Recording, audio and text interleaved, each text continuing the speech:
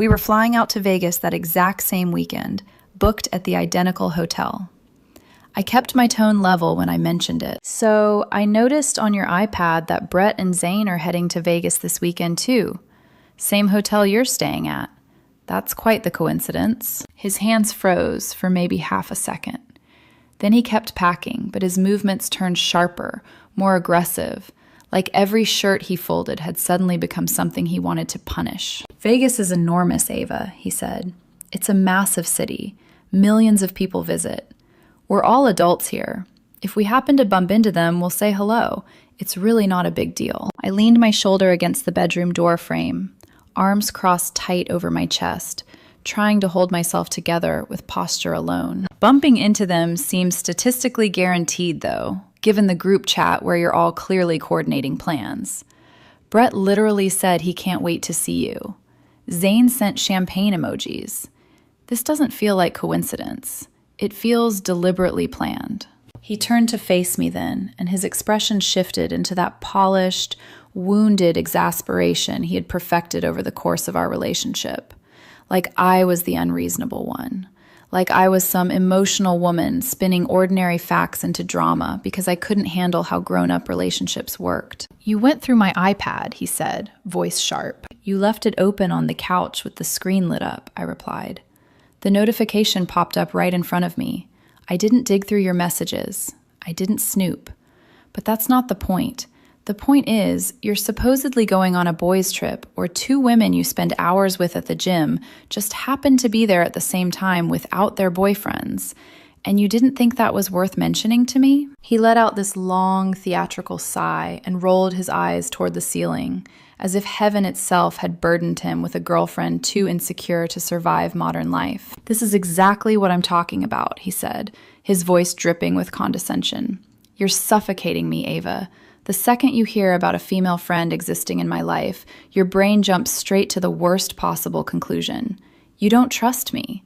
This controlling behavior is exhausting. It's not about controlling you, I said, keeping my voice calm because I could already feel my heartbeat pounding in my throat. It's about respect. It's about boundaries. It's about how this looks. He actually laughed. Boundaries? Optics? Are you my girlfriend or my publicist? I can't spend my life managing your fears every time I want to have fun with my friends. Then he grabbed the last black button-down from the bed and shoved it into his suitcase. The zipper tore shut with a sound so final it sliced straight through me. If you're going to be jealous every single time I go out and have fun with my friends, he said, cool and effortless, just leave. Not shouted, not thrown in anger, said cleanly, calmly, like a door he had already opened in his mind. Just leave. 3 years together, shared rent, shared groceries, shared plans, shared future conversations whispered half asleep in the dark. And all of it, in one breath, became optional to him. My heart didn't break in that moment. It went completely silent. He must have mistaken my silence for surrender because a small, satisfied smile touched the corner of his mouth. He walked past me with his suitcase, already somewhere else in his head, already imagining neon lights and cocktails and the freedom of having pushed me back into my place. At the front door, he adjusted his jacket, checked his reflection in the mirror, and looked at me like he was waiting for me to beg. I didn't. Okay, I said. That was all. No tears, no speech, no scene he could use later as proof that I was unstable, dramatic, impossible. He blinked, thrown off balance for just a second. Then he smiled again, but it wasn't as confident this time. I will, he said. Enjoy the space, Ava. The apartment door clicked shut behind him. I stood there in the sudden quiet, staring at the empty space he had just left. And for the first time since this conversation started, I felt something colder than pain settle inside me. Not heartbreak. Clarity. I turned toward our bedroom, toward the half of the life that was mine, and understood with terrifying calm that if he wanted freedom that badly, I was about to give it to him completely. My name is Ava Bennett. I was 32 that year, and if you had met me before everything happened, you probably would have described me as steady, not exciting. not chaotic. Not one of those women whose lives seem made of dramatic exits and slammed doors and midnight decisions. I worked as a project coordinator for a boutique architecture and interiors firm in Denver, and my days were built on timelines, revisions, client calls, material schedules, and the quiet satisfaction of making disorder look intentional. I liked structure. I liked clear communication. I liked knowing where I stood. That had been true long before Caleb. Caleb Mercer was 34, my boyfriend, at least then. We had been together for 3 years, living together for almost 2 of them, in a downtown apartment that looked, from the outside, exactly like the kind of place 2 people built when they were moving towards something serious. There were framed prints on the walls we had chosen together, matching ceramic mugs from a winter market, a couch we had spent 2 weekends arguing over because I wanted neutral and he wanted something more dramatic. His gym bag by the entryway, my books stacked beside the bed, shared laundry, shared routines, shared passwords for streaming services. The ordinary architecture of a life that feels stable because it is made of 1,000 little habits instead of one grand promise. That was what made it so dangerous. Because when a relationship collapses, it rarely begins with one giant betrayal. It begins with tiny rearrangements you explain away because naming them would force you to admit what they mean. Caleb and I met at a friend's birthday dinner when I was 29. He sat across from me, laughed easily, spoke with that effortless confidence people mistake for emotional maturity, and asked me questions in a way that made me feel seen instead of scanned. He remembered details. He followed up on things I said. He texted the next morning, not with something lazy and vague, but with a real message about a story I had told him the night before. For a long time, he felt easy. He knew how to make a woman feel chosen in public. He'd rest a hand lightly at the small of my back when we walked into restaurants. He introduced me proudly. He made eye contact when I talked. He had that polished, social warmth that could convince anyone he was thoughtful, grounded, impossible not to trust. And in the beginning, maybe he was. Or maybe I only ever saw the version of him that appeared when being adored still entertained him. The first year felt simple in the way early love often does. We spent weekends wandering bookstores, trying bad cocktails at new places, staying in on Sundays with takeout and whatever prestige series he was pretending not to be obsessed with. He kissed my forehead while I cooked. He called me on lunch breaks just to hear my voice. He talked about the future in a way that made it feel natural, not pressured. He would say things like, "When we get a place with more light, you're picking the plants." Or, "When we finally go to Italy, I'm letting you plan everything because you'd make it magical." Not if, when. I built a home around that word without even noticing. His family liked me well enough at first, though liked was never the right word for his mother. Denise Mercer had perfected the art of making scrutiny sound like politeness. She would compliment my dress, then ask if I ever wore brighter colors, praise my career, then say Caleb had always needed someone softer, more nurturing, less intense. I learned quickly that with her, every conversation had 2 layers, the spoken one and the sharpened one beneath it. His younger sister Elise was easier. Pretty, restless, always orbiting whichever emotional storm seemed most entertaining. She could be charming when she wanted something, and icy the second loyalty was requested of her. Still, I tried. Birthdays, holidays, dinners, awkward Sunday lunches. I showed up. I brought wine. I remembered preferences. I played the role of good partner because I believed that was part of building something real. Caleb appreciated that effort when it benefited him. That was another thing I only understood later. At some point in the second year, he joined a high-end gym across town. It started as a health kick. Then it became a lifestyle. Then, gradually, it became a separate social world I was always hearing about but rarely included in. Brett was one of his closest friends there. Loud, charming in a rehearsed way, always posting rooftop bars and watches too expensive for his actual job title. Zane was smoother, quieter, The kind of man who said less and let people fill in the blanks with whatever they most wanted him to be. And then there were the women who kept appearing in stories and group photos and throwaway mentions. Megan, Olivia, sometimes another name, then back to Megan and Olivia again. At first, it didn't bother me. Adults have friends. Men have female friends. I believed that. I still do. Trust, to me, was never about pretending attraction does not exist.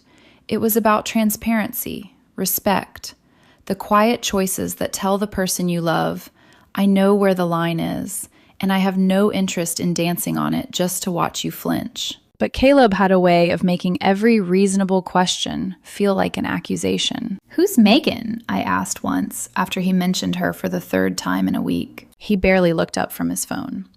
"Just someone from the gym." "And Olivia?" He smiled without warmth. "Also someone from the gym." I remember standing there in our kitchen, one hand still wrapped around a dish towel, feeling ridiculous for even asking. Not because I had done something wrong, but because he had such a talent for draining legitimacy out of simple curiosity. That was how it worked with him. Nothing was ever openly wrong.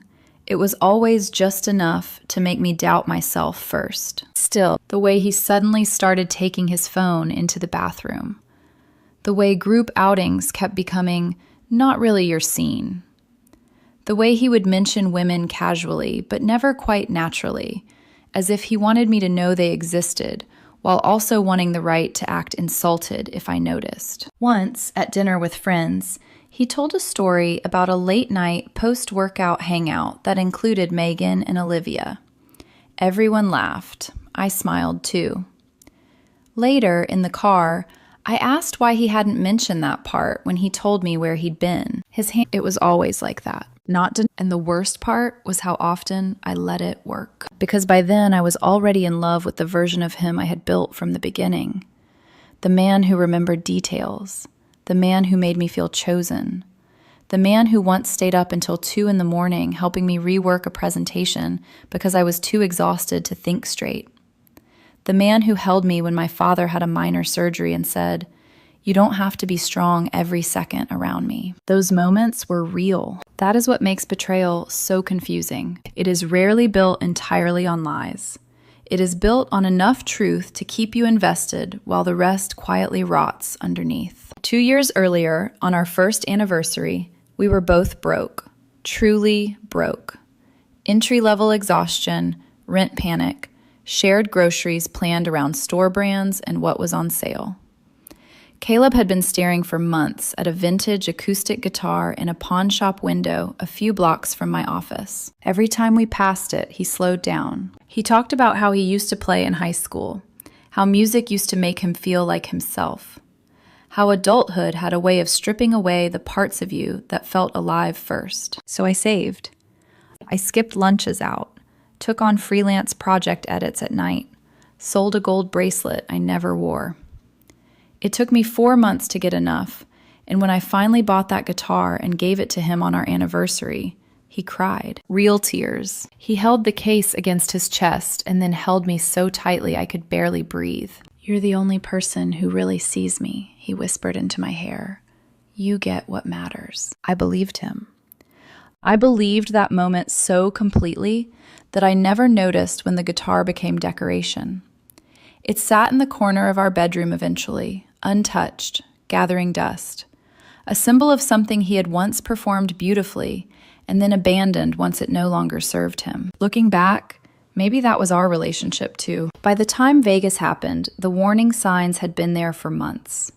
But love has a cruel way of turning patterns into isolated incidents when you are not ready to lose what you thought you had. And I wasn't ready then. Not until he looked me in the eye, told me to leave, and accidentally gave me the clearest truth I had received in 3 years. If I'm honest, the Vegas trip didn't feel like the beginning of the problem. It felt like the moment I could no longer pretend there wasn't one. Because long before that suitcase zipped shut, there had been a slow, almost invisible shift in the way Caleb existed around me. Not dramatic enough to confront, not small enough to ignore, just off. It started with time. At first, it was just longer workouts. Then late-night cool-down drinks with people from the gym. Then entire evenings that blurred into, I told you I might be out late, even when he hadn't actually said that at all. I would sit on the couch with my laptop open, pretending to finish work while glancing at the clock every few minutes. The apartment would feel too quiet, like it was holding its breath. When he finally came home, there would be the faint smell of alcohol and something else. Not perfume exactly, but the kind of layered scent that comes from crowded spaces, bodies too close together, conversations that stretch longer than they should. How was your night? I'd ask. Good, he'd say, already halfway to the shower. Always good. Never specific. At some point, I stopped asking follow-up questions because every time I did, the air shifted. You don't need a full breakdown of my night, Ava, he told me once, towel slung low around his hips, voice calm but edged. I'm allowed to have a life outside of you. That sentence stayed with me longer than it should have. Not because it was entirely wrong, but because of the way he said it. Like I was something to manage, something that needed boundaries, instead of someone he had chosen. The group chat was another thing. It appeared slowly in conversation, like background noise that kept getting louder if you paid attention. Brett, Zane, Megan, Olivia. Sometimes he'd laugh at his phone while we were watching something together. What's funny? I'd ask. Just something in the group chat.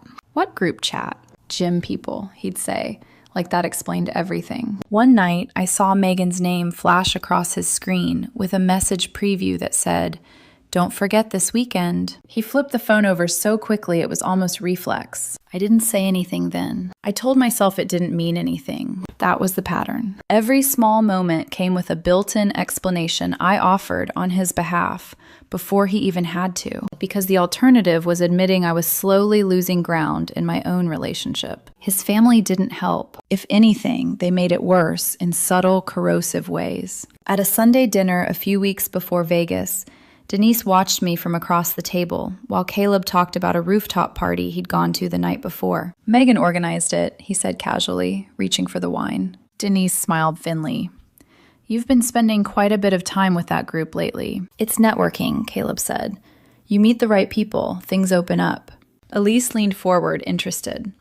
Megan's the blonde one, right? The one who works in marketing? Yeah, he said.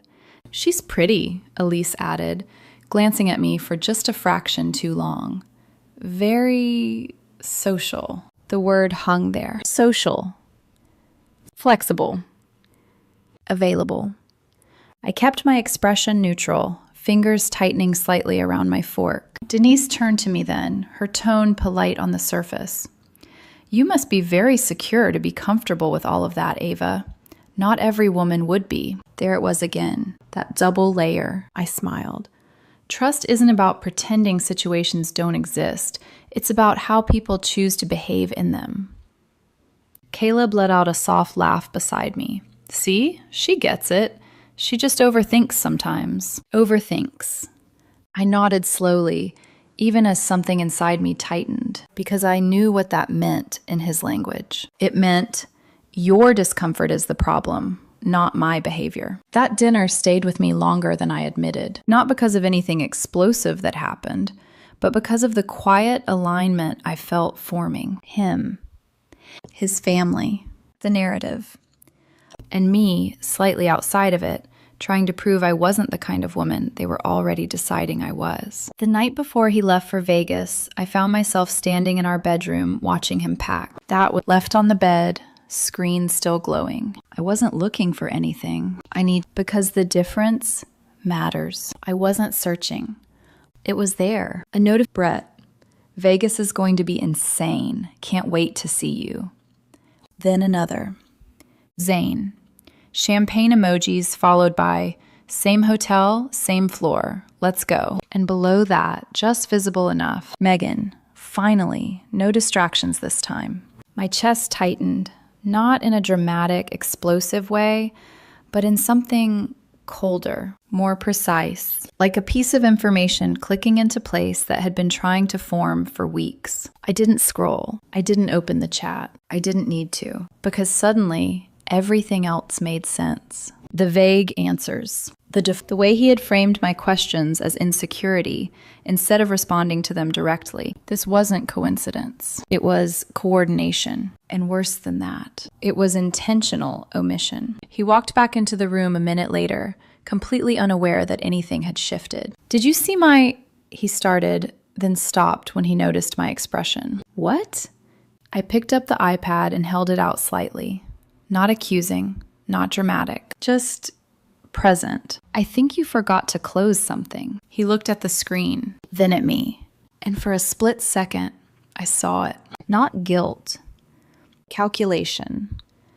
Then it was gone. Replaced by annoyance. That's private, he said. And just like that, the conversation turned. Not about what I had seen, not about why he hadn't told me, but about the fact that I had noticed at all. That was the moment something inside me shifted, because for the first time I realized I wasn't in a relationship where we solved problems together. I was in a relationship where problems were redirected until they became mine. And standing there, watching him pack for a trip he had carefully designed to exclude the truth, I understood something with quiet certainty. Vegas wasn't the problem. Vegas was just where the truth stopped hiding. The moment everything finally broke wasn't loud. There was no shouting, no slammed doors, no dramatic confession thrown across the room. It happened in that bedroom, under soft afternoon light, with a suitcase open and a conversation that should have been simple, but wasn't. I think you forgot to close something, I said, holding the iPad out to him. Caleb looked at the screen, then at me. For a split second, something flickered in his eyes. Not guilt. Not even surprise. Assessment. Like he was deciding which version of himself would handle this best. Then his expression hardened. That's private, he said. The words landed heavier than they should have, because they weren't just about the iPad. They were about everything. I didn't go looking for anything, I said quietly. It was right there. And what I saw. You saw a group chat, he cut in. Congratulations. That doesn't mean anything. It means you planned this, I replied, my voice steady even though I could feel my pulse rising. You're going to the same hotel, same time, same group, with women you spend hours with at the gym. And you didn't tell me. He let out a short breath, like he was already tired of this. I didn't tell you because I knew exactly how you'd react. That sentence hit deeper than anything else, because it wasn't denial, it was justification. So instead of being honest, I said, you decided to just leave it out and hope I wouldn't notice? It's not lying if it's irrelevant, he shot back. Irrelevant. The word echoed in my head, sharp and hollow. Is it irrelevant? I asked slowly. Or is it something you knew would cross a line if you actually said it out loud? He stepped closer, closing the space between us, his presence suddenly heavier. There is no line, he said. That's the problem. You keep inventing these boundaries that don't exist. I felt something in my chest tighten. There are always boundaries, I said. They're just different for different people. And in a relationship, you talk about them. You don't hide things and then act like the other person is crazy for noticing. He laughed again, but there was no humor in it. You're doing it right now, he said, turning nothing into something, making me feel like I have to defend basic choices. Basic? I repeated. Yes, basic, he said, his voice sharpening. Going on a trip with friends is basic. Having female friends is basic. Not reporting every detail of my life to you is basic. I stared at him, because now it wasn't just deflection, it was inversion. He was rewriting the situation in real time, reshaping it until my reaction looked unreasonable and his behavior looked normal. And for a second, just one, I almost believed him. That was the scariest part. The way doubt slipped in so easily. The way I found myself thinking, maybe I am overreacting. Maybe this is nothing. But then I remembered the messages, the emojis, the tone. Same hotel, same floor. No distractions this time. And the doubt disappeared as quickly as it had come. This isn't about you having female friends, I said, quieter now, but firmer. It's about intention. It's about transparency. It's about the fact that you're going on a trip that clearly has more going on than you're willing to admit. And instead of talking to me about it, you're trying to make me feel like the problem for noticing. He shook his head, already dismissing me. I can't do this, he said. I can't live like this, Ava. Constant suspicion, constant interrogation. It's suffocating. I asked you one question, and it turned into this, he said, gesturing between us like I had created the entire situation out of thin air. My hands curled slightly at my sides because I could feel it now. The shift. The moment where the conversation stopped being about truth and became about control. Not control in the obvious sense, but control of narrative, of perception, of who gets to be right. You didn't answer me, I said. I don't owe you an answer for something that doesn't matter, he replied. There it was. Clear, cold, final. And something inside me settled in response. Not panic, not anger. Something quieter, more dangerous. So it doesn't matter, I repeated. No, he said. I nodded slowly. Okay. He blinked, thrown off again, because that wasn't the reaction he expected. I think he thought I would push harder, argue more, cry, demand something he could refuse so he could win. But I didn't. I just stood there, letting the silence stretch between us until it became uncomfortable. For him, not for me. He shifted slightly, like he suddenly wasn't as certain of the ground beneath him. Look, he said, his tone softening just a fraction, but not in a way that felt sincere. You're overthinking this. It's a trip. That's it. We'll have fun, we'll come back, and everything will be fine. We. The word felt wrong because nothing about this felt like us anymore. It felt like him and whatever version of life he was already stepping into without me. And what happens if I'm not okay with it? I asked. He didn't hesitate. If you're going to be jealous every time I go out and have fun with my friends, he said, his voice smooth, almost bored, just leave. The same sentence, the same calm delivery. But this time, it landed differently because now I understood what it really was. Not a suggestion, not a reaction, a test. He was setting the terms and expecting me to fail them, to stay, to argue, to prove I cared by refusing to walk away. Because in his mind, that was what love looked like. Endurance, tolerance.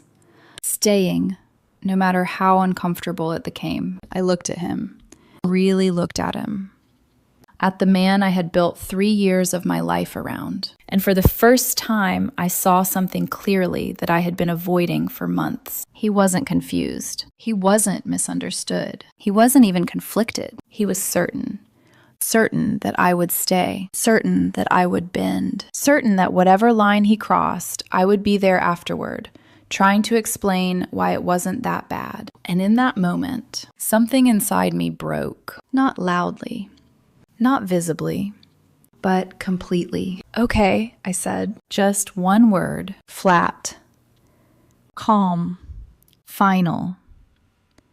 And for the first time since this conversation started, he didn't know what to do with me. After he left, the silence didn't feel empty. It felt precise, like every sound that used to fill the apartment had been carefully removed, leaving only what was real. I stood there for a long moment, staring at the closed door, expecting something to rise inside me. Anger, grief, panic, something.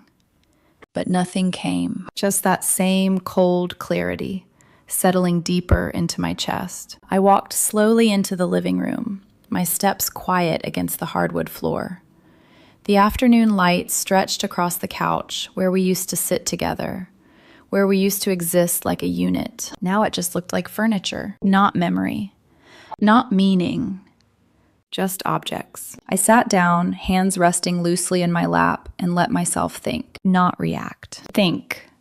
3 years. I replayed them in fragments. The way he used to look at me like I was the only person in the room. The way he held me when things were hard. The way he made promises without saying the word promise. And then the shift.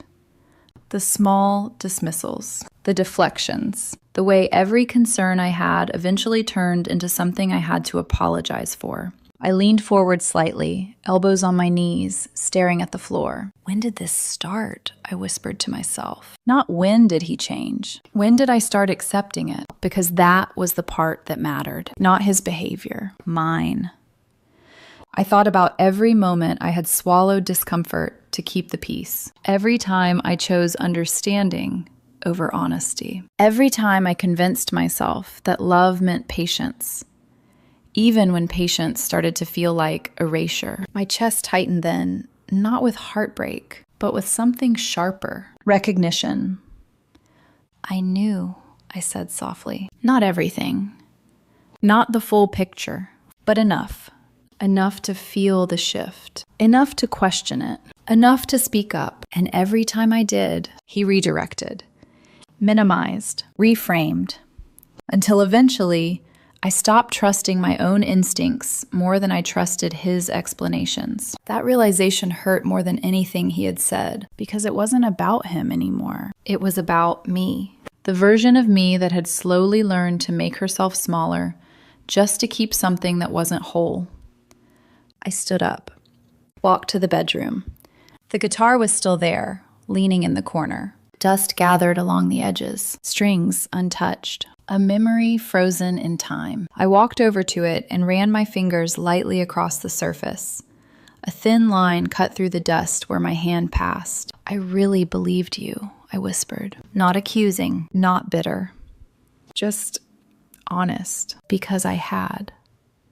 Every word, every look, every moment that made me feel like I was building something real. And maybe he had believed it too at some point. That was the complicated part. People don't always lie from the beginning. Sometimes they just stop telling the truth. I exhaled slowly and stepped back. Then I looked around the room. At the closet we shared. At the drawers. At the life we had blended together so seamlessly that it was hard to see where one of us ended and the other began. And suddenly his words came back. If you're going to be jealous, just leave. They sounded different now. Not like a threat. Not like rejection. Like instruction. Clear. Simple. Direct. I walked to the closet and pulled out my old duffel bag, the one I hadn't used in years. It still smelled faintly like travel and something older. Something that belonged to a version of me before all of this. I set it on the bed, opened it, and just stood there for a second. This was the moment, the one that separates thinking from doing. I expected hesitation, doubt, second guessing, but there was none, because for the first time in a long time, I wasn't reacting to him. I was responding to myself. I'm not leaving because I'm jealous, I said quietly. I'm leaving because I finally understand. That was the difference. That was everything. I moved to the dresser and opened the first drawer. Folded clothes, familiar, ordinary. I picked up a shirt, held it for a second, then placed it into the bag. Then another. And another. No rushing, no chaos, just steady, deliberate movement. Each item I packed felt like a decision, not about him, about me, about what I was no longer willing to stay inside. As I worked, I found myself thinking less about what he had done and more about what I had allowed. Not in a blaming way, not in a cruel way, but in a clear way, because clarity doesn't just show you who someone else is. It shows you who you became around them and whether you recognize that version of yourself anymore. By the time I moved to the closet, something inside me had already shifted completely. There was no going back. Not because I was angry, not because I wanted to prove a point, but because I finally saw the situation for what it was. And once you see something clearly, you can't unsee it. I paused for a moment, hand resting on one of his jackets. Then I let it go. Not mine. That thought came easily, naturally, and with it came something unexpected. Relief. Not dramatic. Not overwhelming. Just quiet. Like taking off something heavy you didn't realize you had been carrying for far too long. I zipped the duffel bag halfway, then stopped, because I knew this wasn't just about leaving. It was about how I left. Not messy. Not emotional, not reactive, but clear, complete, exactly the way he had defined it. Exactly the way he thought I wouldn't do. I looked around the room one more time, and for the first time since he walked out, I smiled. Small. Cold. Certain. Okay, I said again, softer this time. But now, it meant something entirely different. I didn't rush. That was the first thing that mattered. This wasn't an escape. It wasn't panic. It was a decision. And decisions, the real ones, don't need speed. They need precision. I went back to the dresser and continued packing, one item at a time. Every movement felt deliberate, almost methodical, like I was dismantling something piece by piece instead of tearing it apart. My clothes first. Then the small things. The jewelry box he had once insisted I keep on our side of the dresser. The watch my father gave me when I got my first promotion.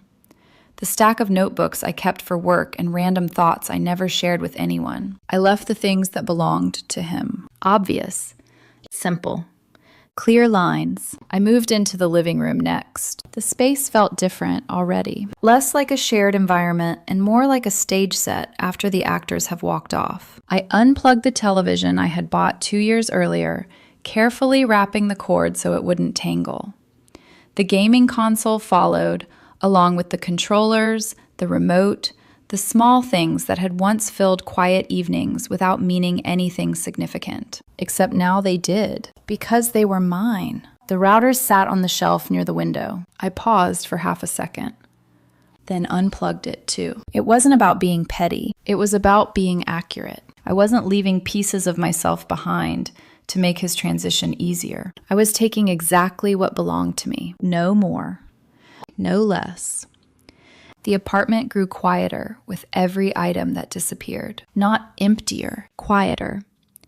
There's a difference. Empty feels like loss. Quiet feels like space. I moved into the kitchen. My favorite knife, the one I had saved for, researched, chosen carefully because I wanted something that would last. The coffee grinder I used every morning. The small set of ceramic bowls I had bought on a random weekend because they made me happy for no logical reason. Each one went into a box. Each one felt like reclaiming something I had slowly stopped noticing was mine. The bathroom came next. Toothbrush, skincare, makeup, hair products, everything from my side of the counter. I left his things exactly where they were, scattered, unbothered, like he had left them. By the time I stepped back into the living room, the difference was undeniable. Half the life was gone, and the half that remained wasn't mine. I checked the time. Almost 4 hours had passed. I hadn't eaten, hadn't turned on music, hadn't checked my phone. There had been no interruptions, just the steady rhythm of movement. Pack, close, lift, set down, repeat. And with every box, something inside me felt lighter. Not because I was leaving him, but because I was finally leaving the version of myself that had stayed too long. That was the real weight. Not the relationship, the endurance, the constant adjustment, the quiet negotiations I had been making with my own instincts just to keep things stable. I wiped my hands on my jeans and walked back into the bedroom. The guitar was still there, untouched. I looked at it for a long moment, then turned away. Some things didn't need closure. They already were. I grabbed a sheet of paper from the desk, sat down, picked up a pen. For a second, I wondered what I would write. 3 years. You would think that deserved more than a sentence. An explanation. A conversation. Something that matched the time, the effort, the emotional investment. But the truth was, everything had already been said. He had said it. If you're going to be jealous, just leave. I placed the paper flat on the desk. My hand didn't hesitate. 2 words. Clean. Precise. No emotion. No explanation. Just took your advice. I stared at the sentence for a moment, then set it aside. I walked through the apartment one last time. Not to reminisce. Not to hesitate. Just to check. Everything was packed. Everything that wasn't remained clear, complete. I grabbed my keys, picked up, and walked out. stopped. No pause at the door. No dramatic final moment. Because the ending had already happened. This was just the follow-through. The hallway felt colder than usual. Or maybe it was just me. I made multiple trips. Box after box. Down, out to the car. Each time the apartment door opened, it revealed less of me inside. Each time it closed, it felt more final. By the last trip, the space barely resembled the place I had lived in. It looked like a version of itself. Stripped. Incomplete. Accurate. I placed the final box in the trunk and closed it. Then I went back upstairs one last time. The apartment was silent. Still. Unfamiliar. I walked into the kitchen, placed my key on the counter, set the folded note beside it, and just stood there for a second. Not because I was unsure, but because I understood. This was it. Not a pause, not a break, an ending. I turned off the lights, walked to the door, and stepped out without looking back. This time, for real. The first night didn't feel like a breakdown. It felt like recovery. I stayed at my older brother Daniel's apartment across the city. He opened the door, took one look at me and the duffel bag in my hand, and didn't ask a single question. "Couch is yours," he said, stepping aside. That was it. No interrogation, no forced conversation, just quiet understanding. I sank into the worn fabric of his couch later that night, a blanket draped over me, the low hum of the city filtering in through the windows. Daniel moved around the kitchen, the soft clink of dishes and the faint sound of a television in the background, creating this ordinary, grounding atmosphere. It should have felt like displacement, like loss, like the beginning of something difficult. But instead, it felt still. I stared at the ceiling, hands resting loosely on my stomach, waiting for the wave to hit. The grief. The second guessing, the urge to reach for my phone and undo everything. But it didn't come. Instead, there was this strange, hollow quiet. Not empty, not painful, just absence. Like a constant noise had been turned off. I closed my eyes and let myself sit in it. For months, maybe longer, I had been living inside a kind of tension I couldn't fully name. A low, constant awareness that something wasn't right, paired with the exhausting effort of pretending it was. And now, that tension was gone, not resolved. Gone.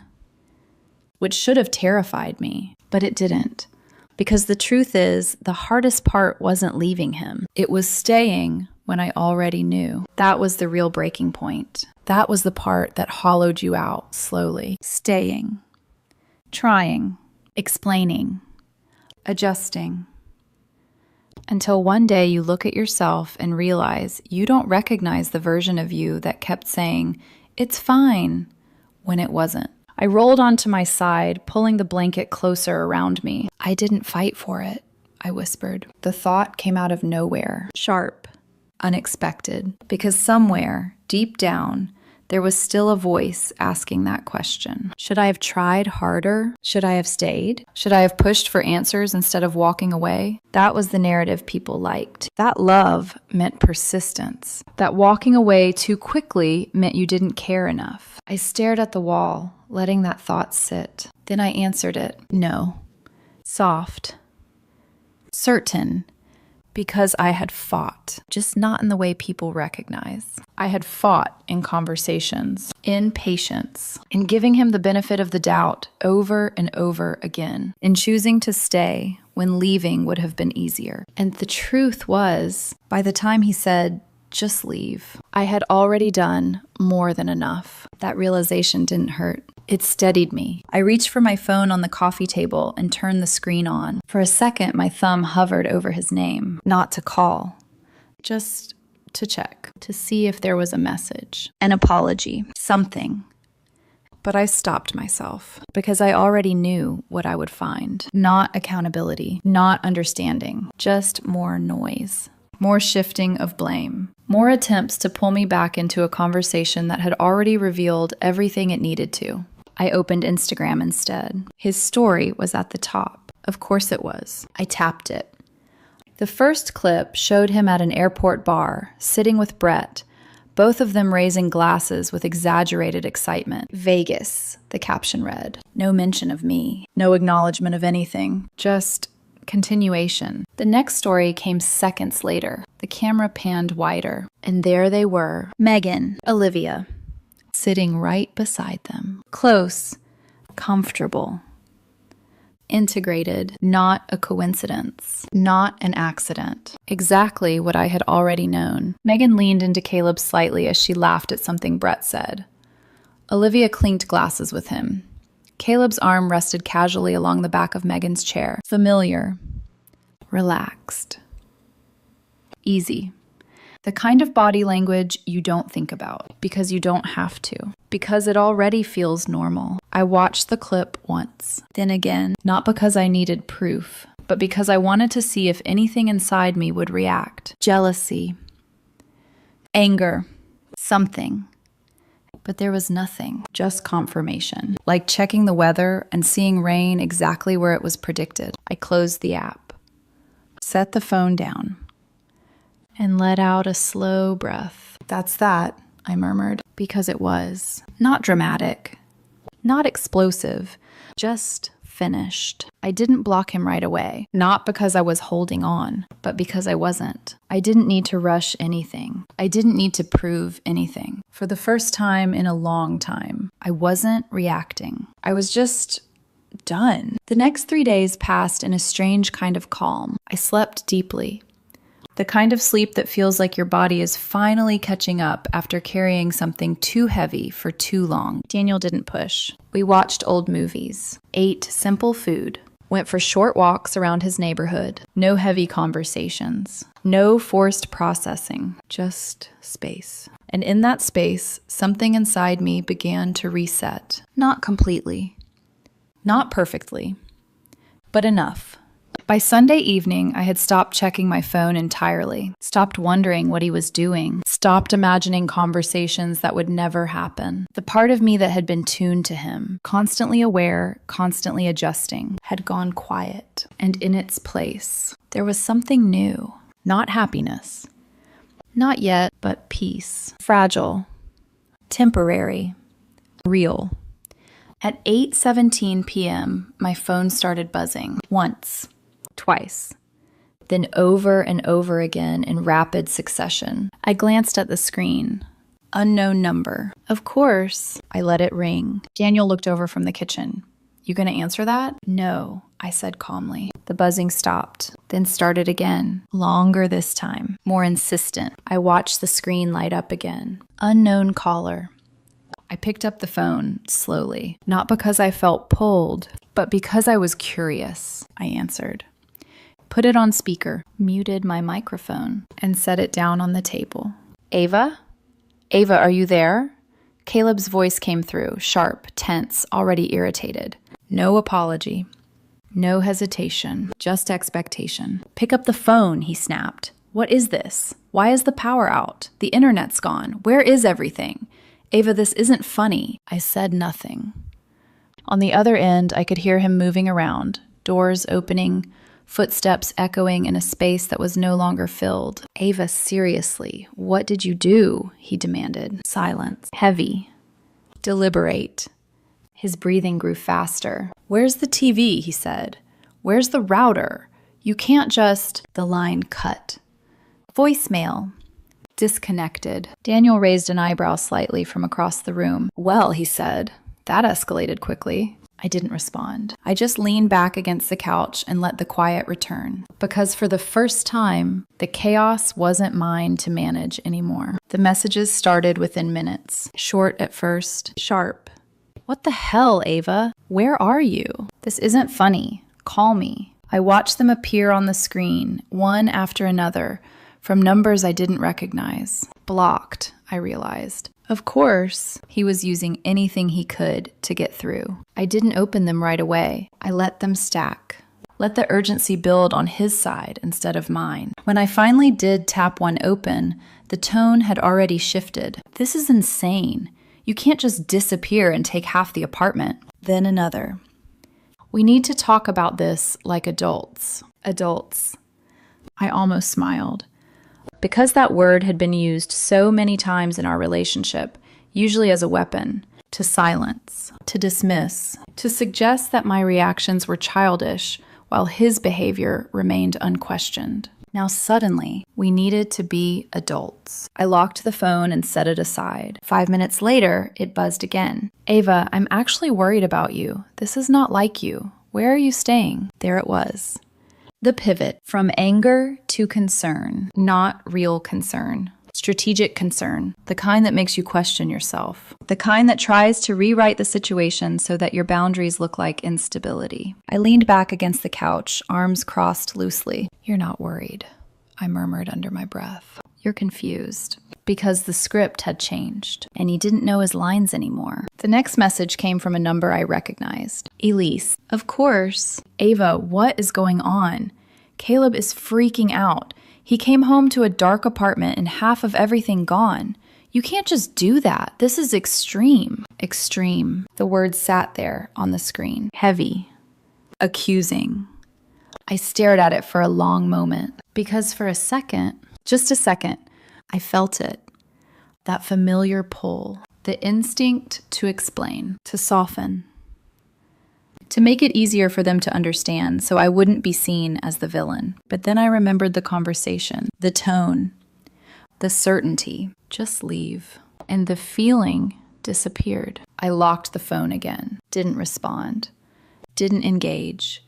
Because I understood something now that I hadn't before. Explanation is an invitation. And I was no longer inviting anyone into a conversation that had already ended. The messages kept coming. Different numbers, different tones, anger, confusion, concern, then finally, desperation. Ava, please, I'm sitting here and I don't understand what's happening.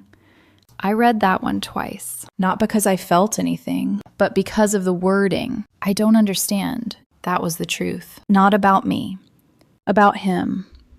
He didn't understand what happens when someone stops participating, when someone stops explaining, stops negotiating, stops staying. That kind of silence is unfamiliar to people who rely on reaction, because without reaction, there's nothing to work with. No angle, no leverage, no control. I stood up and walked to the window, looking out at the city lights below. Somewhere across town, he was standing in that apartment, half empty, half familiar, trying to make sense of something he never thought would happen. Not because it was impossible, but because he thought I wouldn't do it.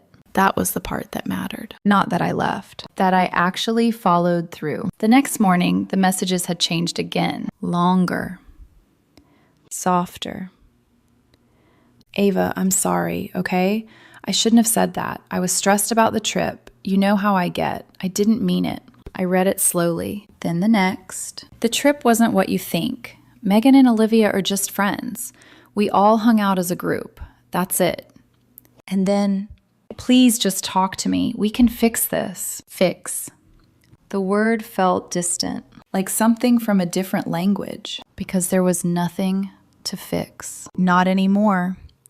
You can fix misunderstandings. You can fix miscommunication. You can fix mistakes, but you can't fix clarity. And that's what this was now. Clear, complete, final.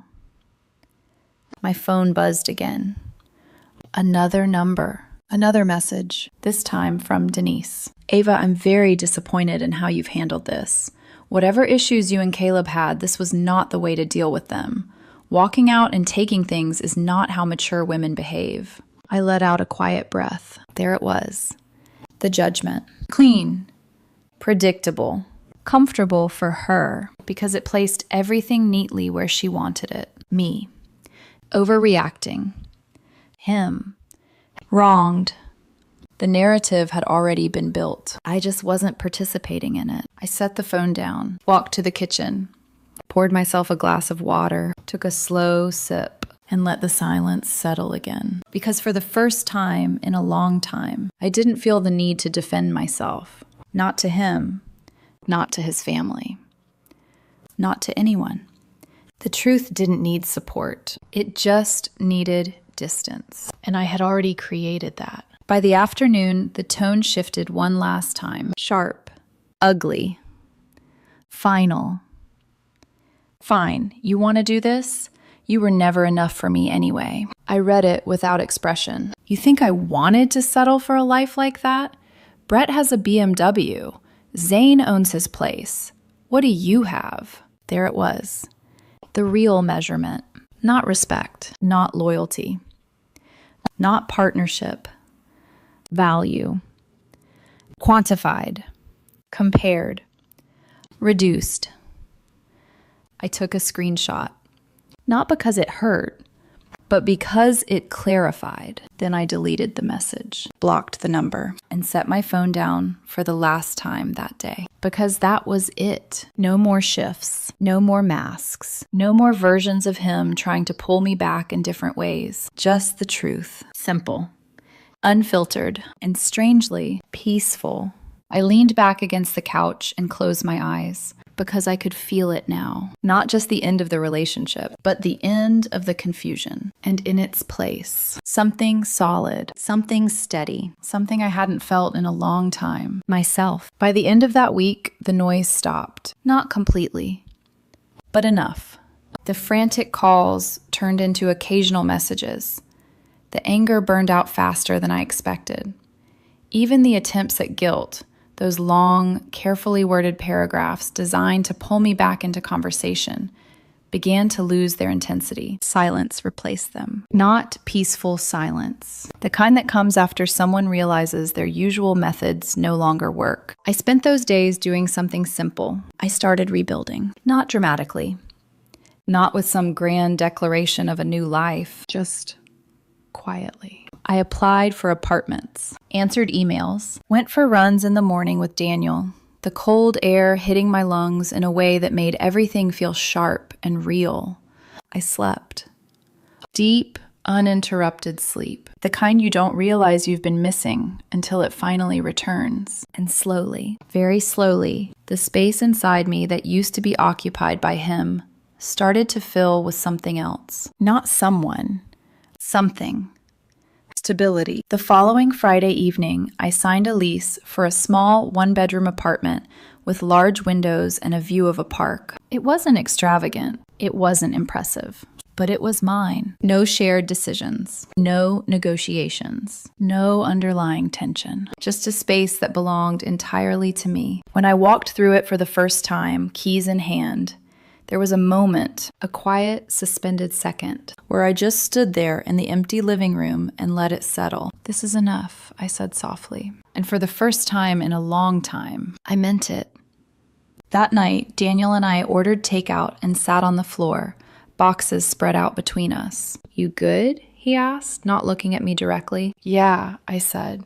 And it wasn't automatic. It wasn't something I said to avoid conversation. It was accurate. He nodded once. That's all that matters. No follow-up. No analysis. Just acceptance. It was the kind of support I didn't even realize I needed. A few days later, I did something I hadn't done in 3 years. I downloaded a dating app. Not because I was looking for anything serious. Not because I needed validation, but because I wanted proof. Proof that my life wasn't something that ended when that relationship did. Proof that there were still new conversations, new energy, new possibilities that didn't come with tension attached. I updated my profile with a simple photo Daniel had taken during one of our runs. Natural. Unfiltered. Just me. Within an hour, I matched with someone named Ethan. His profile was straightforward. Architect. Liked hiking. Terrible taste in movies, which he openly admitted. We exchanged a few messages. Easy. Light. No pressure. No performance. Any interest in grabbing a drink tonight? I typed after a while. There was a pause. Then, honestly, yeah, I could use that, he replied. We picked a place. 8 p.m. Simple. As I got ready that evening, my phone buzzed again. Another unknown number. I let it go to voicemail. Then, out of curiosity, I played it. Caleb's voice came through. Different this time. Lower. Less controlled.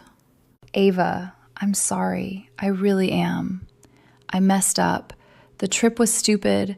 I was stupid. I came back and you were just gone. A pause. I can't sleep here. It's too quiet. I didn't realize how much of this place was you. His voice cracked slightly. I miss you. We can fix this. I love you. Just call me back. I stood there, staring at my reflection in the mirror. Hair half done. Shirt slightly wrinkled. A version of me that looked calm. Not untouched, but steady. I love you. The words echoed in my head, and for a moment, just a moment, I remembered the weight they used to carry, the way they used to mean something, the way they used to feel like a promise. Now, they felt like a tool, late, misplaced, empty. I deleted the voicemail, finished getting ready, and walked out. The restaurant was warm, softly lit, filled with the low hum of conversation and the kind of background music you don't notice unless you're paying attention. Ethan was already there, sitting at a table near the window. He stood when I approached, smiled. Genuine. No calculation, no performance, just present. Hi, he said. Hi, I replied. We sat, ordered drinks, started talking, and something surprising happened. It was easy, not in a forced way. Not in a trying to impress each other way, just natural. We talked about work, about how chaotic client meetings could be, about favorite places to travel, about nothing and everything at the same time. There were no hidden meanings, no second guessing, no analyzing tone or wording, just conversation. At one point, my phone buzzed on the table. Unknown number, again.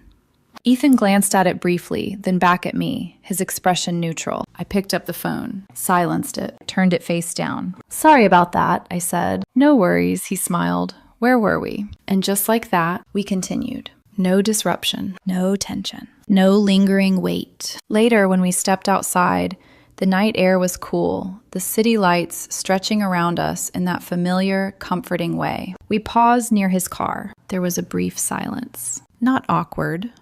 Just open. I had a really good time, he said. Me too, I replied. And I meant it. Not as comparison. Not as distraction. Just as truth. He leaned in slightly, gave me a soft, tentative kiss. Nothing intense. Nothing overwhelming. Just enough to signal possibility. When I walked back to my car, my phone buzzed again. I didn't check it. Didn't need to. Because whatever was on the other side of that screen didn't belong to me anymore. I drove back to Daniel's apartment, the city passing by in a blur of light and motion. And for the first time since everything ended, I felt something new. Not relief, not closure. Something quieter, but stronger. Forward. 2 weeks later, I was sitting at a small outdoor table on a Sunday morning. Sunlight filtering through the trees, a cup of coffee warming my hands. Ethan sat across from me, halfway through a story about a disastrous client presentation, using his fork to act out the entire scene. I laughed, genuinely, without thinking about it. And for a moment, everything felt simple. Not perfect, just easy. That was when I felt it. A shift. Subtle, but unmistakable, a shadow falling across the table. I looked up. Caleb. He stood there, just a few feet away, like he had stepped out of a life I no longer lived. He looked different. Not dramatically, but enough. His hair was slightly unkempt, like he hadn't bothered to style it properly. His clothes were casual, but not in the polished way he used to carry himself. His eyes, those were the biggest change. Tired, red around the edges, focused entirely on me. He didn't even acknowledge Ethan at first. Ava. My name came out flat, not soft, not angry, just demanding attention. Ethan's story stopped mid-sentence. He glanced between us, picking up on the tension immediately, but not reacting beyond that. I set my coffee down slowly. Caleb, I said. My tone matched his. Neutral. Polite. Controlled. Not familiar. That seemed to throw him off more than anything. He blinked, like he had expected something else. Emotion. Reaction. Anything he could recognize. We need to talk, he said. The words were firm, but there was something underneath them now, fragile. We've already said everything that needed to be said, I replied calmly. He exhaled sharply, running a hand through his hair. You left me with nothing, he said, his voice rising slightly. You disappeared. You took half the apartment. You won't answer my calls. Do you understand what you did? Ethan shifted slightly in his seat. I gave him a small, reassuring glance. Then I looked back at Caleb. You told me to leave if I had a problem, I said. I had a problem, so I left. That's not what I meant, he snapped. It's exactly what you said. His jaw tightened. You were supposed to fight for me, he said, the frustration breaking through now. When I said that, you were supposed to stay, to argue, to prove you cared. There it was. Clear. Unfiltered. The expectation. The script. And for the first time, I saw it without any confusion. I did care, I said quietly, past tense. He flinched slightly. But the person I cared about, I continued, wouldn't have put me in that position to begin with. Silence fell between us. Heavy. Real. He looked at me like he was searching for something. A crack. A hesitation. A sign that this wasn't over. But there was nothing there, because it wasn't. You're really just done? He asked. Not angry now. Just lost. Yes. The word was simple. Clean. Final. His eyes flicked briefly to Ethan, taking in the space between us, the ease.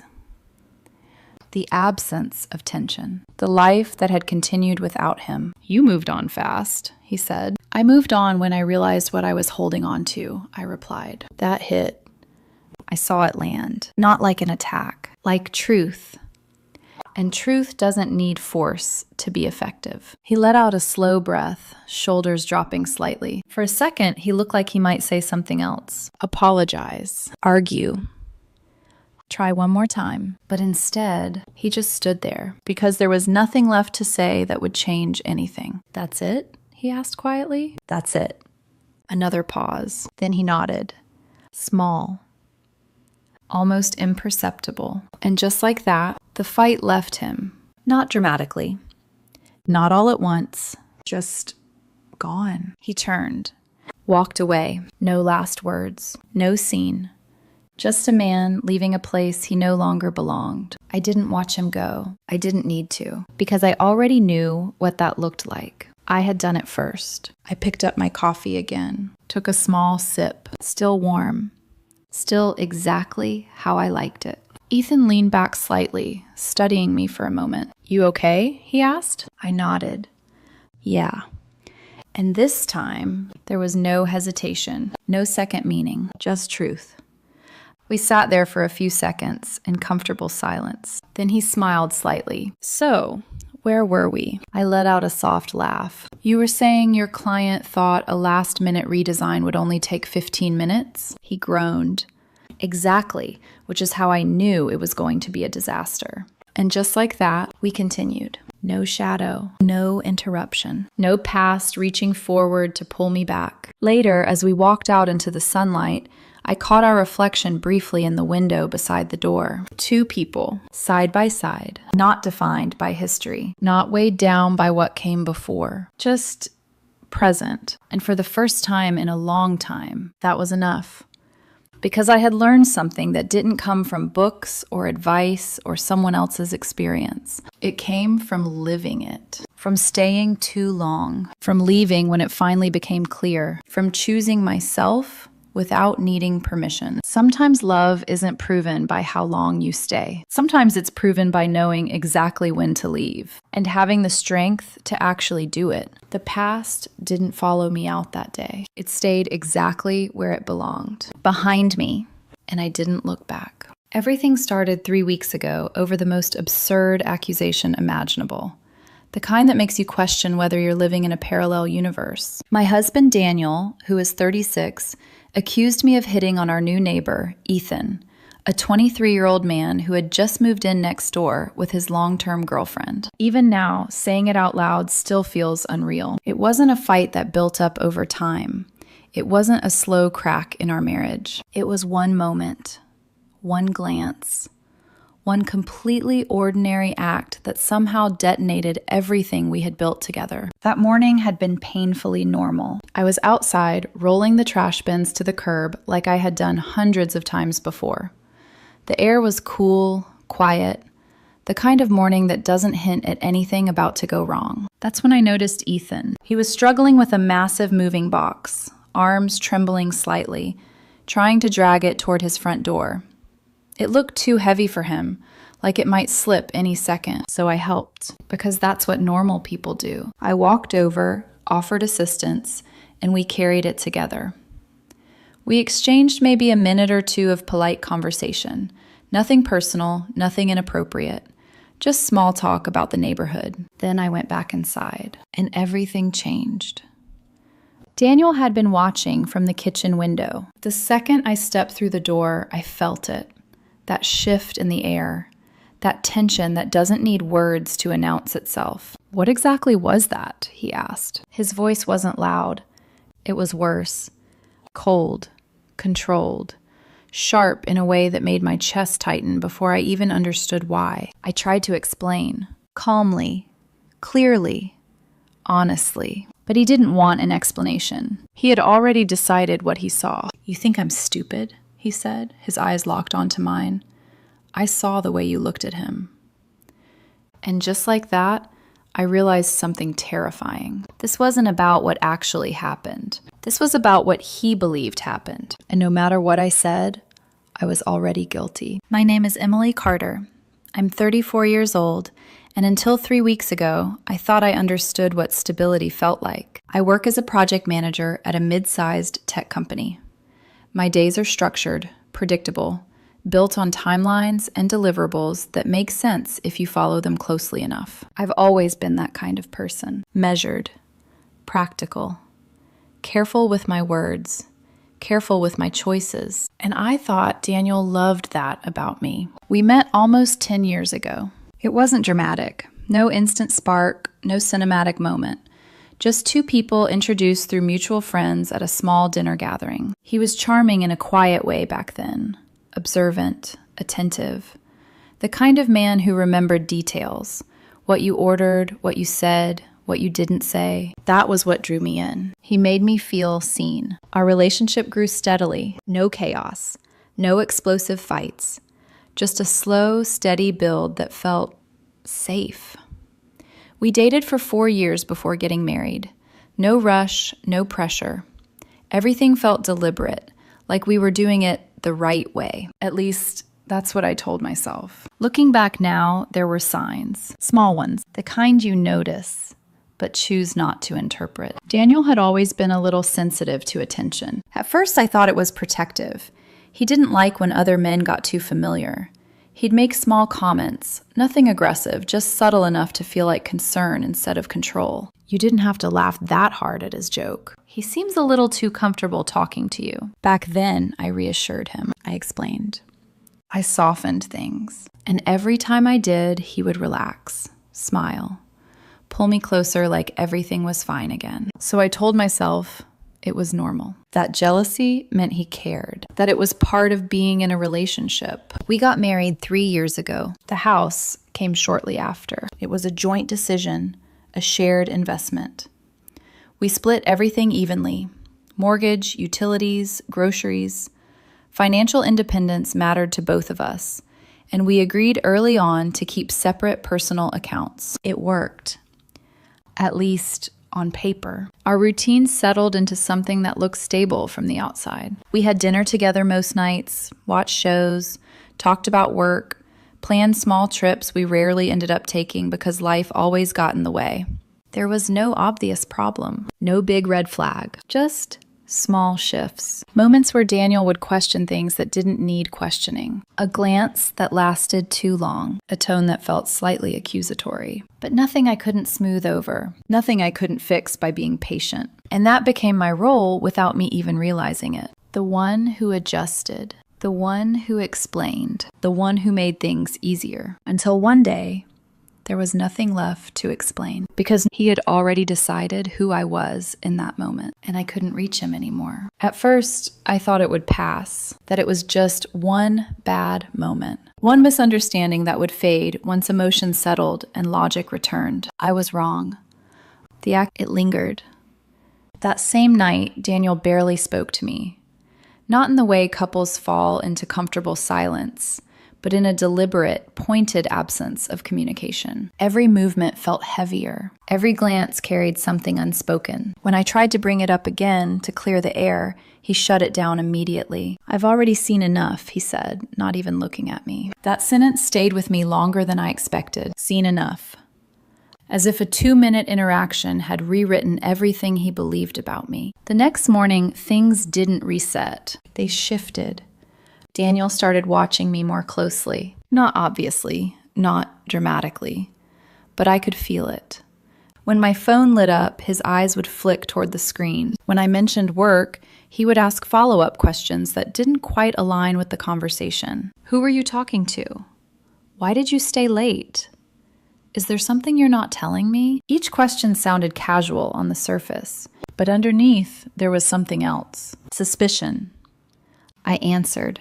Every time. Calmly, clearly, honestly, just like I always had. But something inside me began to change because I realized my answers weren't actually being heard. They were being evaluated, measured against a version of me he had already created in his mind. And no matter what I said, I couldn't match it. A few days later, the tension escalated in a way that felt subtle but intentional. We were having dinner. I had cooked, something simple, something routine. I remember placing the plates on the table, expecting at least a normal evening. Daniel looked at the food, then at me. "You had time to cook tonight," he said. The tone wasn't appreciation, it was implication. I paused. "I always cook on Wednesdays," I replied carefully. He gave a small, humorless smile. "Just making sure your priorities are still clear." That was the moment something inside me tightened, because that wasn't about dinner. That was about control, about reminding me that I was being watched, judged, positioned somewhere I hadn't chosen to stand. I didn't argue. I didn't react, but I felt it. That quiet shift, the kind that doesn't explode, but settles into your chest like weight. And then came the outside influence. Daniel started mentioning things his mother had said. Patricia had always been present, not openly hostile, not obviously critical, but observant in a way that made you feel like you were constantly being assessed. "She noticed you seemed a little distant lately," Daniel said one evening. I frowned. "Distant?" He shrugged. "She just thinks you might not be as invested as you used to be." I stared at him. "Based on what?" Another shrug. "She's good at reading people." Number. She was good at reinforcing whatever Daniel already believed, and he was listening. That was the problem. The situation with Ethan, the neighbor, didn't fade into the background. It became a reference point, a justification, a quiet piece of evidence that something was wrong with me. And every day after that, I could feel the space between us growing. Not dramatically, not visibly, but steadily. Like a crack spreading beneath the surface. And I kept asking myself the same question over and over again. At what point did helping someone carry a box turn me into someone he no longer trusted? The breaking point didn't come in a dramatic explosion. It came quietly, controlled, precise, intentional, and somehow that made it worse. It was 3 days after the incident with Ethan. 3 days of tension, of careful conversations, of me trying to restore something that felt like it was slipping through my hands. That night, I walked into the bedroom expecting, maybe hoping, that things would finally settle. Daniel was sitting on the edge of the bed, his back straight, his posture rigid. He didn't look up immediately. That alone told me everything. "I think we need to set some boundaries," he said. "No greeting, no transition, just that." I stood still for a moment, processing the tone more than the words. "Okay," I replied slowly. "What kind of boundaries?" He finally looked at me. And there it was again, that same certainty. That same quiet conviction that he was right. You crossed a line, he said. And until you acknowledge that, things can't go back to normal. My chest tightened. I didn't cross any line, Daniel. His jaw flexed. Don't do that. Do what? Pretend like I imagined everything. I'm not pretending anything, I said, trying to keep my voice steady. I helped a neighbor carry a box. That's it. He stood up then, slowly, deliberately, and took a step closer to me. You were looking at him, he said.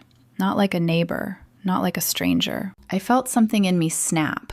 Not loudly, not outwardly, but internally. A clean break. Because I realized this wasn't misunderstanding anymore. This was accusation. I don't even know him, I said quietly. That's not the point. Then what is the point? I asked, my voice tightening despite myself. The point, he said, is respect. There it was. The word that suddenly justified everything in his mind. I didn't disrespect you, I said. You did, he replied immediately.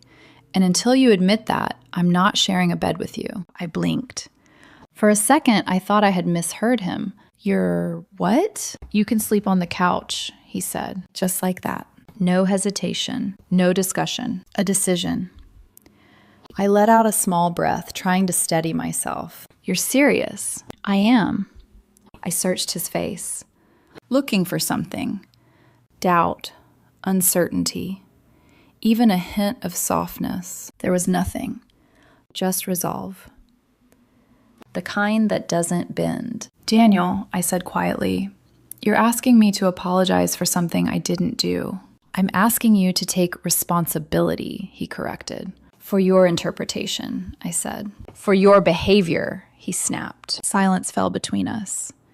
Heavy, final. And in that silence, I understood something I hadn't fully accepted until that moment. This wasn't about solving a problem. This was about forcing an outcome. He wasn't trying to understand me. He was trying to make me submit to a version of reality that didn't exist. I swallowed, then nodded once. Okay. The word left my mouth before I could overthink it, and the effect was immediate. Daniel's expression changed, just slightly. Not satisfaction. Not relief. Confusion. That's it? He asked. I met his gaze. That's it. He frowned. You're just agreeing? I'm acknowledging your decision, I said calmly. I'll sleep wherever you want. A pause. Then I added, quietly but firmly, but I'm not apologizing for something that didn't happen. Something flickered across his face then. Not anger. Not yet. Something closer to disbelief, like he had expected resistance. Emotion. Maybe even guilt, but not this. Not calm. Fine, he said sharply. Do whatever you want. He turned away, climbing into bed without another word. And just like that, I was no longer welcome in my own bedroom. I walked out slowly, closed the door behind me, and stood there for a moment in the hallway, staring at nothing, trying to understand how something so small had just changed everything. The first night on the couch felt longer than it should have, not because of the physical discomfort, though that was there, sharp and immediate, but because of what it represented. Exile. That was the word that kept circling in my mind. Not a compromise. Not a pause, not even a fight, a punishment. I lay there staring at the ceiling, the faint glow of streetlights slipping through the curtains, casting soft shadows across the room. Everything was quiet, too quiet. Upstairs, Daniel moved once, maybe twice. The subtle creak of the bed frame carried through the house like a reminder. He was comfortable. I wasn't. And somehow, that felt intentional. I shifted, trying to find a position that didn't make my back ache. It didn't work. 6 hours passed like that. Restless, half asleep. A body that refused to relax because my mind wouldn't let it. By the time morning came, I wasn't tired. I was aware of everything. The distance, the silence, the fact that something fundamental had shifted between us. I got up before Daniel came downstairs, made coffee like I always did, followed the same routine, because part of me, some small, stubborn part, still believed that if I kept things normal, maybe things would go back to normal. I heard his footsteps behind me. Slow, measured. "Have you thought about what we talked about?" he asked. No greeting, no softness, just that same controlled tone. I didn't turn around immediately. I took a sip of coffee first, letting the warmth settle in my chest. Then I faced him. "I've thought about it," I said. "And?" I held his gaze. "I'm not apologizing." There it was. The line. Clear. Undeniable. Something shifted in his expression. Frustration. Sharp. Immediate. He exhaled through his nose, like he had expected this, but still didn't like it. "So you're choosing this," he said. "I'm choosing not to admit to something I didn't do. You're choosing pride over your marriage." I felt that one. It landed exactly where it was meant to, but I didn't react the way he expected, because I had already asked myself that question during the night, over and over again. And every time I came to the same answer. "No," I said quietly. "I'm choosing honesty." He shook his head, like that word didn't belong in the conversation. "Unbelievable," he muttered.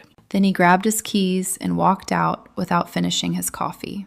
The door closed harder than necessary, and just like that, I was alone again. The next few days followed a pattern, a strange, quiet routine built around tension neither of us addressed directly. We spoke only when necessary, short sentences, neutral tones, like coworkers who didn't like each other but still had to share a space. At night, I stayed on the couch. By the third evening, my body had started to protest in ways I couldn't ignore. My back ached constantly. My shoulders felt tight. Sleep came in fragments instead of rest, so I moved. The spare room had always been neglected, a place for storage, overflow, things we didn't want to deal with. I stood in the doorway for a moment, looking at the clutter, boxes, old clothes, half-forgotten items from years ago. It didn't feel like a room, but it was still better than the couch. I dragged out an old futon we'd had since college, set it up in the center of the room, found a pillow, a blanket. It wasn't comfortable, but it was mine. That distinction mattered more than I expected. The next morning, Daniel noticed immediately. "Is the couch too uncomfortable now?" he asked, leaning against the kitchen counter. There was something in his voice, not concern. Something closer to satisfaction. "Yeah," I admitted, stretching slightly. "It is." He smirked. "Then just apologize and come back to bed." Like it was that simple. Like this entire situation could be erased with one sentence. I looked at him, really looked at him. And for the first time, I didn't see someone waiting for reconciliation. I saw someone waiting to win. "Not happening," I said. The smirk stayed, wider this time, like he had just confirmed something to himself. "Suit yourself," he replied, and walked away. That was the moment I stopped trying to fix it. Not loudly, not dramatically, but internally, something shifted because I realized this wasn't a misunderstanding anymore. This was a game, and I was done playing by rules I didn't agree to. The shift didn't happen all at once. It happened in small, deliberate decisions, the kind that don't look like rebellion from the outside, but feel like reclaiming something from the inside. At first, it was just about comfort, survival, really. That futon in the spare room was barely an improvement over the couch. My back still ached every morning, my sleep still broken into fragments that left me exhausted by noon. So I did something simple. I ordered a mattress. Nothing extravagant, just a memory foam queen, something that would let my body rest. When it arrived, I carried it into the room myself, set it up carefully, smoothed the sheets over it like I was building something fragile but important. Daniel noticed, of course. He stood in the doorway that evening, arms crossed. "You're really settling in there, huh?" I didn't look up from adjusting the pillow. "I need to sleep." He let out a short, dry laugh. "All this over you refusing to apologize." I finally met his eyes. "All this started because you made a decision for both of us." Silence, tense, uncomfortable. Then he walked away. That should have been the end of it, but it wasn't. Because once I started making that space mine, I didn't stop. A few days later, I bought a small desk, not because I needed one, but because I wanted a place that felt like it belonged to me, somewhere I could sit, think, work, without feeling watched. I found a chair online. Secondhand, slightly worn, but solid. Picked up a small TV from someone moving out of town. Each item was practical, justifiable, reasonable, but together, they became something else. A statement. Daniel's reaction shifted with each addition. At first, it was disbelief. Then, irritation. Then, something sharper. "You're turning that room into what exactly?" he asked one night, his voice tight. "A place I can live in," I replied simply. "You already have a place. It's called our bedroom." I held his gaze. "You made it clear that's not an option." His jaw tightened. "That's not what I said." "You told me to leave until I apologized," I said calmly. "I haven't apologized." So I adapted. The word hung there between us. Adapted. Like this wasn't emotional. Like it was just logical. He didn't like that. I could see it. Because logic couldn't be argued with the way emotion could. The situation escalated from there. Not loudly, but steadily. Daniel started withdrawing in different ways. He stopped doing small things he used to do without thinking. Laundry. Shared meals. Even conversations about daily life disappeared. We became separate. Living in the same house, but not together. One evening, I came home to find dinner already made. Just one plate. On the table. For him. He didn't look up when I walked in. Didn't acknowledge me. Didn't offer. For a second, I stood there, processing. Then I nodded slightly to myself and walked into my room, closed the door. And that night, I ordered a microwave. It arrived 2 days later. Then a small refrigerator. Nothing excessive. Just enough to make sure I didn't have to depend on him for anything. When Daniel saw it, something in his expression shifted again. This time, it wasn't irritation. It was realization. "You're serious," he said. "I've been serious," I replied. "No," he said slowly. "You're committing to this." I paused. Because he wasn't wrong. "I'm committing to not being controlled," I said quietly. That landed harder than anything I had said before. He didn't respond right away, just stood there, staring at the space behind me like he was trying to understand something that no longer made sense. Then came the outside pressure. His mother. Patricia called more often. I could hear fragments of their conversations through the walls. "She needs to understand boundaries. You can't let her walk all over you. If you give in now, it sets a precedent." Every word reinforcing him. Every call pushing him further into his position. And suddenly, this wasn't just between us anymore. It was being validated, supported, strengthened. A few days later, Daniel tried a different approach. Control through structure. "We need to talk," he said one evening, standing in the living room like he was about to hold a meeting. I sat across from him, waited. "I think we should establish some household rules," he continued.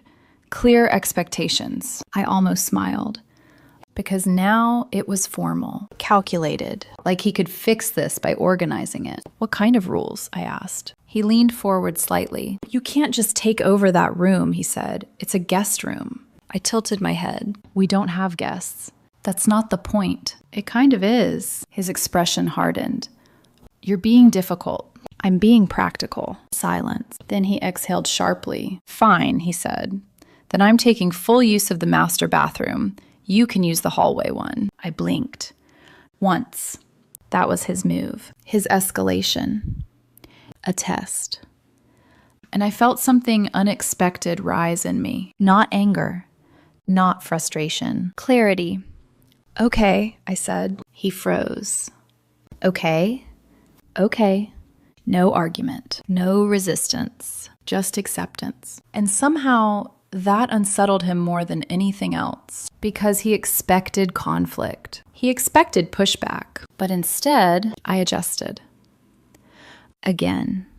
That night, I moved my things into the hallway bathroom, organized everything neatly, clean, efficient, and within 2 days, it became better than the master bathroom. Not intentionally, not out of spite, but because I realized something simple. If I was going to live like this, I wasn't going to live uncomfortably. Daniel noticed. Of course he did. And for the first time, I saw something new in his eyes. Not anger, not control. Something else. Something closer to unease. Because the situation he created was no longer unfolding the way he expected. And for the first time since this started, he wasn't the one in control anymore. The house had never felt this quiet before. Not peaceful. Not calm. Just empty. Even when Daniel was there, moving through rooms, opening doors, making small, deliberate noises, it didn't feel like we were sharing a life anymore. It felt like we were coexisting, two separate realities under the same roof. And somehow that hurt more than any argument could have, because arguments meant there was still something to fight for. This silence, it felt like something had already ended. One night, I sat alone in my room now, though I never imagined I would need one inside my own home. The soft glow of the TV flickered across the walls. The hum of the mini fridge filled the background. Everything I had built in that space worked. It was comfortable. It was functional. It was mine. And yet, I felt a heaviness in my chest I couldn't ignore, because none of this was what I wanted. I didn't want a separate room. I didn't want separate routines. I didn't want to feel like I needed to carve out territory just to exist in my own marriage. I just wanted one thing, for him to say, I was wrong. That was it. Not a grand gesture, not an apology for everything, just that. A single acknowledgement that what happened outside that morning had been misinterpreted, that I hadn't done anything wrong, that I wasn't someone he needed to control or punish. But every day that passed, it became clearer that I wasn't going to get it. And that realization settled into me slowly, like something sinking. I started questioning myself, not in the way he had accused me, but in a deeper, quieter way. Had I missed something?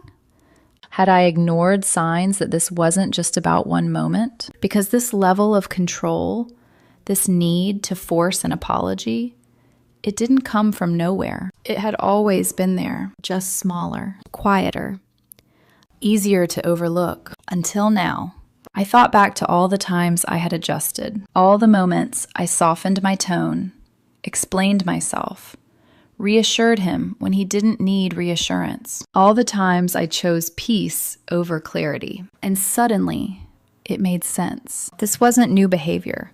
This was amplified behavior, and I had helped create the environment where it could grow. That realization didn't feel empowering. It felt heavy, because it meant I wasn't just reacting to this situation. I had been part of the pattern that led to it. The breaking point came a few days later. I came home earlier than usual. The house was quiet, too quiet. And for a moment, I thought Daniel wasn't there, until I noticed something. My door. It was slightly open. That wasn't right. I always closed it. Not locked, just closed. A small boundary, but a boundary. I stepped closer. Slowly, my chest tightening with each step, and then I pushed the door open. Everything looked almost the same, but not quite. The air felt disturbed, shifted. My eyes moved quickly across the room. The desk, the shelves, the bed. Then I saw it. My PlayStation moved, the cables slightly out of place, the mini fridge unplugged. I walked over quickly, opening it. The cold was gone. The food inside, warm, starting to spoil. My hands stilled. Then I noticed the bed. The sheets had been stripped, left in a loose pile like they had been pulled off without care. And on the desk, a note. I picked it up slowly. Inspection. No name. No explanation. Just that one word. My heart started beating faster, not from fear, from something else, something sharper, something clearer. This wasn't about control anymore. This was about violation. I stood there for a long moment, the note still in my hand. And for the first time since this all began, I didn't feel confused. I didn't feel conflicted. I didn't feel like I needed to explain anything. I felt certain, because whatever this had been before, a misunderstanding, a power struggle, a test, It had just crossed into something else entirely, and there was no going back from that. I took a slow breath, pulled out my phone, and dialed his number. He picked up on the second ring. "Hello?" "What did you do?" I asked, my voice steady. A pause. Then, the room needed to be checked. Checked. I closed my eyes briefly. "You went into my space. You touched my things." "It's not just your space," he replied. "I live here too." "That's not what this is about." "It is," he said. "You don't get to claim parts of the house like that." My grip on the phone tightened. "And you don't get to break into a space I created because you forced me out of ours." Silence for a second. "Then, you're overreacting." I let out a quiet breath. And in that moment, something inside me finally settled. Not in a way that felt good, but in a way that felt final. Because I realized this wasn't a situation I could fix. This wasn't something I could talk through. This wasn't a misunderstanding waiting to be resolved. This was a line that had been crossed, and I was the only one who seemed to see it. I ended the call. Stood there in the middle of the room, and for the first time, I wasn't thinking about how to make this work. I was thinking about what came next. I didn't yell. That was the first thing I noticed about myself. Standing in the middle of that room, my things disturbed, my space violated, I wasn't overwhelmed. I wasn't shaking. I wasn't even angry in the way I thought I would be. I was clear. For the first time in weeks, everything felt sharp, defined, like the fog had lifted and I could finally see what I had been standing inside this entire time. I sat down slowly on the edge of the bed, looking around the room again. Every item I had brought in, every small decision I made to create a place where I could exist without being questioned, watched, or controlled. And in a few careless actions, he had shown me exactly how little that meant to him. Not the objects. The boundary. That was what he ignored. That was what he broke. I picked up my phone again, not to call him this time, but to scroll. Messages, dates, moments. And suddenly, I started seeing everything differently. Every text where he told me to leave the bedroom. Every message where he insisted I apologize. Every moment where he framed my honesty as disrespect. They weren't isolated incidents. They were a pattern, and I had proof of it. Not emotional proof, not memory. Actual proof, documented, clear, unarguable. I stood up again, slower this time, walked to the desk, opened the drawer and pulled out a small notebook I had been using. At first, just to organize things, track expenses for the room. But over time, I had started writing things down. Not intentionally, not like evidence, just observations, dates. What was said, how things escalated. At the time, I told myself it was just to process, to understand. But now, it looked like something else entirely. A record. I flipped through the pages. The first entry, day 1, asked me to sleep on the couch unless I apologized. Then, day 3, refused to listen when I explained again. Day 5, implied I was prioritizing someone else. Day 8, said I was choosing pride over marriage. Each line was simple, short, but together, they told a story I hadn't fully acknowledged. Until now, my chest tightened slightly, not from doubt, from recognition. This wasn't about one accusation. This was about control. And the moment I stopped giving in, everything escalated. I reached for my laptop, opened it, and started organizing everything. Screenshots of messages, photos of the room before and after, the unplugged fridge, the moved items, the removed lock, all of it. Carefully, methodically, the way I approached problems at work. Except this time, the problem was my marriage, and I wasn't trying to fix it anymore. I was trying to understand it. An hour later, I made the decision. Not out of anger, not out of revenge, but out of clarity. I picked up my phone and searched for a lawyer. My fingers hovered over the screen for a second, because even though everything in me felt certain, this was still a line, a real one. Once crossed, there was no pretending things could go back. I took a breath and pressed call. The consultation was calm, professional. Grounded. The lawyer listened. Didn't interrupt. Didn't judge. Just absorb the information. When I finished, there was a brief pause. Then, "You've documented this well," he said. Something about that sentence hit differently, not because it was praise, but because it confirmed something I hadn't fully said out loud yet. This wasn't just emotional. This was real, actionable, valid. "What are my options?" I asked. He explained them clearly. Legal separation, formal boundaries, protection of personal property. Steps that weren't about ending everything immediately, but about establishing structure, clarity, space. I listened, asked a few questions. Then at the end, "I'd like to move forward," I said. There was no hesitation in my voice, because by that point, I had already made the decision. 3 days later, the paperwork was ready, and when Daniel received it, everything changed. He came home earlier than usual. I heard the door open, then close. Hard. His footsteps were faster this time, not controlled, not measured. Sharp, direct. He stopped outside my room, didn't knock, just opened the door. "What is this?" he demanded, holding the papers in his hand. I looked up from my desk, calm. "It's documentation," I said. "For what?" "For what's been happening." His eyes scanned the pages again, like he was trying to find something that would make it less real. "You got a lawyer?" he asked. "Yes." The word landed heavily between us. "You're taking this that far?" I held his gaze. "You already took it there." Silence. Then his expression shifted, cracked. Just slightly. "This is insane," he said, his voice lower now. "You're going to destroy our marriage over this?" I tilted my head. "Over what?" He hesitated. And that hesitation said everything. "Over you asking me to apologize?" he tried. I shook my head slowly. "No," I said.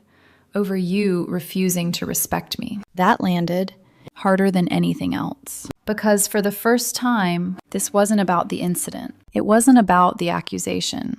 It was about something deeper, something he couldn't easily dismiss. "You're overreacting," he said again, but it sounded weaker this time. "I'm responding," I corrected. Another silence. Longer. He looked around the room. At the space I had built, at the boundary he had crossed, at the version of me standing in front of him now, someone he clearly didn't expect. And for the first time since all of this began, I saw it. Not control. Not anger. Uncertainty. Because the dynamic had changed completely, and there was nothing he could do to pull it back to where it used to be. The shift after that day was immediate. Not loud. Not dramatic. But undeniable. Daniel didn't argue the way he used to. He didn't raise his voice, didn't push the same accusations. Instead, he started unraveling in quieter ways. That night, he didn't come near my door. No confrontation, no follow-up, just silence. The kind that feels heavier than shouting. The next morning, I found him sitting at the kitchen table. No coffee, no phone, just staring at nothing. When I walked in, he looked up, and for the first time in weeks, there was no certainty in his eyes. "You really went through with it," he said. It wasn't a question. "No," I replied calmly. "You led us here." He swallowed, looked down at his hands, then back at me. "I didn't think you'd go this far." I paused, because that sentence revealed more than he realized. "You didn't think I would protect myself," I said quietly. He didn't respond, because he couldn't. The truth was already there. Over the next few days, things continued to shift. Daniel tried to regain control, but differently this time. Less direct. More emotional. "I've been under a lot of stress," he said one evening, leaning against the counter like he was trying to soften his presence. "Work has been intense. My mom's been on my case. I didn't interrupt. I let him finish, because I needed to hear it fully. "I thought you would understand," he added.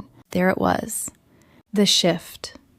From accusation to justification. I nodded slowly. "I do understand stress," I said. He looked relieved for half a second. Then I continued.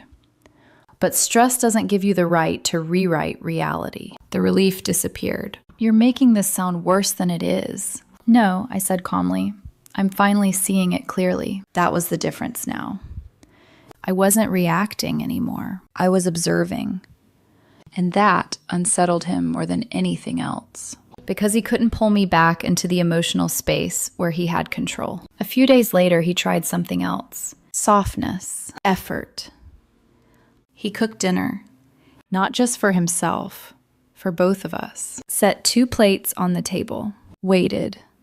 I stood there for a moment, looking at the scene. It would have worked before. A few weeks ago, I would have taken that as a sign, a step forward. But now, I saw it for what it was, an attempt to reset without accountability. "I'm not hungry," I said gently. His expression tightened. "You're seriously not even going to try?" "I already tried," I replied. "You didn't meet me there." That landed. He didn't argue, didn't push, just sat down and started eating, alone. And for the first time, it wasn't me sitting in that silence. It was him. The real collapse came when the outside world started reflecting what I already knew. His mother stopped calling as often, not because she supported me, but because the situation was no longer easy to frame in his favor. There was documentation now, facts. Things that couldn't be twisted into opinion. Even his friends, people who had always sided with him out of loyalty, started stepping back because the story didn't sound the same anymore. Not when all the details were laid out. Not when the escalation was clear. Daniel felt it. I could see it. That slow realization that this wasn't just between us anymore. That his version of events didn't hold up under light. One evening, he said it out loud. This got out of hand. I looked at him. It did. He nodded slightly. Then, "You could still fix this." I held his gaze. "No," I said quietly. "I can't." His brow furrowed. "Why not?"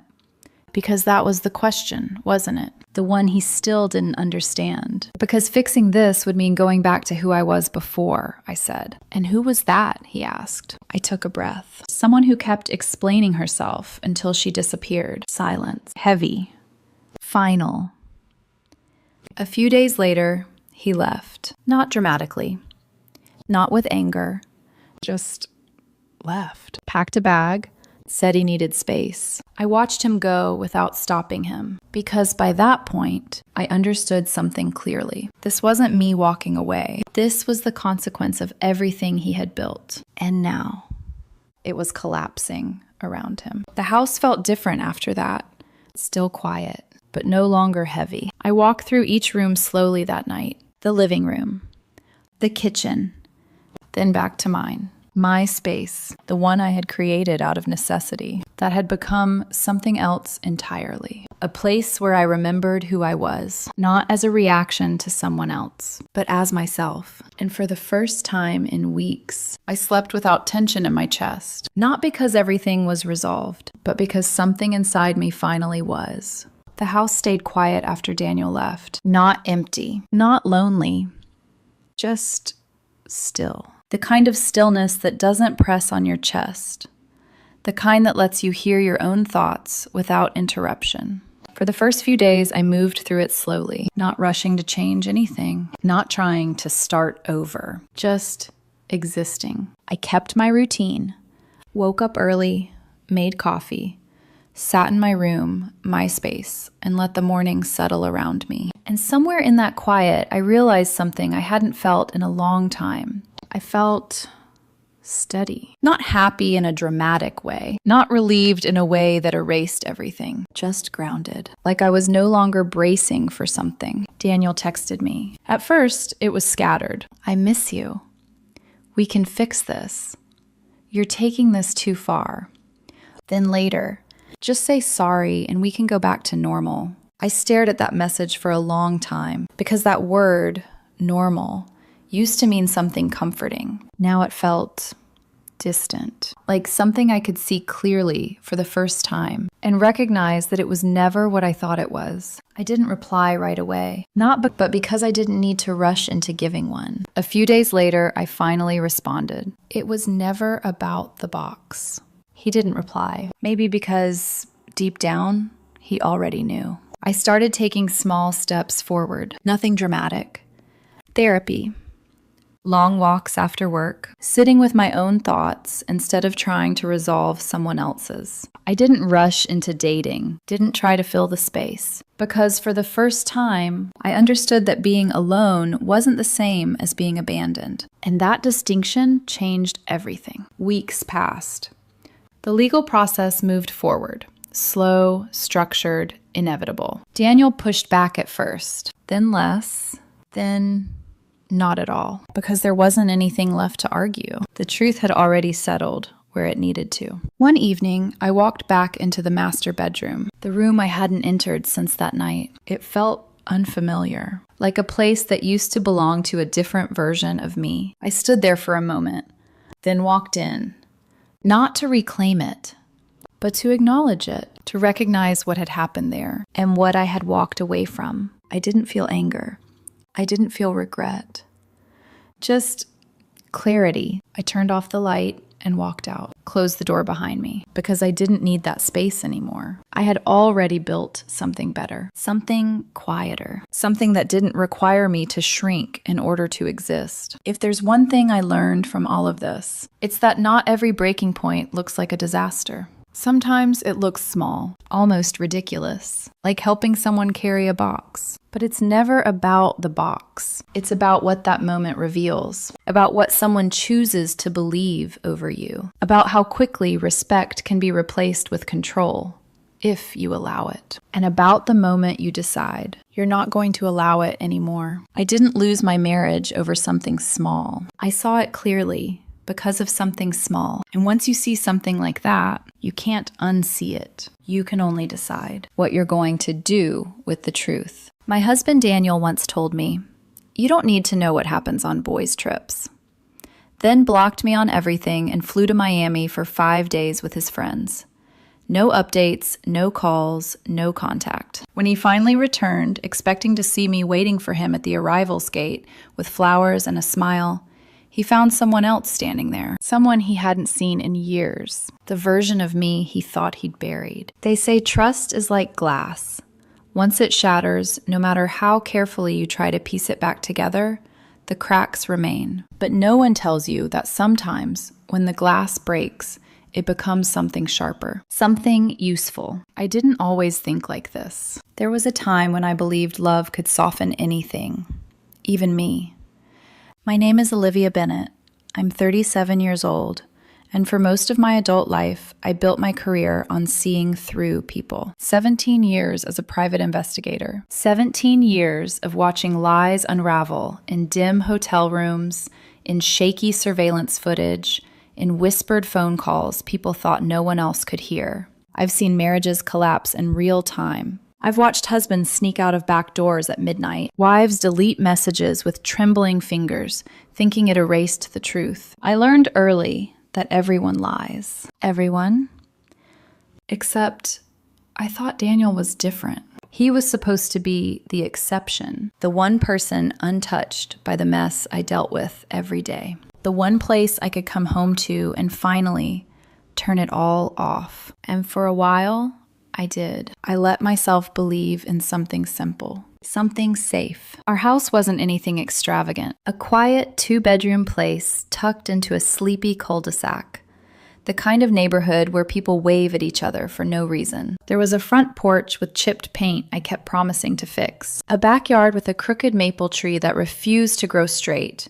No matter how many times Daniel said we should cut it down, I always said no, because something about that tree felt honest, imperfect, stubborn, still standing, just like what I thought we had. Daniel used to laugh at me, the way I always chose the seat facing the door, the way my eyes scanned every exit before I even sat down. "You're not working, Liv," he'd say, smiling like he understood something about me no one else did. "You can relax around me." And I believed him. God, I believed him. I ignored the small things. The way his tone shifted when I asked simple questions. The way he started calling our life routine, like it was something to escape from. The way his friends looked at me like I was temporary. Especially Qley Anderson. She was loud, unpredictable, always one bad decision away from another story she'd laugh about later. 2 divorces before 35, and somehow proud of it. To her, marriage wasn't something you built. It was something you outgrew. Then there was Megan Park. Quiet, observant, always watching. And Isabella Cruz, the one who smiled the least but noticed the most. They never said they disliked me. Not directly. But you don't spend years reading people without recognizing when you're not welcome. To them, I was the boring wife, the safe choice, the woman who made Daniel's life predictable. And maybe they weren't entirely wrong. Because somewhere along the way, I stopped questioning things, stopped looking deeper, stopped being the woman I used to be. Until the night, everything shifted. We were sitting on the couch, eating takeout like we had done 100 times before. Nothing dramatic, nothing unusual. And that's what made it worse. Because when Daniel said it, he said it like it didn't matter, like it was just another passing thought. Oh, by the way, I'm going to Miami with the guys next week. Just like that. No discussion, no hesitation, no invitation for conversation. And something inside me didn't break. Not yet. It just paused, like a clock skipping a second. Like my instincts, something I had buried for years, quietly lifting its head and whispering, "Pay attention."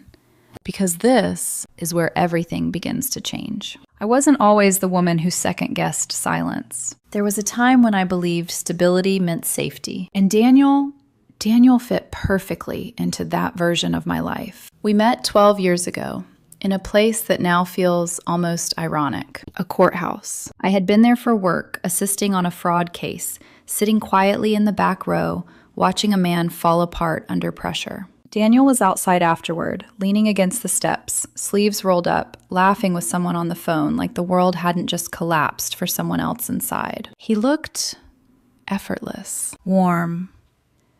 The kind of man who made everything seem lighter just by standing there. He caught me looking, smiled, and instead of looking away, I walked over. I don't usually do that. I wasn't that kind of woman, but something about him made me curious. "Rough day?" he asked, nodding toward the courthouse behind me. "Just another Tuesday," I replied. He laughed. And that was it. That was how it started. Simple. Easy. Safe. Daniel worked in corporate sales, good at talking, better at convincing. He knew how to make people feel comfortable, how to fill silence before it became awkward. Where I analyzed, he flowed. Where I questioned, he reassured. It balanced us. At least, that's what I told myself. The first few years were good. Not perfect, but good in a way that felt sustainable. We built routines. Morning coffee together, even if I had been up half the night working a case.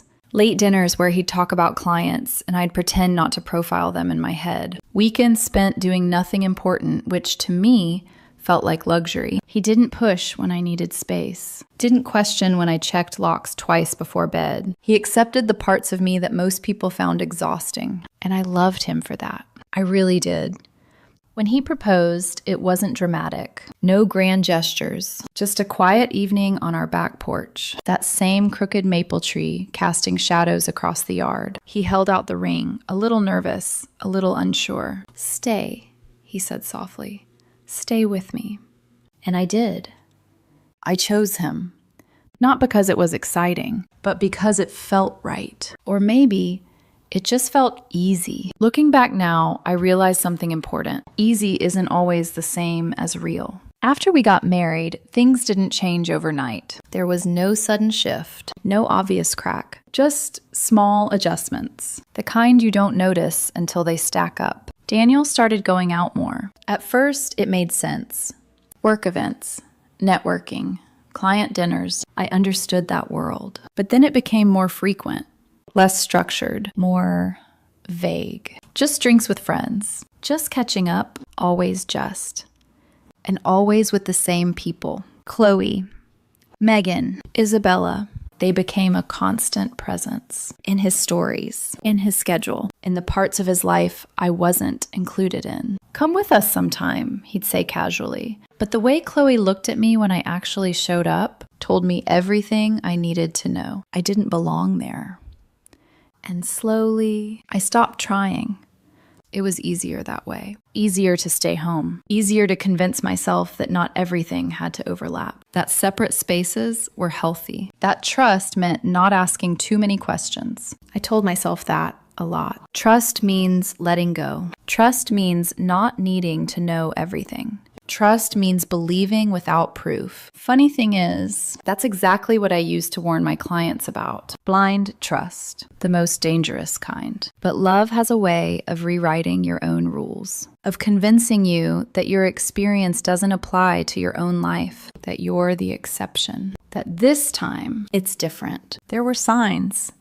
Of course there were. There are always signs. The way Daniel started using his phone differently, tilting the screen slightly away, locking it faster, laughing at messages he didn't share, the way he'd shower the moment he got home, even if he hadn't gone to the gym, the way he stopped asking about my cases, stopped being curious about my world, like he was slowly stepping out of it. And I let him. Not because I didn't notice, but because noticing would mean I had to act. And acting would mean I might be right. And if I was right, then everything we built was already broken. So I stayed quiet.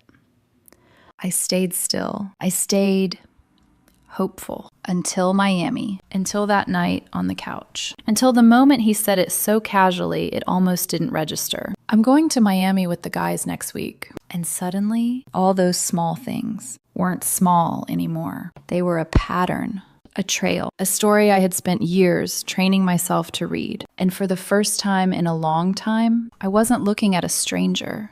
I was looking at my husband and realizing I didn't actually know him anymore. Once you've spent enough years investigating people, you learn that the truth rarely arrives all at once. It doesn't kick the door down. It leaks in. A change in rhythm. A hesitation too quick for most people to catch. A smile that lands half a second too late. That was what started happening with Daniel. Not one dramatic moment.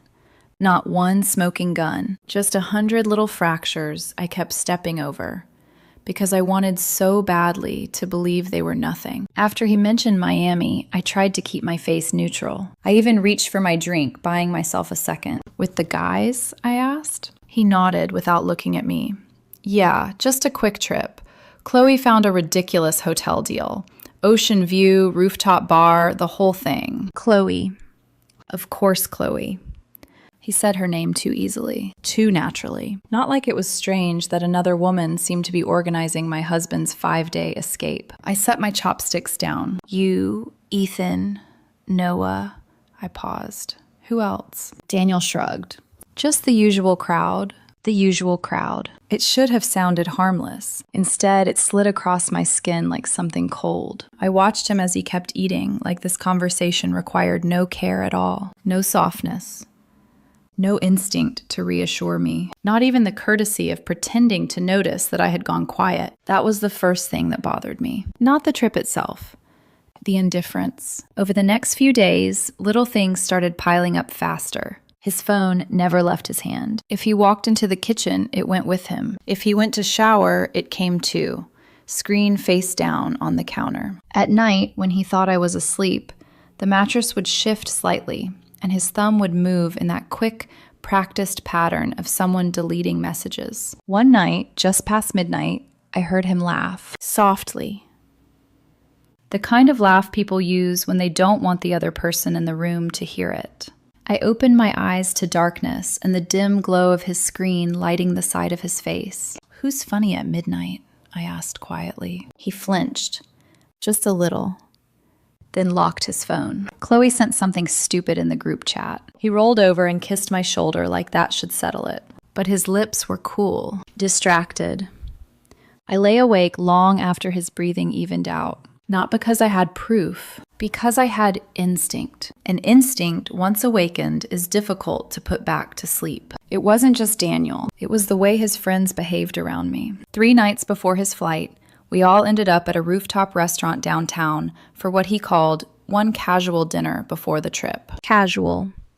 That word again. Nothing about that dinner felt casual to me. Qley was already on her second cocktail when we arrived, loud enough for half the patio to hear her. Megan sat beside her, smiling too much, agreeing too fast. Isabella leaned back in her chair, quiet as always, watching everything with those unreadable eyes. Daniel kissed my cheek when we sat down, but it felt performative, a gesture for the table, not for me.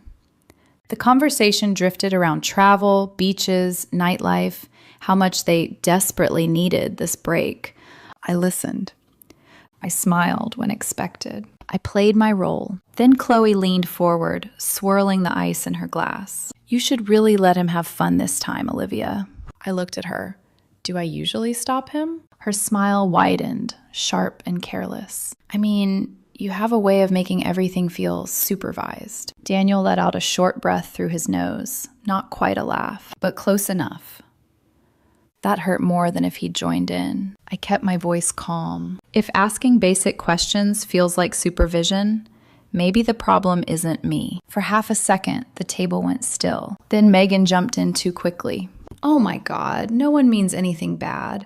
We're just saying Daniel deserves to relax." Deserves, as if marriage to me had become some burden he needed relief from. I turned to Daniel. He didn't defend me, didn't correct them, didn't even reach for my hand. He just took a sip of his drink and stared out at the skyline like he'd rather be anywhere else. That was the moment something settled low in my stomach. Not certainty. Something heavier. Recognition. On the drive home, the silence between us was tight enough to split. Finally, I asked, "Do your friends think I'm the reason you're unhappy?" His jaw flexed. "Why do you always do this?" "Do what?" "Turn one comment into a full interrogation." I stared at him. "One comment?" He gripped the wheel harder. "You know what I mean." "No," I said quietly. "Actually, I don't." The red light ahead washed his face in a dull, angry glow. For once, Olivia, not everything has to be a case. There it was. That sting. That subtle little weapon he'd started using whenever I got too close to something uncomfortable. Making me feel dramatic for noticing. Making me feel invasive for asking. I turned toward the window and watched blurred streetlights slide past. But inside, I was already moving backward through memory. Replaying. Resorting.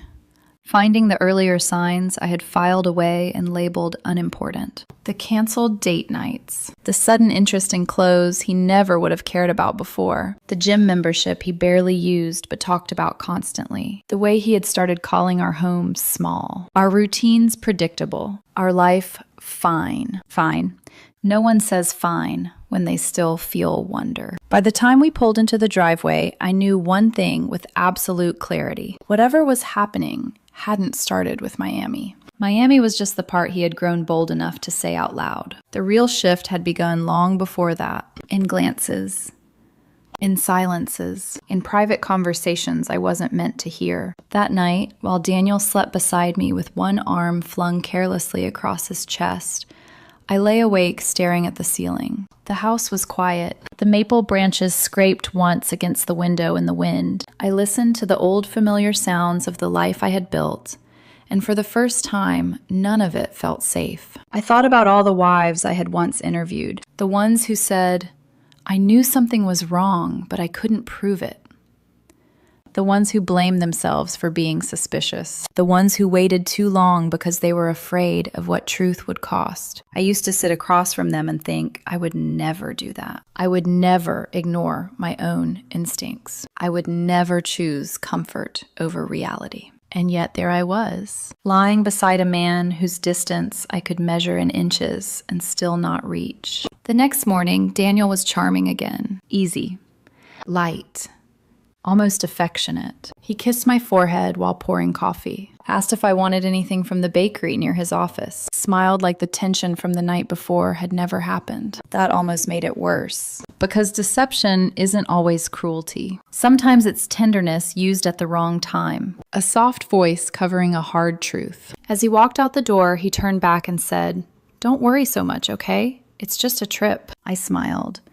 The kind of smile women learn when they realize the person across from them is already halfway gone. "Of course," I said. But the moment the door shut behind him, my expression disappeared. I stood there in the kitchen, coffee cooling between my hands, and let the silence settle. Then I whispered the truth I had been avoiding for weeks. This is not just a trip. And once I said it out loud, I couldn't unsay it. Something had already started. Something quiet. Something ugly. Something that was about to drag my marriage into the light, whether I was ready or not. The morning Daniel left felt staged. Too smooth.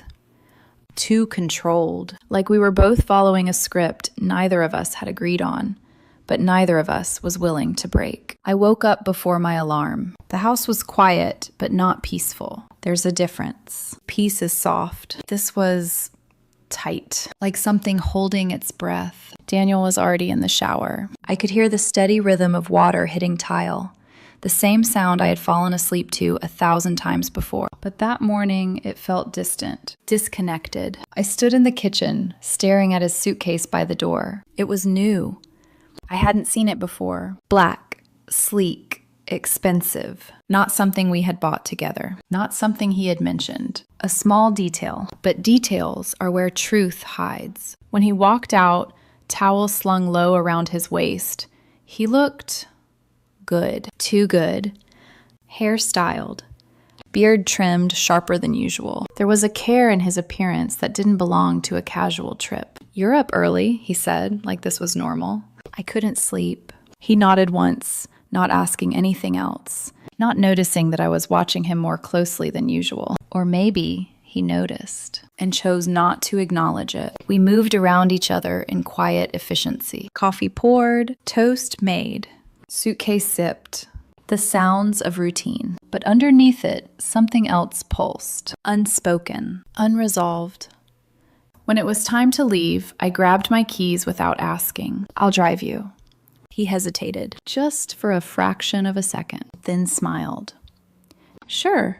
That hesitation stayed with me all the way to the airport. We talked. Of course we did. About nothing important. Traffic. Weather. Some story from his office. The kind of conversation people have when they're avoiding something bigger. I responded at the right moments, laughed when expected. But inside, I was cataloging. His tone. His body language. The way he kept checking his phone when he thought I wasn't looking. At one point, I caught his reflection in the passenger window. He was smiling. Not at me. At something on his screen. "Something funny?" I asked. He locked the phone instantly. "Just a meme." "A meme." "Of course," I nodded and looked back at the road. The airport was busy, people rushing, suitcases rolling, the constant hum of departures and arrivals blending into one long, restless sound. We walked side by side through the terminal, not touching, not quite distant, but not close either. At the check-in counter, he handled everything himself. Didn't hand me his passport. Didn't ask me to hold anything. Again, small details. But they add up. When we reached the gate, time seemed to slow. This was the moment. The normal script would say, a hug, a kiss, a soft goodbye. Call me when you land. I will. Simple. Familiar. Instead, I stepped closer to him, leaned in slightly, waiting. His hand came up, not to pull me in, but to stop me, flat against my chest. Firm, gentle enough to not cause a scene, strong enough to make a point. I froze. "What are you doing?" I asked quietly. He smiled, but it didn't reach his eyes. "You know what, Liv?" he said, almost casually. "You don't need to know what happens on boys' trips." For a second, I didn't process it. The words hung in the air, disconnected from meaning. Then they landed, heavy, cold. "What?" I whispered. He was already pulling his phone out. Honestly, it's easier this way. His fingers moved quickly across the screen, and something inside me dropped. "You're blocking me?" I asked, still calm, still controlled. Because that's what shock does. It delays reaction. "It's just for the trip," he said, like that made it reasonable. "No distractions, no unnecessary questions. We'll talk when I get back." No distractions. No unnecessary questions. I stared at him, at the man I had shared a life with, at the man who once told me I was his peace. And suddenly I understood something with terrifying clarity. He didn't see me as a partner anymore. He saw me as Interference. Daniel, I said, my voice quieter than I expected. Do you hear yourself right now? He exhaled, already irritated. Olivia, please, don't make this into something it's not. Not something it's not, the phrase echoed, distorted, because everything about this moment screamed that it was exactly what it looked like. You're blocking your wife, I said, for 5 days. It's not a big deal. That was it. That was the line that changed everything. Not because of what he did, but because of how easily he dismissed it. Like my presence in his life was optional. Like my access to him could be turned on and off at his convenience. Like I was something to be managed, contained, controlled. Around us, people kept moving. Announcements echoed overhead. A child laughed somewhere behind me. Life continued. But in that small space between us, something fundamental broke. I didn't yell, didn't grab him, didn't demand answers. That's not how I operate. Instead, I looked at him, really looked. At the subtle tension in his jaw, the way his eyes avoided holding mine for too long, the confidence in his posture that only comes from believing you've already won. And I realized he thought this was over, not our marriage. But this moment, he thought he had set the terms, that I would accept them, wait for him, be there when he came back, smiling, forgiving, unchanged. I felt something shift inside me, not a break. Not yet, something colder, sharper. A memory of who I used to be before I chose love over instinct. Have a good trip, I said. He blinked, surprised. Yeah, he asked, like he expected resistance. I nodded. Of course. For a second, confusion flickered across his face, then relief. He leaned in, brushing a quick kiss against my temple. See, this is what I mean, he said softly. When you're like this, everything's easy. Easy. I smiled. The kind of smile he had learned to trust. The kind that didn't reveal anything underneath. Enjoy Miami, I said. Then I turned and walked away. I didn't look back. Not once, but I felt it. The exact moment he stopped watching me. The exact moment he decided I was no longer a problem. By the time I reached the parking garage, my hands were steady, my breathing even. No tears, no shaking, just clarity. As I sat behind the wheel, the silence of the car wrapped around me, and something deep inside my chest clicked. Not heartbreak. Not yet. Recalibration. The woman who had driven Daniel to the airport was not the same woman sitting there now, because the truth had finally crossed the line from suspicion to reality. And once that happens, there's no going back to not knowing. I started the engine, pulled out of the parking space, and for the first time in years, I wasn't thinking like a wife. I was thinking like an investigator, and Daniel had just made one critical mistake. He didn't just hurt me, he gave me a case. 5 days, no contact, no interference. He thought he was disappearing. What he actually did was give me time, and time is the most dangerous thing you can give someone like me. The drive home should have felt heavier. It didn't. That was the first thing that unsettled me. I expected something dramatic, tears, anger, a moment where everything collapsed under the weight of what had just happened. But instead, there was nothing. Just a quiet, steady clarity settling into place. Like my mind had decided emotion would only get in the way. I pulled into the driveway and sat there for a moment, engine still running. The house looked exactly the same. The porch. The crooked maple tree, the windows reflecting a calm, ordinary morning. From the outside, nothing had changed, but I knew better. I always do. When I finally stepped inside, the silence greeted me differently. Not empty, exposed, like the walls were waiting for me to notice what had always been there. I set my keys down on the table, walked into the kitchen, poured myself a glass of water. Routine. Grounding. Necessary. Then I stopped, because this was the point where most people break, where they spiral. Call friends, replay every conversation, look for comfort.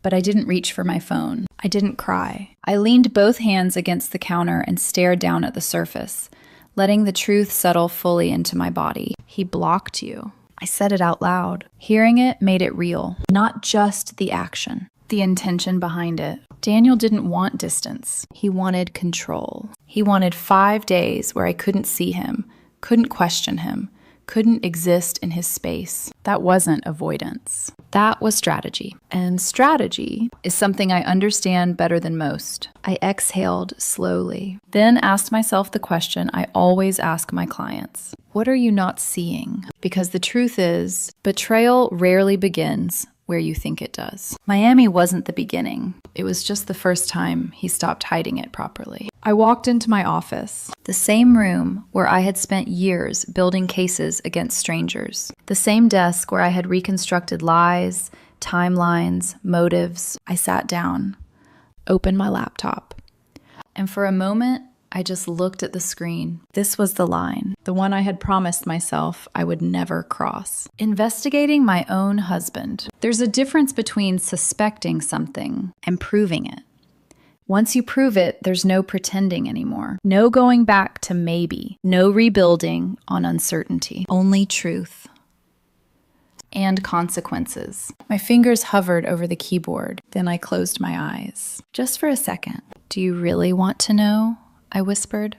Because knowing means ending something, even if you don't say it out loud yet. When I opened my eyes again, I already had my answer. Yes. The word came out steady. Certain. I leaned forward and started where I always start. Patterns. Daniel had always been predictable. That was part of what made him feel safe in the beginning. Same passwords. Same habits. Same small routines he never thought anyone would notice. Except I notice everything, even when I pretend not to. It took less than 10 minutes. 10 minutes to access accounts he assumed I had forgotten about. 10 minutes to begin pulling threads he didn't realize he had left exposed. Flight confirmations, email receipts, metadata from shared services he had never bothered to disconnect. He blocked me from his phone.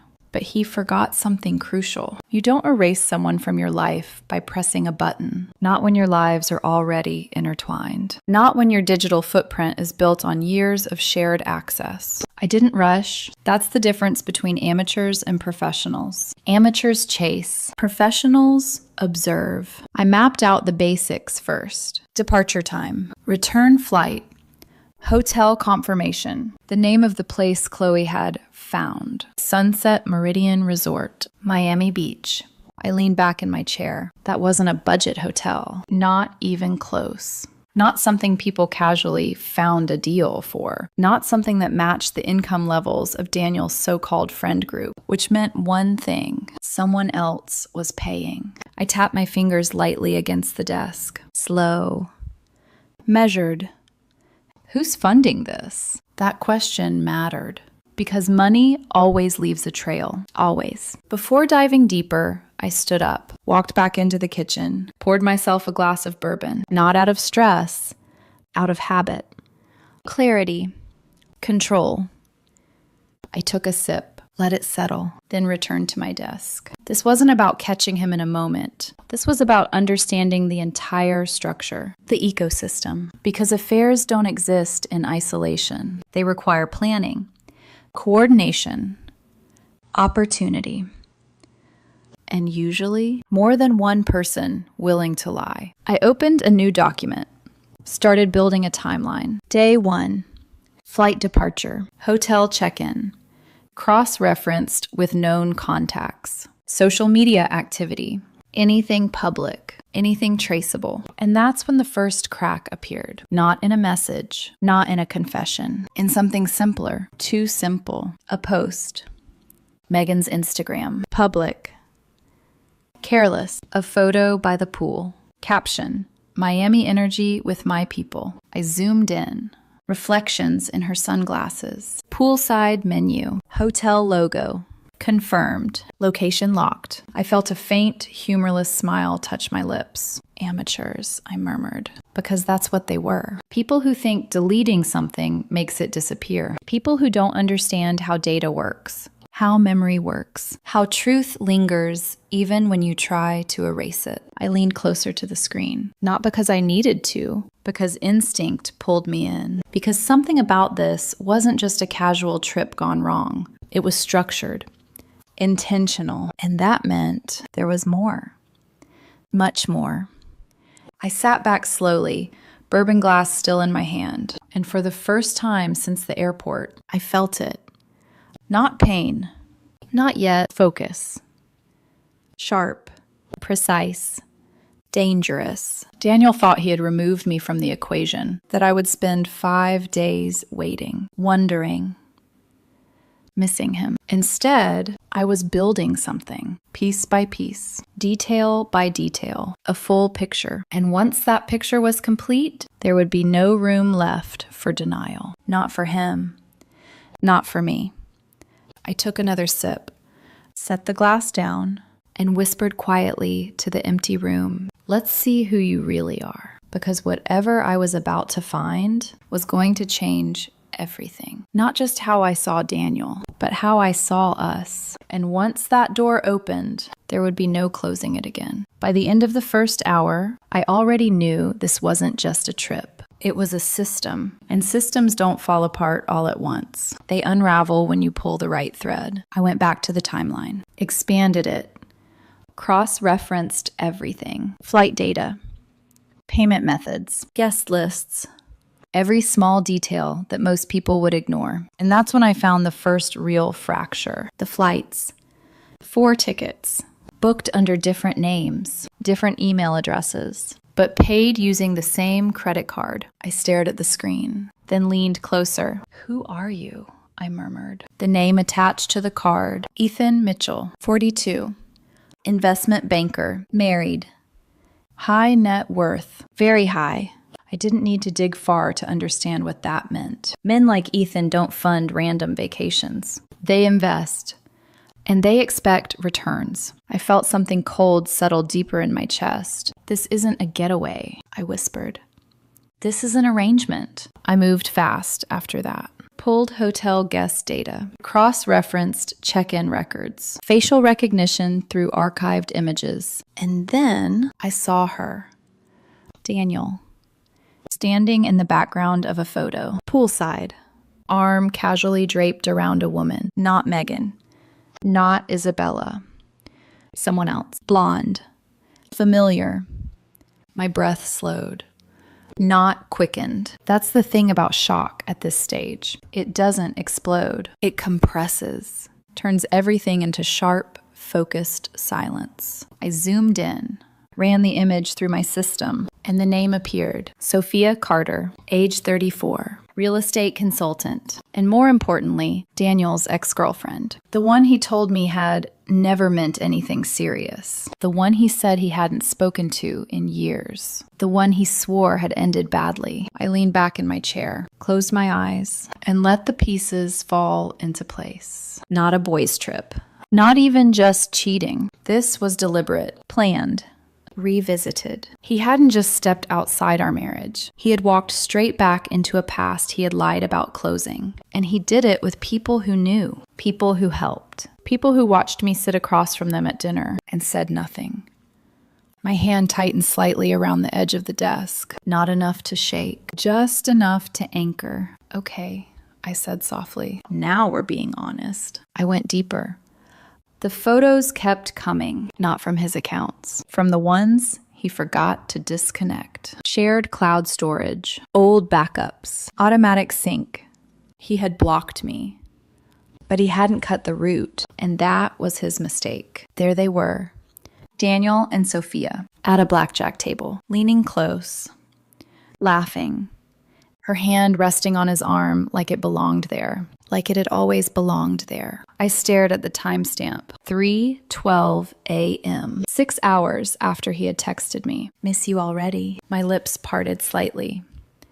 No sound came out, because there wasn't anything to say. The truth doesn't always need commentary. It just exists. The next photo hit harder, not because it was more explicit, because it was quieter, more intimate. Sophia asleep, curled into him, a sheet pulled loosely across her body, Daniel's arm wrapped around her waist. Comfortable. Familiar. Not new. Not experimental. This wasn't a mistake. This was something resumed, something unfinished. And suddenly, everything made sense. The distance, the irritation, the word mundane. I wasn't competing with something new. I was competing with something that had never fully ended. I sat there for a long time, not moving, not reacting, just absorbing, until a thought surfaced. Clear. Sharp. They think I don't know. That was the dangerous part. Not what they did, but what they believed. They believed I was blind, passive, waiting. And that gave me something most people never get in situations like this. Control. I shifted my attention back to Ethan Mitchell, the man funding all of this. Because people like him don't operate in isolation either. They have lives, families, reputations. And if he was connected to this, then this entire situation wasn't just personal. It was structural. I pulled up public records, marriage, assets, business affiliations, and then I found her. Rebecca Mitchell, his wife, elegant, visible, active in charity boards and social circles, the kind of woman who builds her life on perception and stability. I stared at her photo for a moment, then at the data in front of me, then back at the timeline. And I understood something very clearly. This wasn't just Daniel's betrayal. It was a network of lies, layered, interconnected, and fragile. Because lies like this only work when everyone agrees to protect them. The moment one piece shifts, the entire thing collapses. I stood up, walked slowly to the window. The maple tree outside swayed slightly in the wind, crooked, unyielding, still there. Just like before, but I wasn't the same person standing here anymore. Behind me, my laptop screen glowed, full of evidence, full of truth, full of everything Daniel thought he had hidden. I crossed my arms, exhaled slowly, and for the first time since this started, I felt something close to emotion. Not grief, not heartbreak, something colder, resolve. Because this wasn't about catching him anymore. That part was done. This was about what came next, how this ended, and more importantly, how I walked away from it, or if I even walked away at all. Because a part of me, a very quiet, very dangerous part, was already asking a different question. What do they deserve? I closed my eyes briefly, then shook my head. Not yet. Emotion clouds judgment, and I don't make decisions like that. Not when the stakes are this high. I walked back to the desk, sat down, hands steady, mind clear, and I said it out loud, soft, controlled. 5 days. That's what he gave me. 5 days of silence. 5 days of distance. 5 days where he thought I would be powerless. He couldn't have been more wrong. Because in 5 days, you can build something devastating. And Daniel had just given me everything I needed to do exactly that. By the second night, the silence started to feel different. Not empty, not productive, heavy. Like something pressing down on my chest when I tried to breathe too deeply. I had everything I needed. Proof. Timeline. Motive. Faces.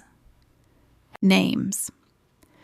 There was no more uncertainty. No more maybe. Daniel wasn't just lying. He was living another life. And I had seen it, frame by frame, detail by detail. I should have felt in control. That's what usually happens when the truth becomes clear. But this wasn't a client. This wasn't a case file I could close and move on from. This was my life. And for the first time since I opened that laptop, the weight of that reality finally landed. I was standing in the kitchen again, same spot as the morning he left, glass of water in my hand, untouched.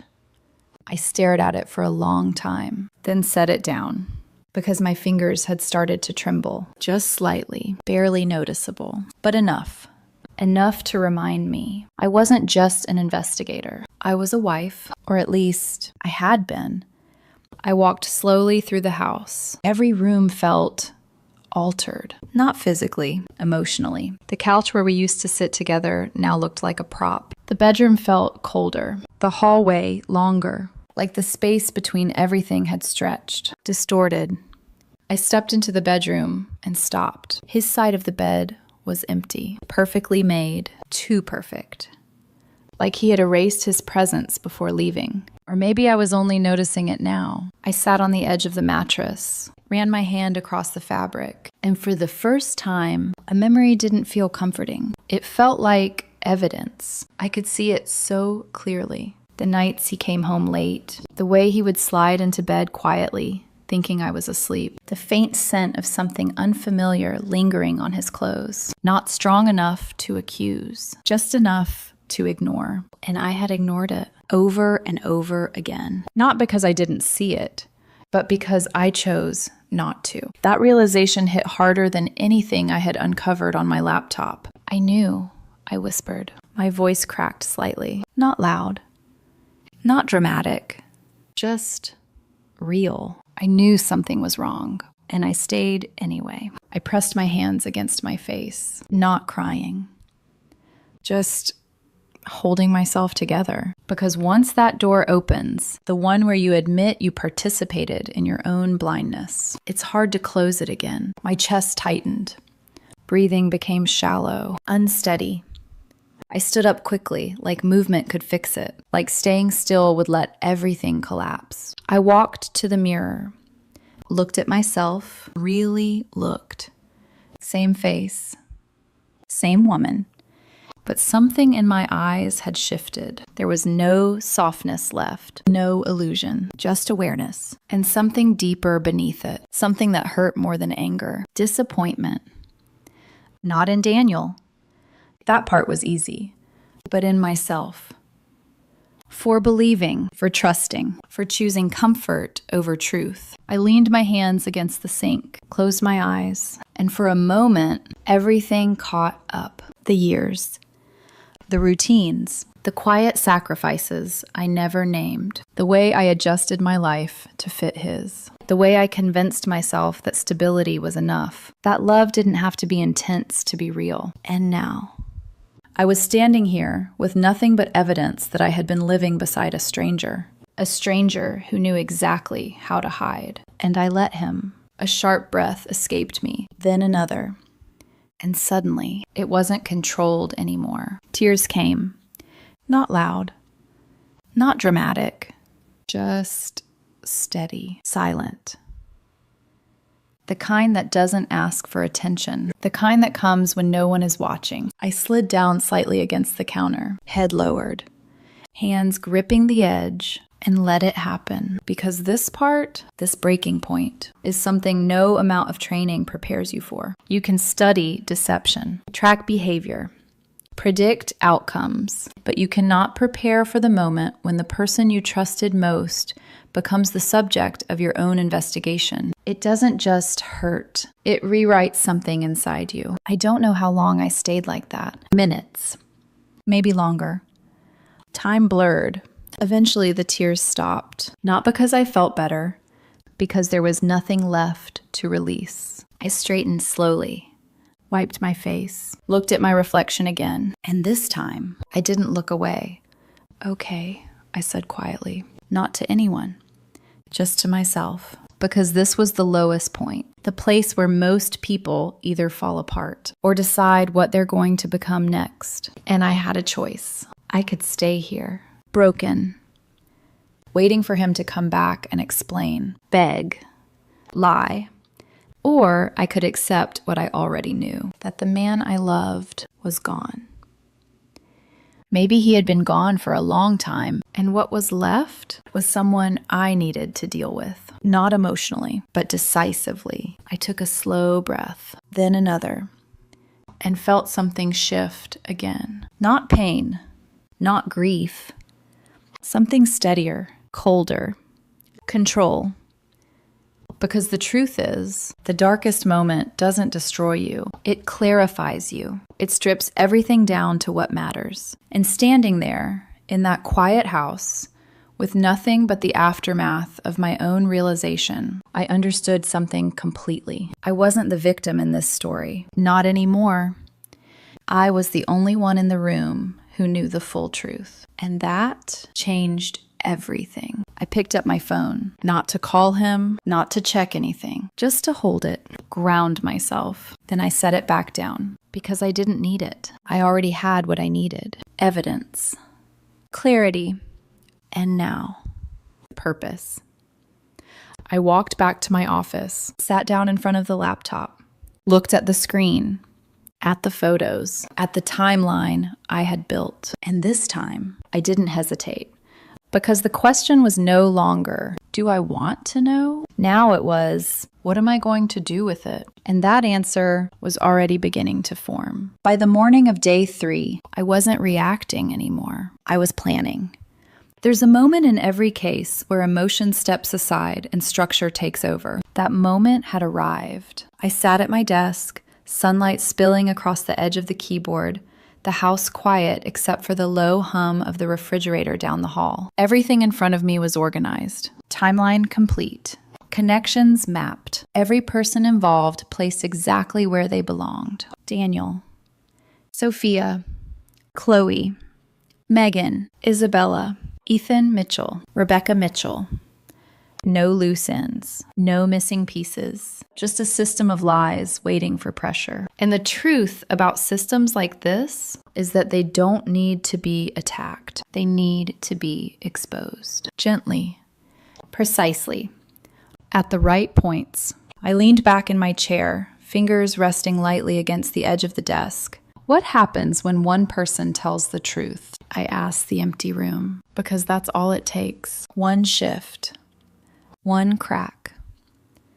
And everything built on top of it starts to collapse. I opened a new folder, labeled it simply Case Daniel. For a second, I stared at the words, not because they were difficult, because they were final. This wasn't my husband anymore. This was a subject, and treating him any other way would only make me weaker. I clicked inside the folder, began compiling flight records, payment data, photos, timestamps, every piece of evidence arranged cleanly. Understandable, undeniable, not emotional, not messy, just facts. Because facts don't argue. Facts don't beg. Facts don't change. Then I paused, because there was one piece missing, not evidence. Perspective. In every investigation, there's always someone outside the core who sees more than they say. Someone who isn't fully involved, but knows enough. And in this case, I knew exactly who that was. Isabella. She had been quiet from the beginning, too quiet. Watching. Observing. The kind of person who notices everything, but chooses carefully what to acknowledge. People like that don't lie well. Not because they're honest, because they hate being caught. I picked up my phone, scrolled. Her number was still there, saved from years of polite, surface-level communication. I didn't hesitate. I called.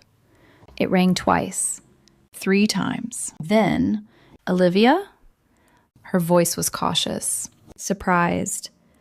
Hi, Isabella, I said calmly. A pause. You okay? Interesting. Not what's up. Not why are you calling? You okay? She already knew something was wrong. I just had a quick question, I said, keeping my tone light. Daniel mentioned the Miami trip. I realized I don't actually know where you're all staying. Silence. Longer this time. I could almost hear her thinking, choosing. Sunset Meridian, she said finally. No hesitation after that. No attempt to deflect. She gave me the truth. Nice place, I replied. Another pause, then softer. Olivia. She didn't finish the sentence. Didn't need to. Because everything she didn't say was louder than anything she could have. I appreciate it, I said quietly. And I meant it. Because sometimes the smallest confirmation is the one that matters most. Take care, I added. Then I hung up. No confrontation. No accusations. No need. because I had what I needed. I set the phone down slowly and exhaled. That was it. The final piece. Not because it gave me new information, because it removed any last trace of doubt. Not just about Daniel. About the entire situation. This wasn't confusion. This wasn't miscommunication. This was coordinated, deliberate, and now. It was complete. I stood up, walked to the window again.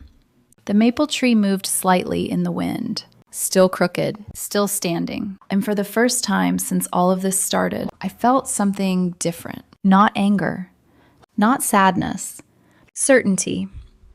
Because clarity does something powerful. It removes hesitation. It replaces questions with decisions. And I had reached that point. I wasn't wondering what Daniel was doing anymore. I knew. I wasn't asking whether he had betrayed me. He had. So the only thing left was action. I walked back to the desk, sat down, opened my email, hovered over the keyboard. Because this part matters. Not what you feel. How you choose to respond. And I don't react impulsively. I never have. I build outcomes carefully, strategically, step by step. I began drafting. Not to Daniel. Not yet to someone else. Someone whose world was about to shift the same way mine had. Rebecca Mitchell. I attached the files, organized, labeled, clear. No commentary, no emotion. Just truth.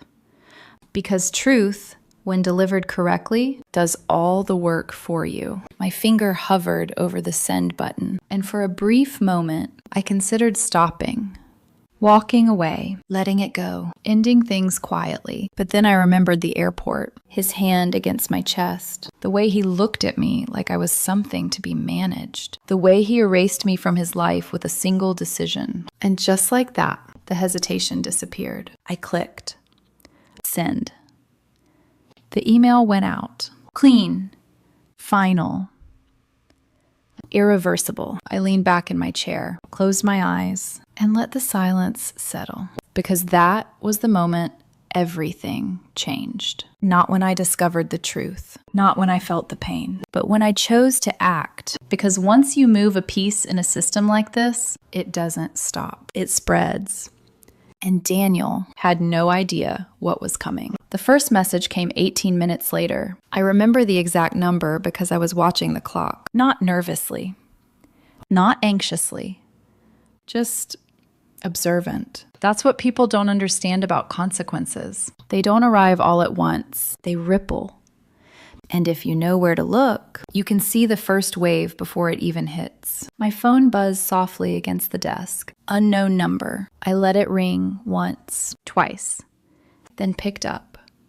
Olivia Bennett, I said calmly. Silence on the other end. Then a woman's voice. Controlled, but just barely. This is Rebecca Mitchell. Of course it was. I leaned back slightly in my chair. I thought it might be. Another pause. Longer this time. As if she was choosing how to hold herself together. Everything you sent, she said slowly, is real? No, I replied evenly. I fabricated an entire digital footprint. Flight records, financial transactions, and photographic evidence for entertainment. Silence. Then a sharp breath. Right, she said quietly. Of course. There it was. That shift from disbelief to understanding. I appreciate your thoroughness, she added, her voice tightening slightly on the last word. I figured you deserved clarity, I said. Not sympathy. Not comfort. Clarity. Because that's what I would have wanted. Another breath. This one steadier. When does this plane land? She asked. I glanced at the screen. Already prepared. Friday, 2:40 p.m. Thank you. She didn't ask what I planned to do. Didn't ask for anything else. She didn't need to. Women like Rebecca don't fall apart. They restructure. And I recognized it immediately. Take care of yourself, I said. A beat. Then softer. You too. The line went dead. I set the phone down and stared at it for a moment because that was it. the first domino. And once the first one falls, the rest follow faster than anyone expects. By Thursday night, everything was in motion. I didn't need to push. I didn't need to interfere. I just watched. That's the advantage of understanding systems. Once you trigger the right pressure points, you don't have to do anything else. Friday came quietly, almost too quietly. The house was still, the air heavier than usual. I sat in the living room, laptop open, a secure live feed playing on the screen. A contact at the airport owed me a favor, positioned perfectly near arrivals. Clear view. Clean audio. I didn't go there myself. I didn't need to. This wasn't about confrontation. This was about outcome. At 2:43 p.m., they appeared. Daniel walked out first, relaxed, confident, sunglasses pushed up into his hair, a slight tan warming his skin. He looked happy. That was the part that didn't hurt anymore. It just confirmed everything. Behind him, Qley, Megan, Isabella, all of them laughing, carrying bags, living inside a reality they thought was still intact. Daniel pulled his phone out, looked at it, frowned slightly, probably expecting a message from me. A welcome home, a sign that nothing had changed, that I was still exactly where he left me, waiting. He didn't get it. And I watched the exact moment confusion flickered across his face, subtle.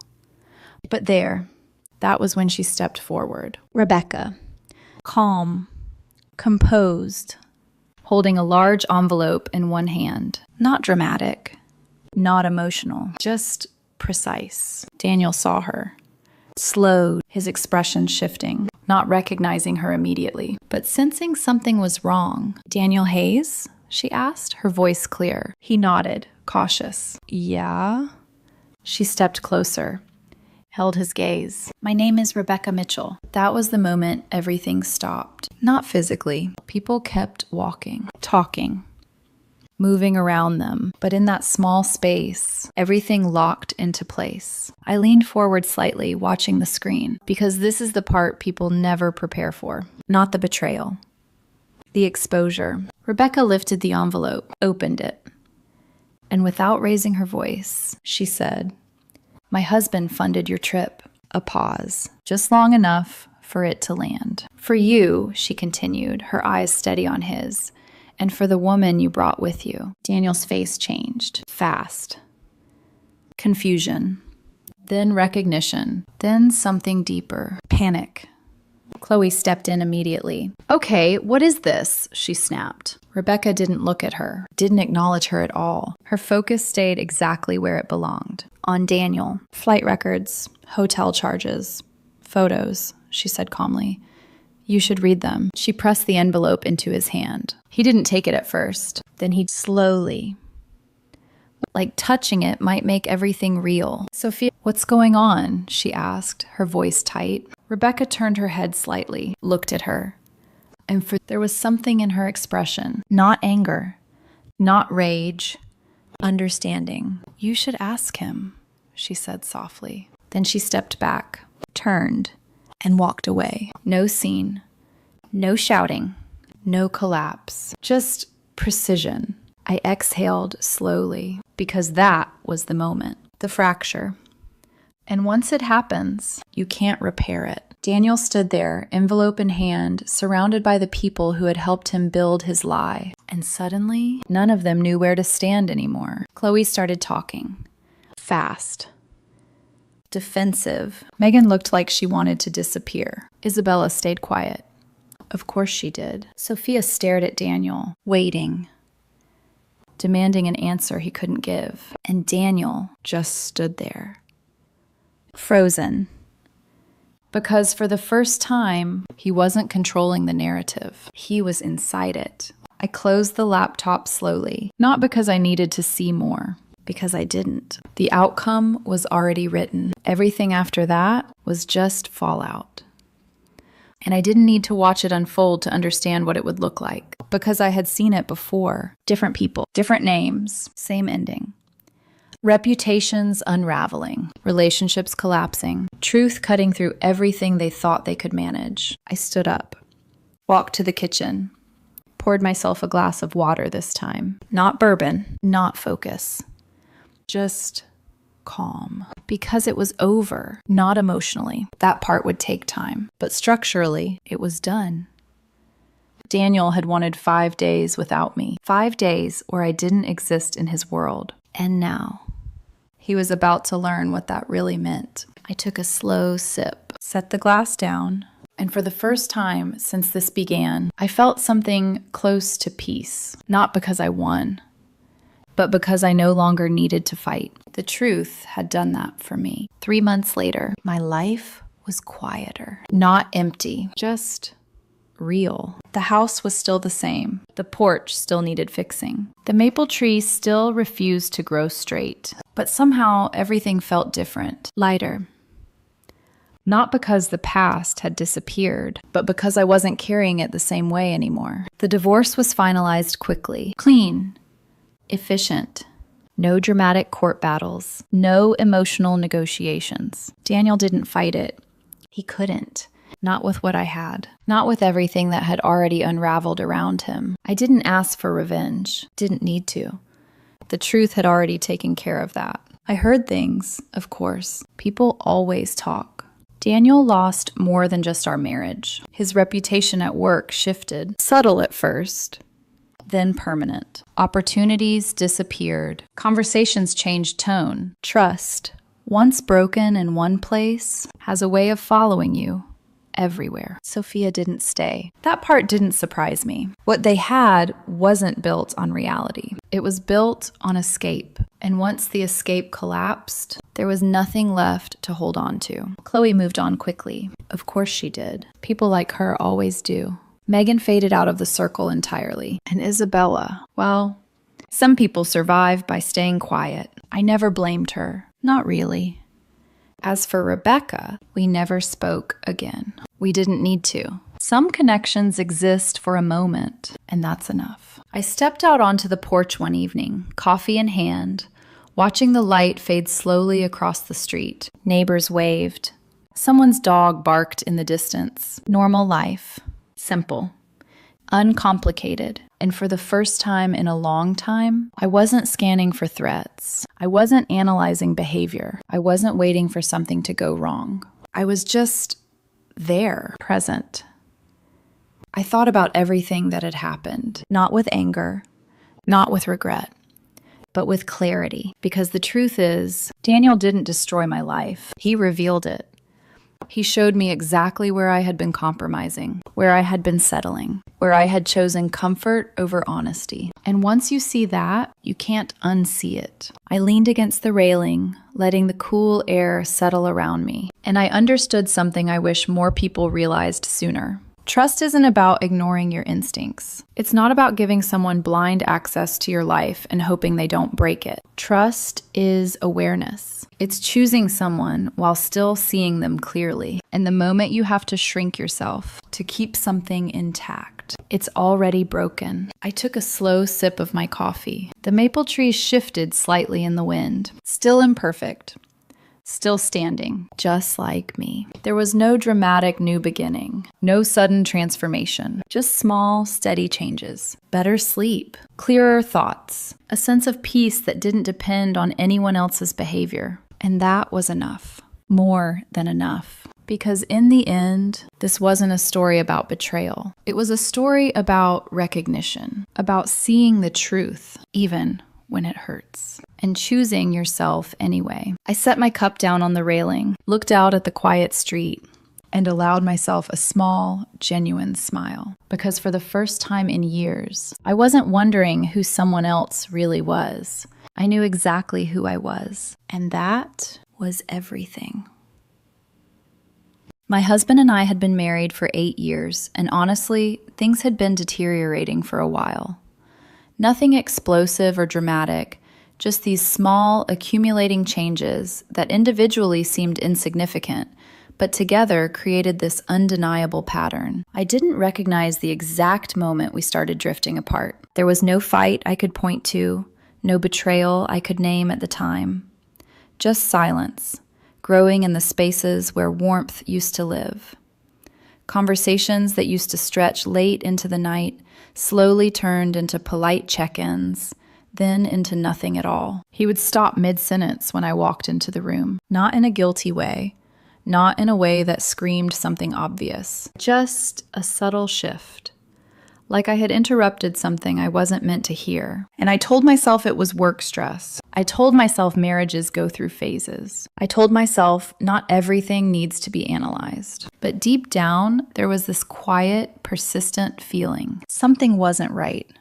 That Saturday afternoon, everything changed. Or maybe that was just the moment I finally saw clearly what had already been breaking for months. He was sitting on the couch, scrolling through his phone, not even pretending to be present. I was standing a few feet away, talking about something completely ordinary, groceries, I think, or maybe plans for the week. He didn't respond, didn't even look up. And then, like it meant absolutely nothing, he said, "Oh yeah, by the way, there's this work thing happening next weekend. You should probably come along." That was it. No eye contact, no warmth. No, I'd love for you to be there. Just obligation. Just, you should probably come. The words landed heavier than they should have, because it wasn't what he said. It was how little he meant it. I remember standing there, my fingers tightening slightly around the edge of the kitchen counter, trying to read his tone, searching for something, anything that sounded like he wanted me there. There was nothing. And still, I said yes, not because I felt invited, but because I needed to understand what was happening to us. What had we become? And more importantly, what had I missed? That decision, so small, so ordinary, would unravel everything I thought I knew about my marriage. Because 1 week later, standing in a parking lot outside his company's headquarters, I would realize something that shattered me in a way no argument ever could. I wasn't just losing my husband. I had already lost him, and I was the only one who hadn't noticed. My name is Emily Carter. I'm 34 years old, and for most of my life, I believed that if you built something carefully enough, it would last. I work as a project coordinator for a mid-sized logistics company. My days are structured. Schedules, deadlines, numbers that either make sense or don't. I like things that can be tracked, adjusted, fixed. Love, I thought, worked the same way. I met my husband, Daniel Carter, when I was 26. He was different from anyone I had ever dated before. Confident, but not loud. Grounded, but not boring. He ran his own contracting business, commercial renovations, the kind of work that leaves visible results. Buildings transformed, spaces rebuilt, something tangible you could stand inside and say, this didn't exist before me. I admired that about him. The way he created things from nothing. The way he didn't need anyone's approval. Back then, when he looked at me, I felt seen, not evaluated, not compared. Seen. We met through a mutual friend at a small house gathering. I remember standing in the kitchen, struggling to open a stubborn bottle of wine, when he walked over and said, half smiling, "Let me guess, you're not going to ask for help, are you?" I laughed. "Only if I absolutely have to." He took the bottle from my hands anyway, opened it effortlessly, then handed it back like it had been a shared victory. That was how it started. Simple, easy, natural. We talked that entire night. Not the kind of conversation where you're trying to impress someone, just honest. About work, about family, about the kind of life we both thought we wanted. And for a long time, it worked. We built something that felt stable, safe, real. We dated for 2 years before he proposed. He did it quietly. No crowd, no spectacle. Just the two of us on a weekend trip, sitting by the water. He pulled out the ring like it was the most natural next step in the world. "Marry me," he said. No speech, no performance, just certainty. And I said yes, without hesitation. Because at that time, I couldn't imagine a life where I didn't. Our marriage in the beginning felt like an extension of that same simplicity. We weren't flashy. We weren't dramatic. We had routines, shared dinners, Sunday mornings with coffee, Conversations about work, about clients, about small frustrations that felt manageable because we faced them together. But looking back now, there were signs. Small ones, easy to ignore. Daniel had always been independent. That was part of what I loved about him. But slowly, that independence started to shift into distance. At first, it was subtle. He'd take calls outside, spend longer hours at work without explanation, be physically present, but mentally somewhere else. I remember one night, about a year before everything fell apart, I asked him, "Are you happy?" He didn't answer right away, just stared at the TV, like the question had come from somewhere far away. "Of course I am," he said eventually. But he didn't look at me when he said it. And I didn't push, because I didn't want to be the kind of wife who created problems where none existed. That was my mistake.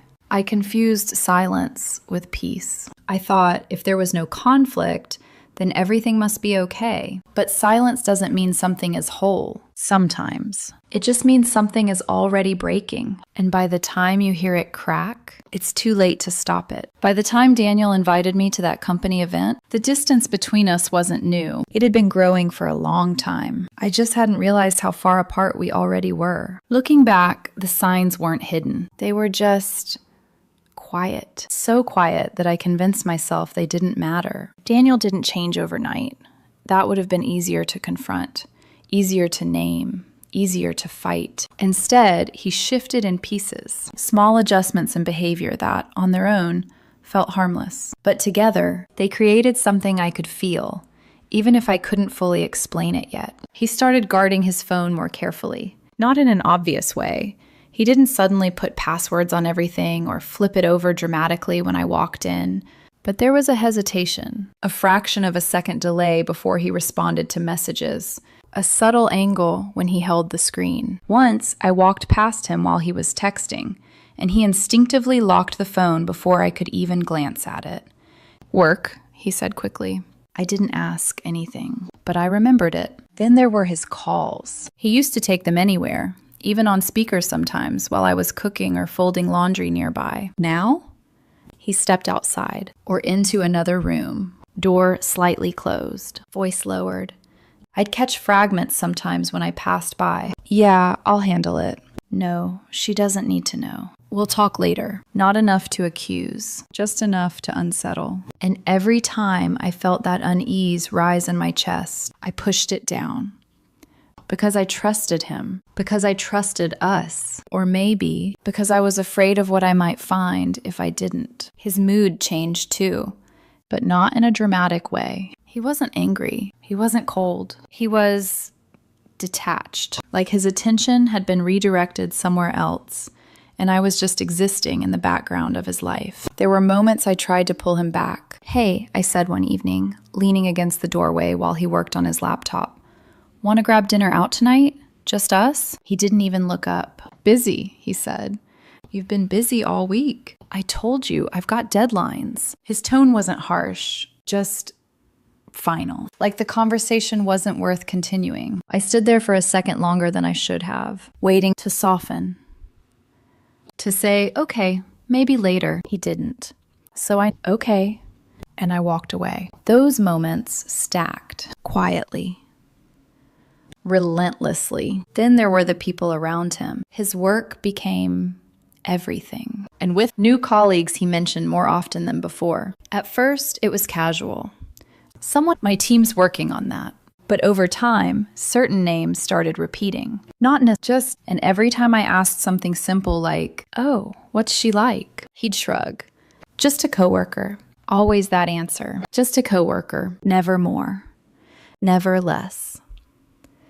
One night, I tried again. We were sitting on opposite ends of the couch, the TV playing something neither of us was really watching. "You've been talking about work a lot lately," I said softly. He nodded. "Yeah."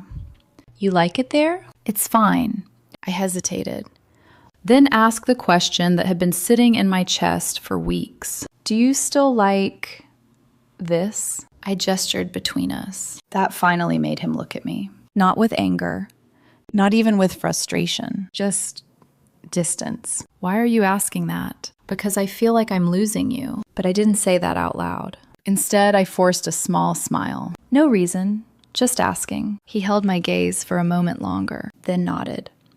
Everything's fine, Emily. Everything's fine. That phrase should have comforted me. Instead, it made something inside me tighten. Because when everything is truly fine, you don't have to say it. And yet, I chose to believe him. I chose to trust the version of reality that was easier to live with. Even as the gap between us widened. Even as I started to feel like a guest in my own marriage. By the time that company event came around, the tension wasn't new. The distance wasn't sudden. It had been building for months, layer by layer, moment by moment. And I walked into that day thinking I was going to understand what was happening to us. I didn't realize I was about to see it clearly, publicly, and in a way I would never be able to unsee again. The company cookout was held at Daniel's corporate headquarters, a sleek glass building with polished steel edges and a wide outdoor patio that looked like it had been designed specifically for events like this. Casual, but curated.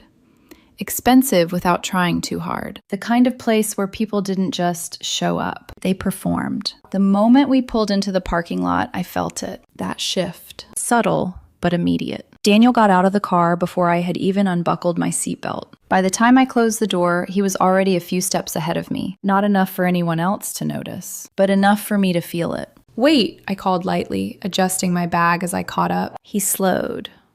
Just barely. Didn't look back.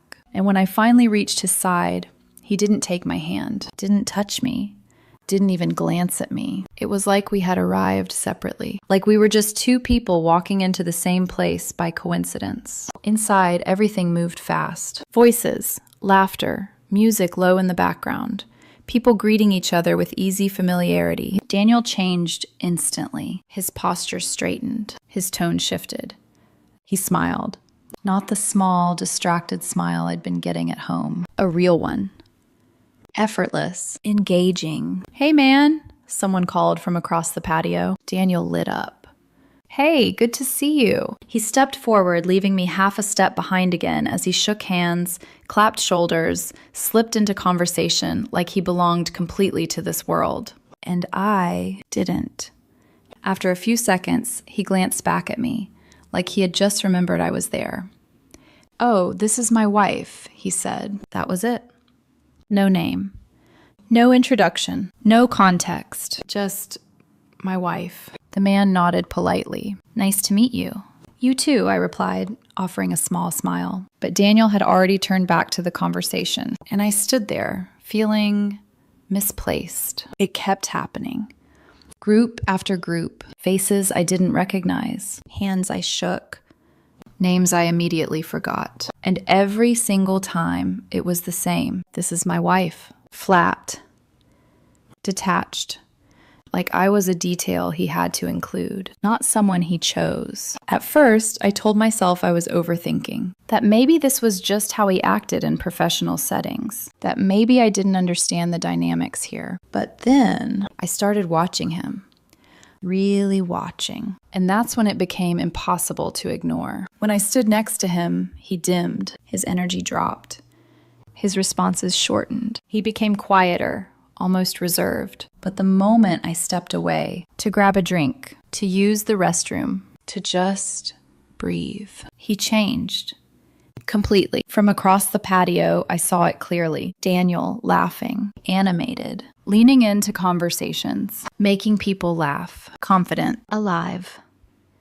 It hit me harder than anything else that day. Not anger, not jealousy, just realization. He wasn't like this anymore with me. Not at home, not in private, not even when we were alone. But here, without me beside him, he was exactly the man I had fallen in love with. And the contrast, it hurt. More than if he had just been cold the entire time. Because it meant the version of him I missed still existed. Just not for me. There was one moment I couldn't shake. A group of his coworkers were talking about weekend plans. Camping trips, road trips, something about Yellowstone. One of them turned slightly toward me. "What about you guys? You into that kind of thing?" Before I could even answer, Daniel stepped away. Mid-conversation, no excuse, no explanation, just gone. I stood there for a second, the question hanging in the air like something unfinished. We used to be, I said quietly. The group nodded politely. Someone changed the subject. And just like that, I disappeared again. It became a pattern. Every time a conversation might include me, he left. Every time attention might shift toward us, he redirected it. Or removed himself entirely. By hour 3, I stopped trying. I found a spot near the beverage table and stayed there, pretending to be interested in the layout of the event, in the people, in anything other than the fact that I felt completely invisible in my own marriage. That's when I noticed him. He wasn't like the others. Not loud. Not trying to impress anyone. But people made space for him without realizing it. There was something about the way he carried himself. Confident, measured, controlled. He looked like someone who didn't need to prove anything. And unlike everyone else, he was looking directly at me. Not past me, not through me, at me. And then he started walking toward me. "You must be the mysterious wife I keep hearing about," he said, smiling warmly as he extended his hand. "I'm James, VP of Operations." His handshake was firm, his gaze steady. And in that one simple interaction, he treated me with more genuine attention than my own husband had all afternoon. "Mysterious," I repeated, a little surprised. He smiled slightly. "Well, Daniel talks about work constantly, lives and breathes it. But when it comes to his personal life," he tilted his head just a little. "He's surprisingly vague." Something in my chest tightened. "I see." He glanced toward the drink table. "Mind if I join you? These events can get exhausting." I nodded. "Please." And just like that, we started talking. And for the first time that entire day, I felt like I existed again. The conversation flowed effortlessly. He asked questions, listened, responded, genuinely engaged. And somewhere in the middle of it, without even realizing when it happened, I relaxed. Then, about 20 minutes in, he said something that changed everything. I have to admit, I'm a little surprised. I frowned slightly. "About what?" He hesitated, just for a second, like he was deciding whether or not to say it. Based on how Daniel describes his home life, I was expecting someone very different. The words didn't hit immediately, but when they did, they landed deep. "What does he say?" I asked quietly. He smiled, but there was discomfort in it now. "You know how people are at work. They vent. It's nothing specific." But that hesitation, that careful pause, told me more than anything else could have. He had been talking about me, and not in a way that made me recognizable to the man standing in front of me. "Different how?" I pressed gently. He let out a small breath. Less engaged, maybe. Less aligned with his world. I didn't respond right away. I just glanced across the patio. Daniel was laughing again, completely absorbed. Not looking for me, not thinking about me, not even aware that I was standing there, learning who I was in his version of reality. "Apparently," I said softly, "we live in different worlds." James followed my gaze, and I saw something shift in his expression. Understanding, not just of me, but of us. And in that moment, without anyone raising their voice, without any dramatic confrontation, without any obvious betrayal, something inside me broke, because I realized the man I married wasn't just distant, he was rewriting me, and I had no idea how long it had been happening. I didn't react immediately. That was the strange part. No sudden outburst, no dramatic confrontation, no scene that would draw attention from the people around us. Just stillness. Like something inside me had gone quiet in a way I didn't recognize. I kept talking to James, nodding at the right moments, smiling when it was appropriate, asking questions about his role, about the company, about things that didn't matter nearly as much as what he had just revealed. But underneath all of it, my mind was racing, less engaged, not aligned with his world. That's how he described me. That's how he explained our marriage to the people he worked with every day. I thought about the nights I stayed up late helping him organize invoices when his business got overwhelming. The weekends I gave up to support his deadlines. The quiet ways I tried to make our life easier, smoother, more stable. And somehow, in his version of the story, I had become the problem. "You're very different from what I expected," James said gently, watching me a little more closely now. I met his gaze. "How so?"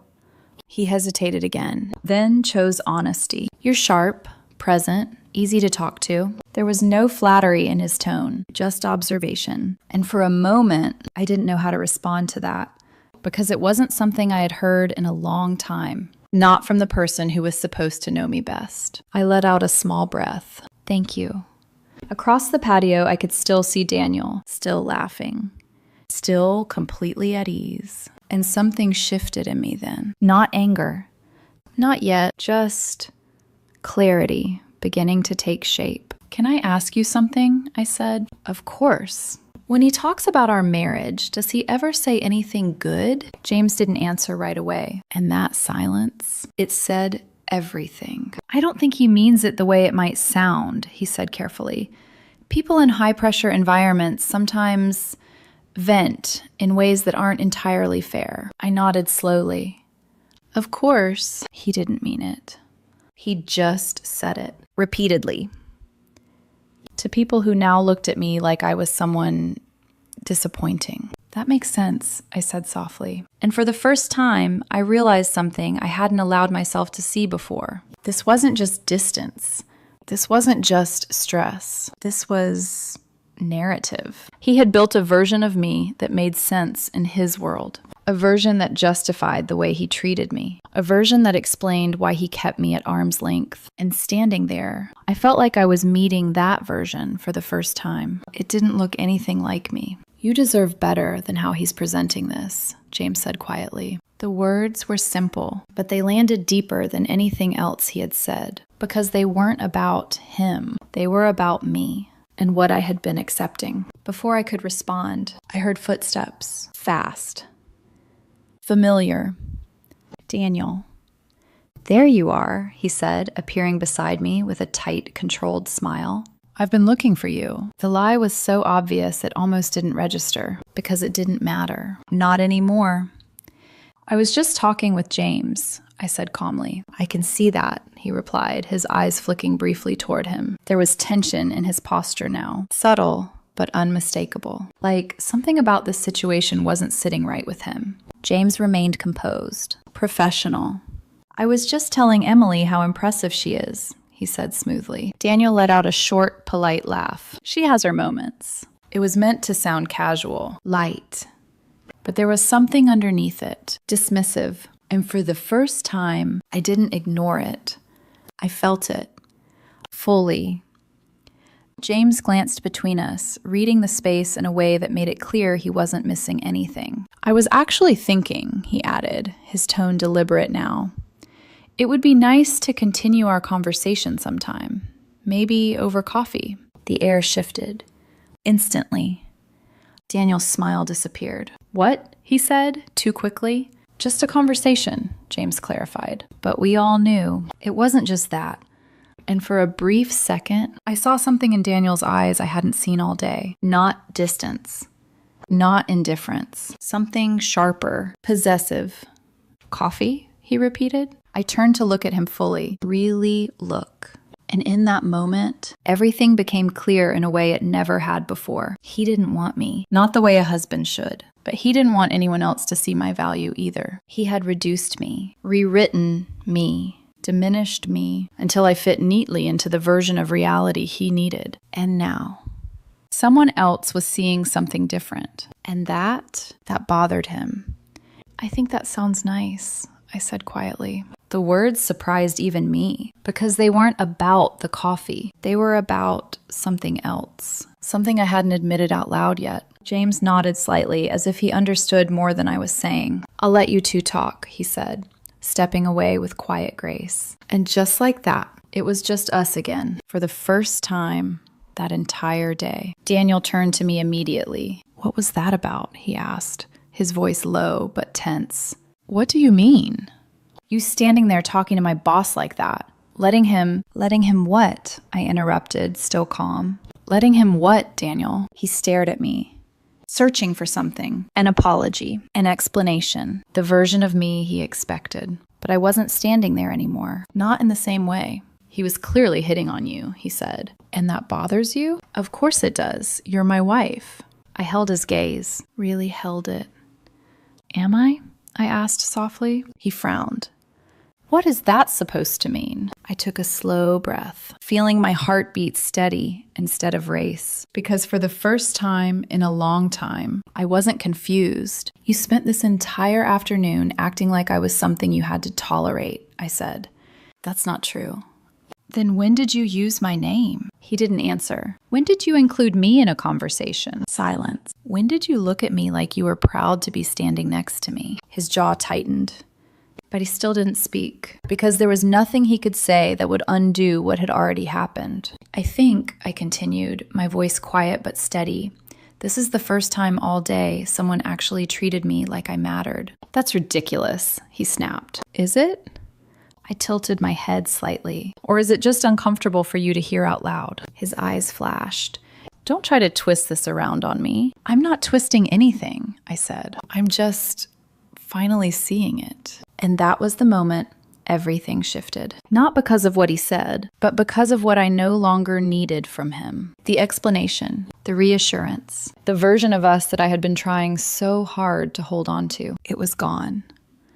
And for the first time, I wasn't trying to fix it. I was starting to understand it. Daniel let out a sharp breath, like he was trying to contain something that didn't fit neatly into the image he had been maintaining all afternoon. This is not the place for this conversation, he said under his breath, his eyes flicking briefly around to make sure no one was paying too much attention.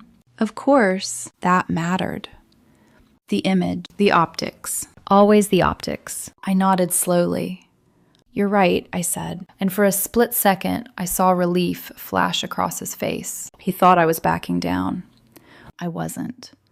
But when exactly is the right place? I continued calmly. At home, where you don't talk to me? Or here, where you pretend I don't exist? His jaw tightened. You're being dramatic. No, I said softly. I'm being honest. That word seemed to hit something. Because his entire posture shifted, less controlled, more defensive. You have no idea the pressure I'm under right now, he snapped quietly. Do you understand what this job means for me? What this promotion could do for my career? I do, I replied. I've supported you through all of it. That's not what I'm saying. Then what are you saying, Daniel? He hesitated. And in that hesitation, I felt it again. That familiar space where truth lived, but he didn't want to reach for it. This is a different environment, he said finally. These people, my colleagues, my superiors, they operate at a certain level. I didn't respond. I just watched him, waited. And I need to present myself in a certain way, he added. There it was. Not loud. Not direct, but clear enough. And having a wife who runs a successful business doesn't fit into that? I asked quietly. It's not about your business. Then what is it about? Another pause. Longer this time. He looked away briefly, like even saying it out loud required more courage than he expected. It's about how you come across, he said. The words landed heavier than anything else that day. How I come across, I repeated. Yes.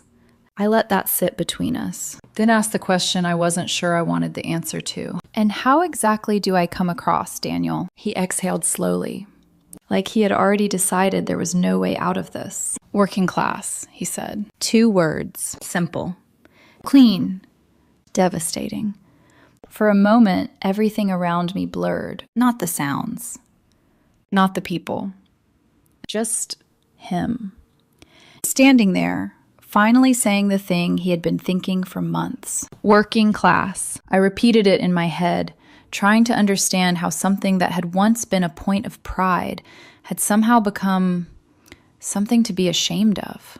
I see, I said quietly. These people went to Ivy League schools, he continued, his voice low but steady now.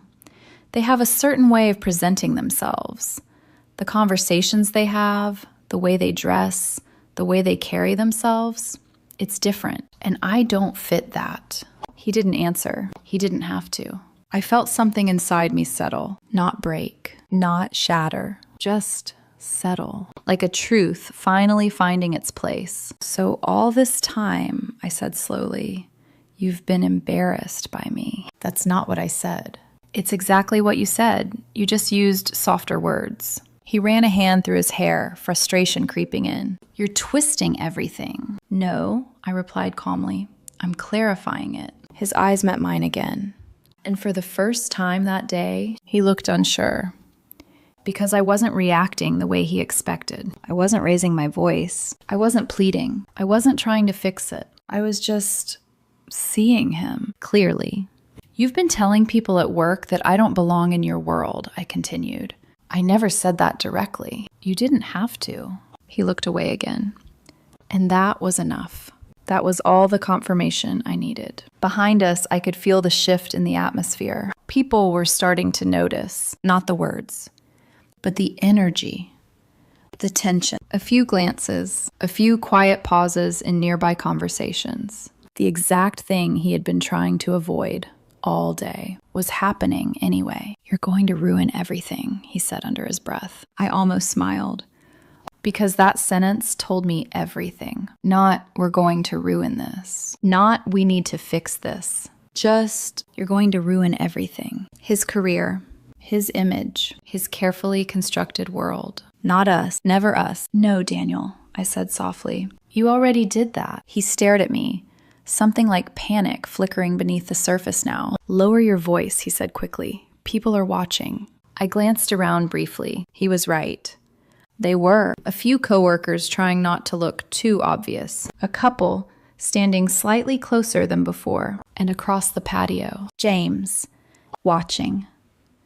Not intrusively, not judgmentally, just aware. You spent this entire day trying to make sure no one saw me, I said, my voice still calm. And now you're worried they might see what exactly? He didn't answer, because there was no version of this that worked in his favor anymore. This is your workplace, I continued. Your world, your people. Yes, and I'm the one who doesn't fit. He hesitated. Yes. There it was again. Clear. Undeniable. Final. I nodded slowly. Thank you, I said. He frowned. For what? For finally being honest. That seemed to unsettle him more than anything else I had said. Because honesty wasn't something he had been expecting to face today. Not like this. Not here. What are you saying? He asked, his voice tightening. I took a breath. And for the first time since we arrived, I felt completely steady. I'm saying, I replied, that maybe we've both been holding on to something that doesn't exist anymore. His expression shifted. Confusion. Then something sharper. You're overreacting. Am I? I glanced past him toward the dessert table, toward James, then back at him. Let me ask you something, I said. When he asked if I was available, his body stiffened slightly. What about it? What was your first thought? He didn't answer. I stepped a little closer, not aggressively, just enough that he couldn't avoid the question. Was it that you love me? I asked quietly. Or was it that someone else might want me? Silence. Heavy. Revealing. And in that silence, I understood everything. You don't want me, I said softly. His eyes snapped back to mine. That's not, but you don't want anyone else to have me either. He didn't deny it. Not directly, because he couldn't. Because the truth had already been exposed. Right there. In the middle of his perfect, controlled world. And for the first time, I wasn't the one trying to hold it together. I was the one letting it fall apart. For a moment, everything went quiet. Not around us. The music was still playing. People were still talking. Glasses still clinked somewhere behind me. But inside, there was this stillness I couldn't escape. Because once something becomes clear, you can't make it unclear again. Daniel was still standing in front of me, waiting for me to say something else. Something emotional, something reactive, something he could manage. But I didn't. I just looked at him, really looked at him. And for the first time in 8 years, I didn't recognize the man in front of me. Not because he had changed suddenly, but because I had finally stopped seeing him through the version of him I wanted to believe in. You're making this into something it's not, he said, his voice lower now, almost controlled again. That tone. The one he used when he wanted to reset things. Minimize. Contain. You're right, I I said quietly. And again, I saw that brief flicker of relief until I continued. It's exactly what it is. That flicker disappeared. What does that even mean? He asked. It means I finally understand. I could feel it now. Not anger, not even sadness, not in the way I expected, just emptiness. The kind that comes when something you've been holding on to for too long finally slips through your fingers. I've been trying to fix something that you already walked away from, I said. I never walked away, he snapped. Not physically, I replied, but you left a long time ago. He shook his head. This is ridiculous. We can talk about this at home. Home. The word felt strange now, like it belonged to a version of us that didn't exist anymore. What's the difference? I asked softly.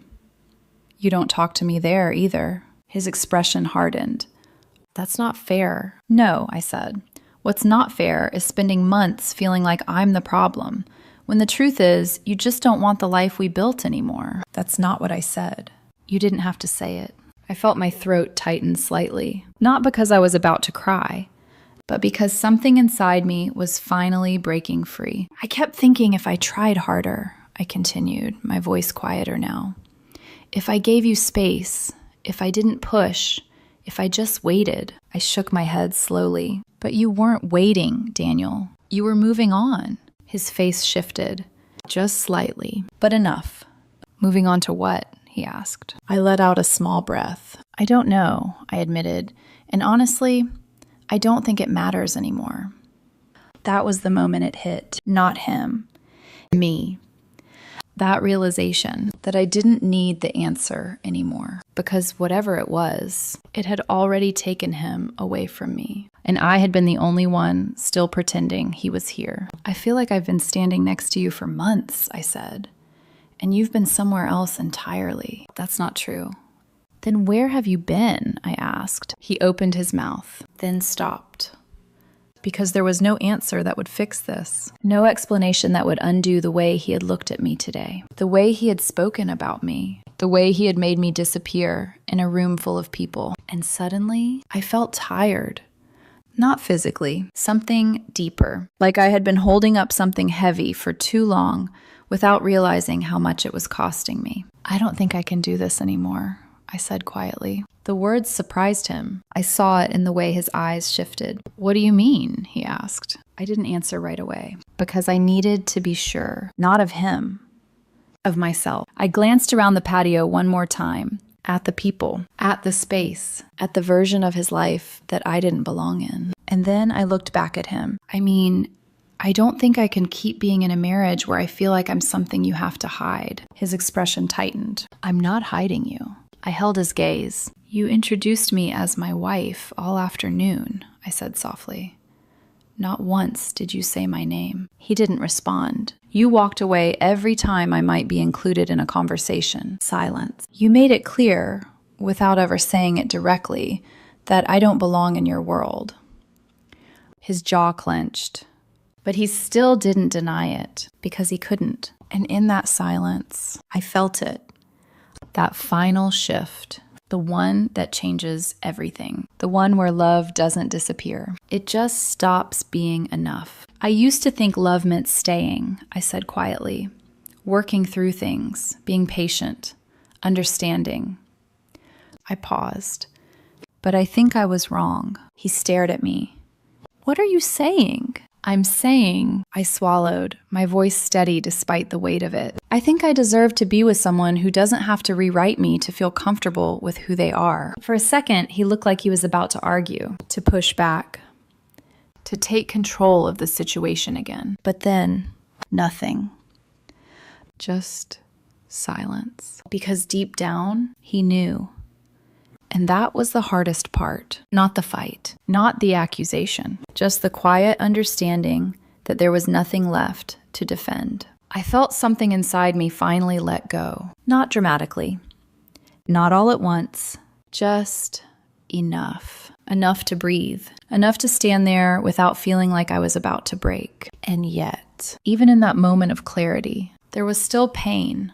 Because this was the man I had chosen, the man I had built a life with, the man I thought I would grow old with. And now, I was standing in the middle of a crowded patio, realizing I had been alone for a long time. For a few seconds, neither of us spoke. The air between us felt heavier now. Not tense in the way arguments usually are, just final. Like something had already ended and we were both standing in the aftermath of it. Then, "I think you're overthinking this," Daniel said. Soft.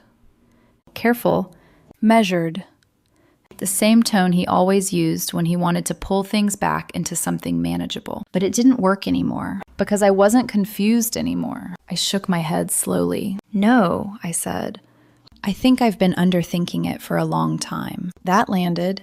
I saw it in the way his expression shifted, just slightly, because this wasn't the version of me he was used to. The one who softened. The one who adjusted, the one who stayed quiet to keep things from breaking. "I'm not trying to hurt you," he said. And for the first time that day, there was something almost sincere in his voice. But it came too late. "I know," I replied. "And that's what makes it worse." He frowned. "How does that make sense?" "Because it means you've been doing all of this without even realizing what it's doing to me." He didn't respond, because there was no easy way to respond to that. I glanced past him again. James was still near the dessert table, not watching directly anymore, but aware, present. And suddenly, I understood something I hadn't fully processed before. He hadn't just seen me. He had seen the truth of what was happening, without me needing to explain it, without me needing to defend it. And that mattered more than I expected. "I asked you something earlier," I said, bringing my attention back to him. When he asked if I was available, his shoulders stiffened slightly. "You never answered." He looked away, then back at me. "I was surprised," he said. "That's all." I held his gaze. "No," I said quietly. "You were threatened." His jaw tightened. "That's not fair." "It is," I replied.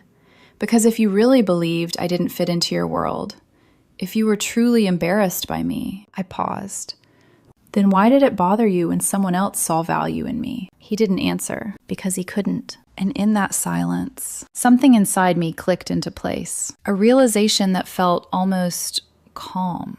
"You don't want me," I said. His eyes flickered. "But you don't want to lose me either." "That's not—" "You want me to stay exactly where I am," I continued. "Close enough to be yours, but small enough not to interfere with the life you actually want." That hit.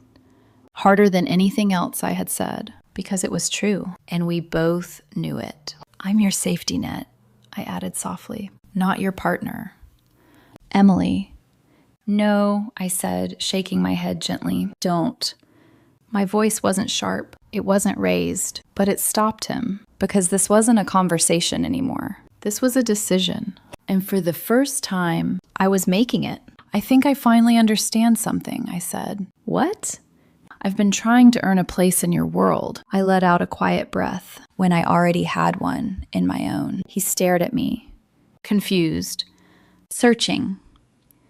But I wasn't explaining it for him anymore. I wasn't trying to make him understand. I was just stating it for myself. "I'm not the problem here," I said. The words felt unfamiliar, but right. And in that moment, I realized how long it had been since I believed that. "You're making a mistake," he said, his voice tightening now. "Am I?"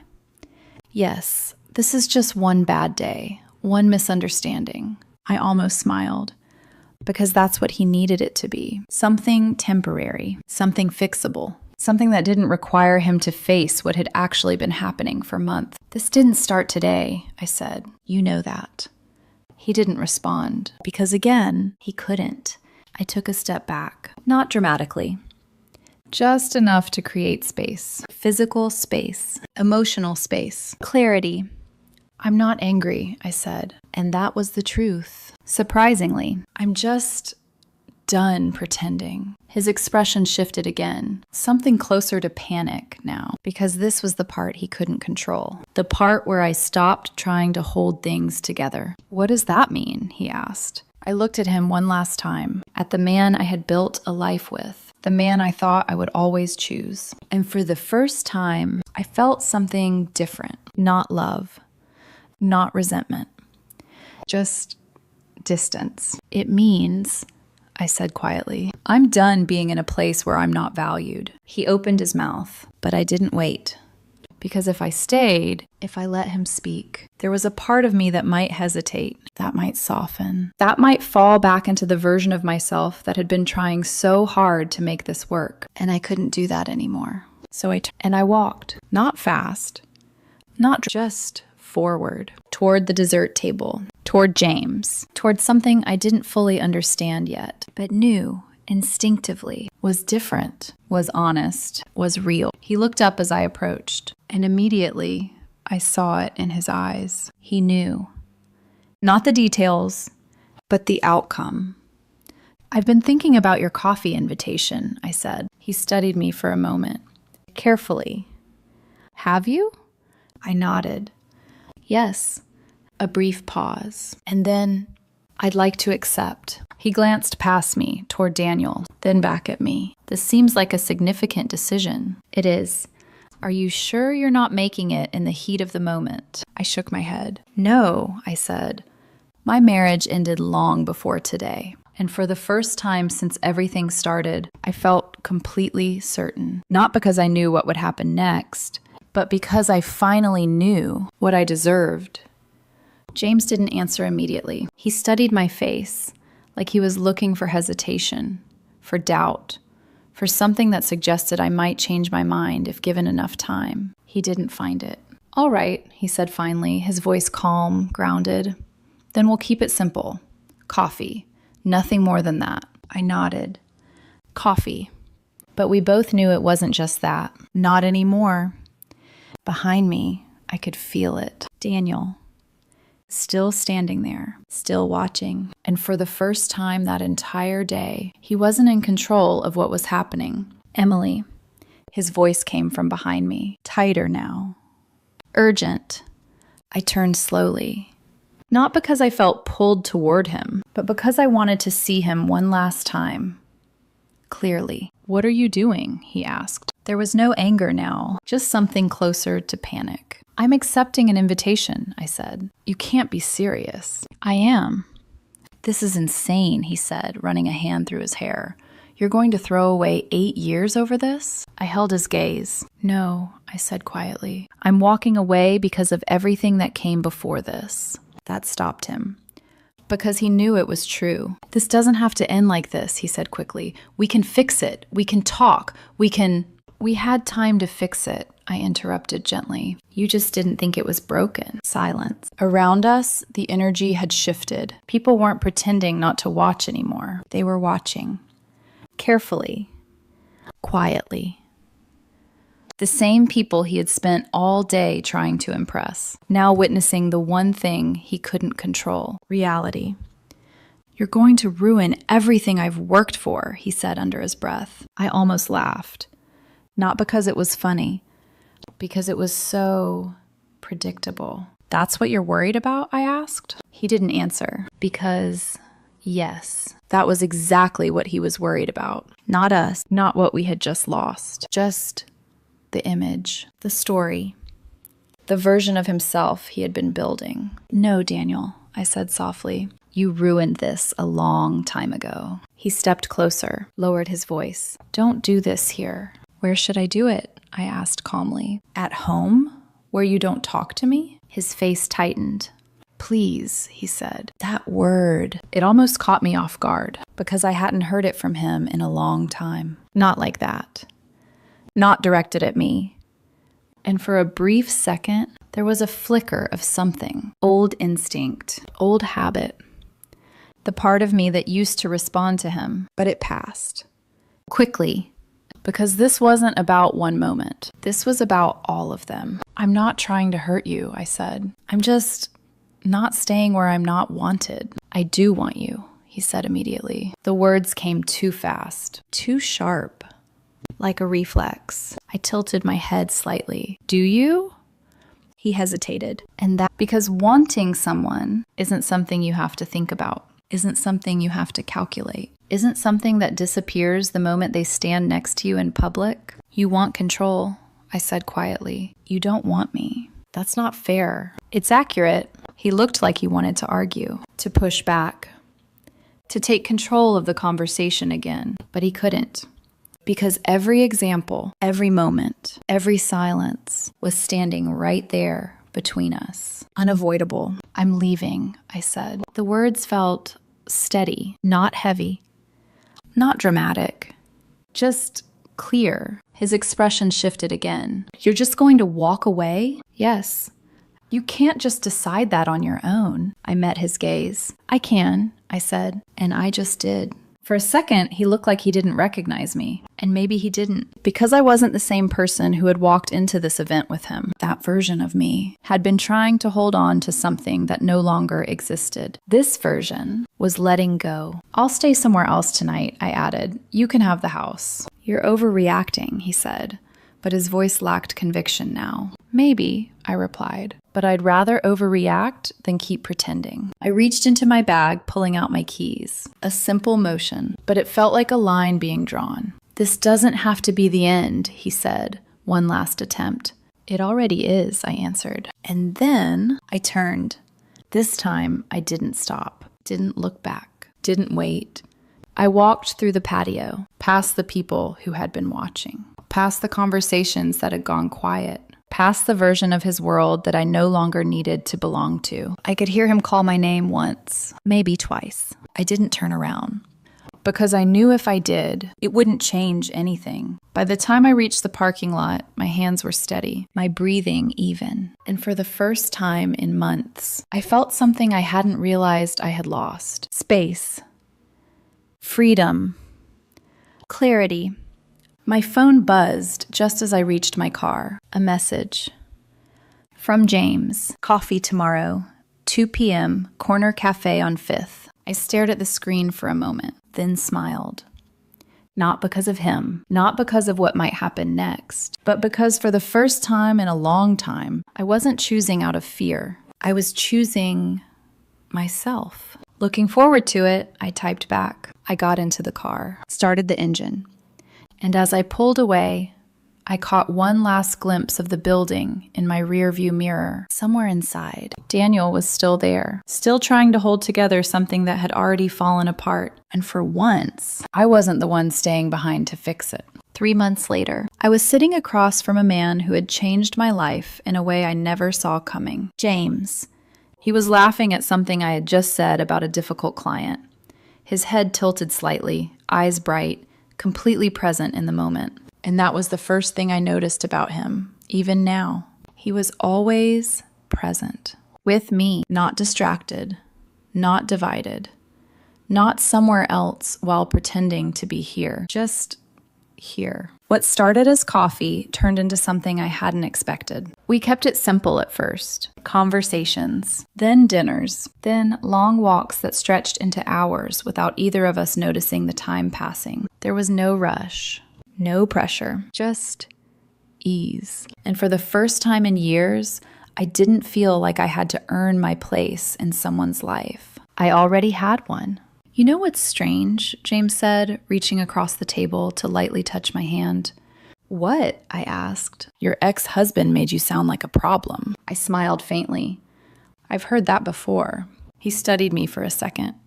I keep waiting to see it, he said. The flaw, the issue, the thing he was so frustrated about. And? He shook his head.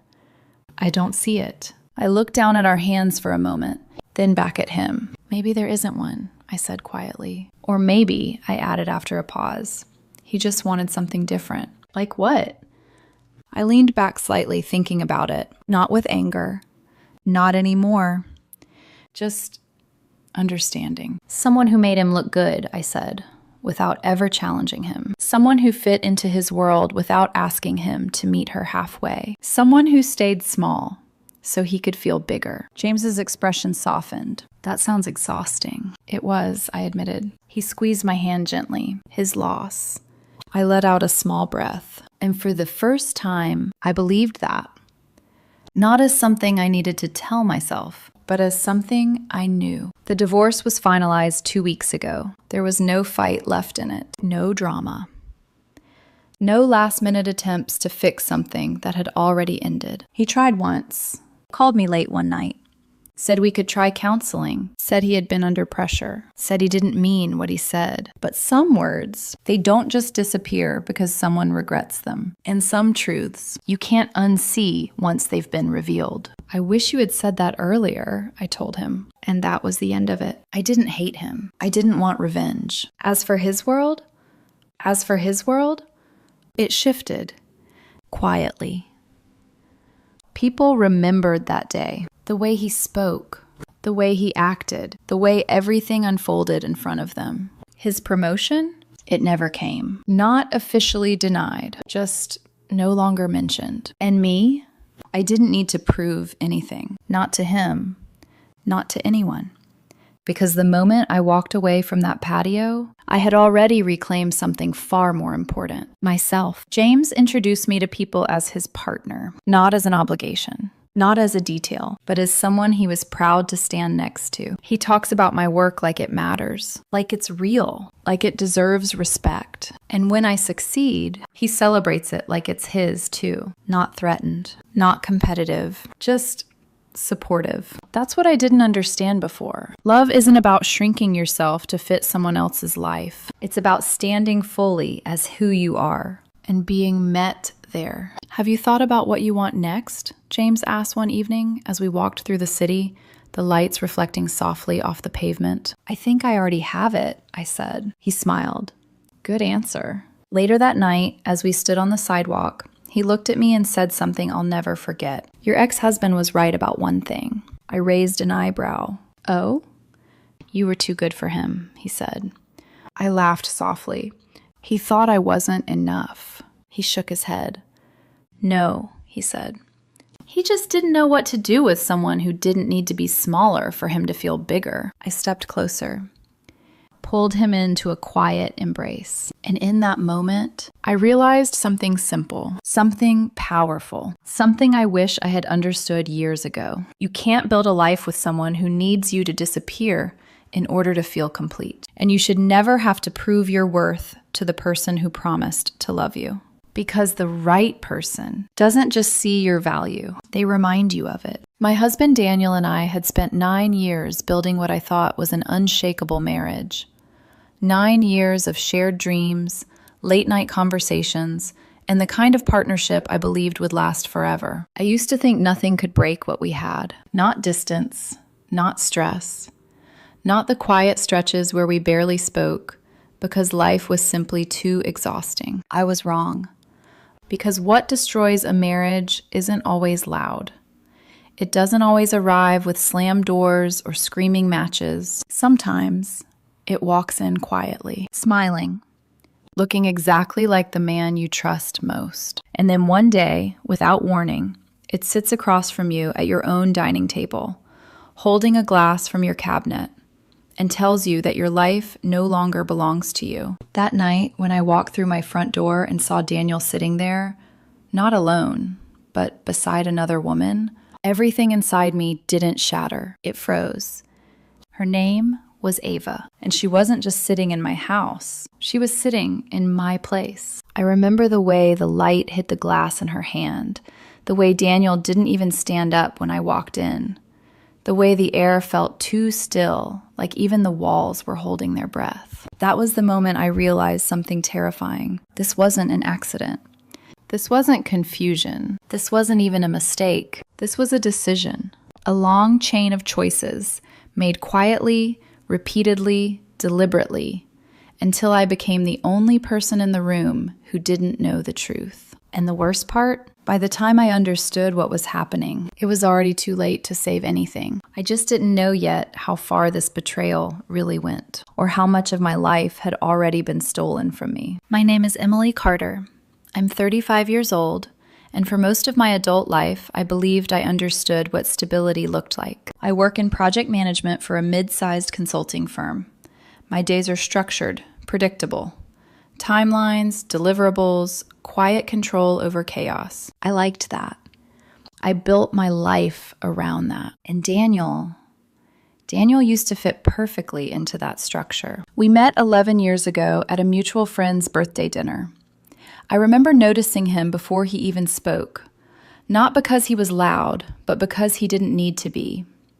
There was something about the way he carried himself, relaxed, confident, like the world naturally made space for him. He made me laugh that night, not in a performative way, not to impress anyone, just easily, like we had known each other longer than we actually had. Careful, he joked at one point, leaning slightly closer across the table. I'm going to assume you like me if you keep laughing like that. I rolled my eyes, but I smiled anyway. I don't like you, I said. I just think you're slightly less annoying than everyone else here. He grinned. I'll take it. That was how it started. Simple, light, effortless. We dated for 2 years before getting married. And those 2 years felt like something out of a version of life I thought only existed in other people's stories. Late night drives with no destination. Weekend trips planned last minute. Long conversations that stretched past midnight, where we talked about everything: careers, family, fears we didn't admit to anyone else. Daniel had this way of making me feel chosen. Like out of everything in his world, I was the one thing he was sure about. You're different, he told me once, brushing a strand of hair away from my face. You don't just exist in my life, Emily. You make it better. I believed him. Completely. Marriage felt like a natural continuation of that certainty. The first few years were good. Not perfect, but real. We built routines. Sunday mornings with coffee in the kitchen, sunlight spilling across the counter. Movie nights where we'd argue over what to watch and end up falling asleep halfway through anyway. Small arguments that never lasted long because neither of us knew how to stay angry at the other. We weren't dramatic. We were steady. And I thought steady meant safe. But looking back now, I can see the shift. It didn't happen all at once. It never does. It started with small things that felt easy to dismiss. Daniel began staying later at work. At first, it made sense. His role had expanded. More responsibility, more pressure. I've got a campaign deadline, he'd say, grabbing his jacket without really looking at me. You know how this goes. I would nod.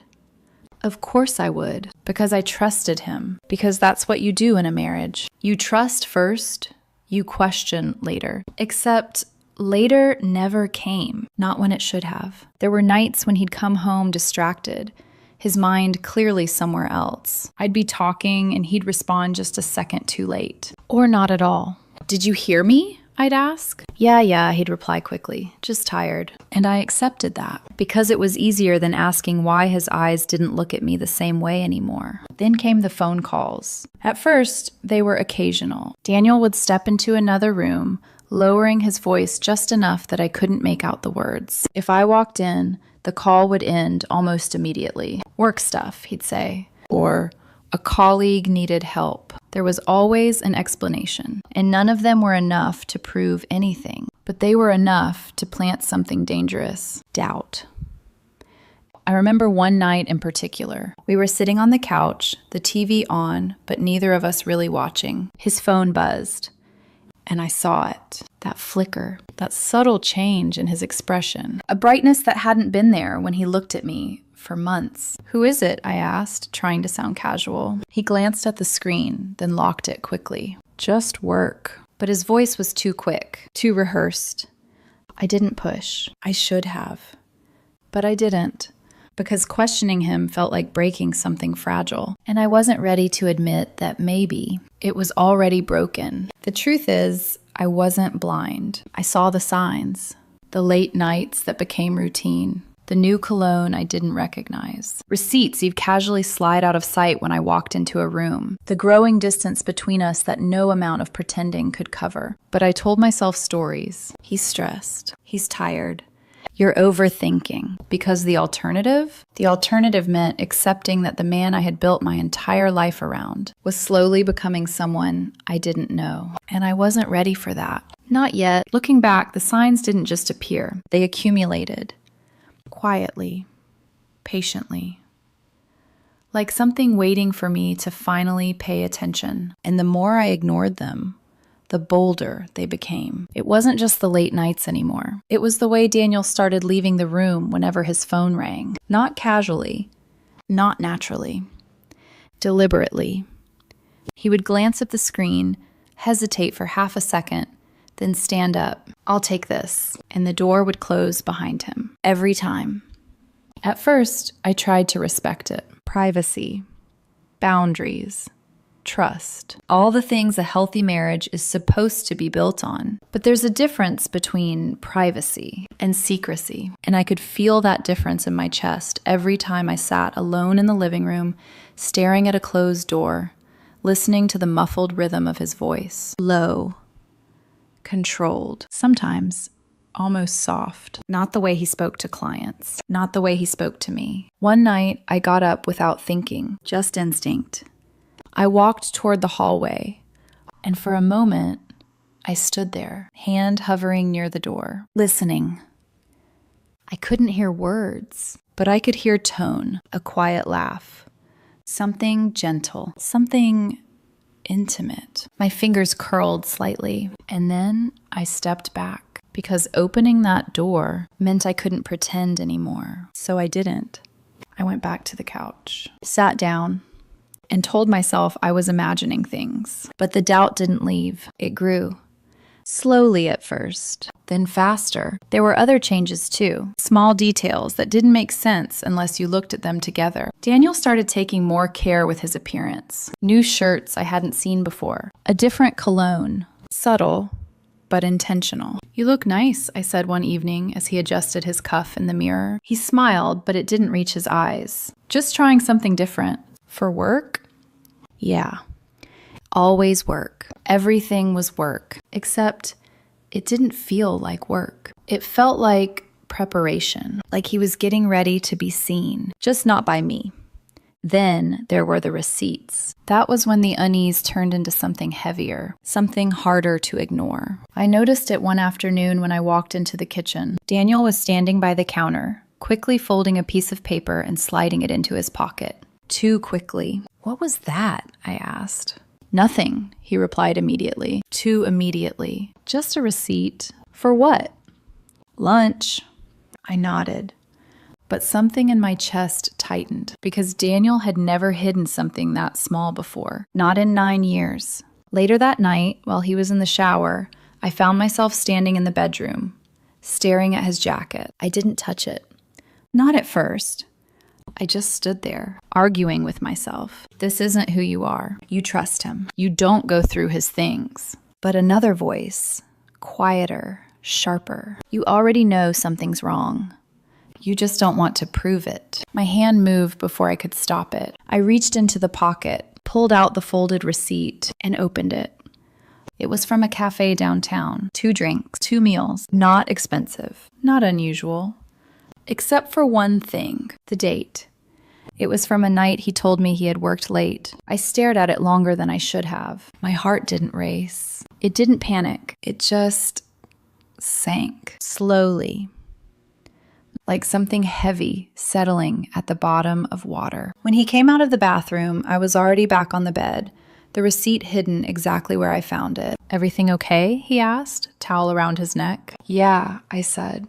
And I meant it, because in that moment, something inside me had already shifted. I wasn't confused anymore. I wasn't unsure. I just wasn't ready to say it out loud. The following weeks felt like living inside a quiet tension that never broke.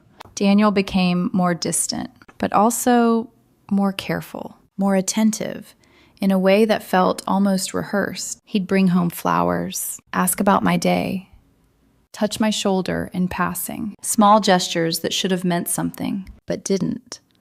Because they felt like compensation, not connection. And the worst part, I started playing along, smiling when I was supposed to, laughing when it was expected, sitting across from him at dinner like nothing had changed, while every instinct in my body told me everything had. There was one moment I couldn't ignore. We were having dinner, quiet, routine, the kind of silence that used to feel comfortable, but now just felt empty. I picked up my glass, took a sip, and then, casually, I asked, "How's work?"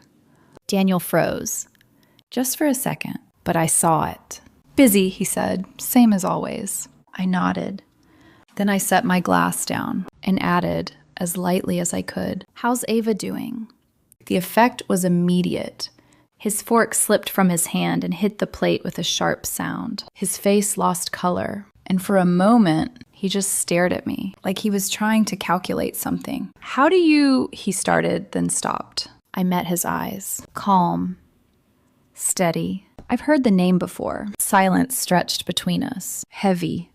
Pressurized. Then he forced a smile. "She's just a colleague." Of course. I didn't push further. I didn't need to. Because in that moment, I saw it clearly. The fear. The guilt. The truth.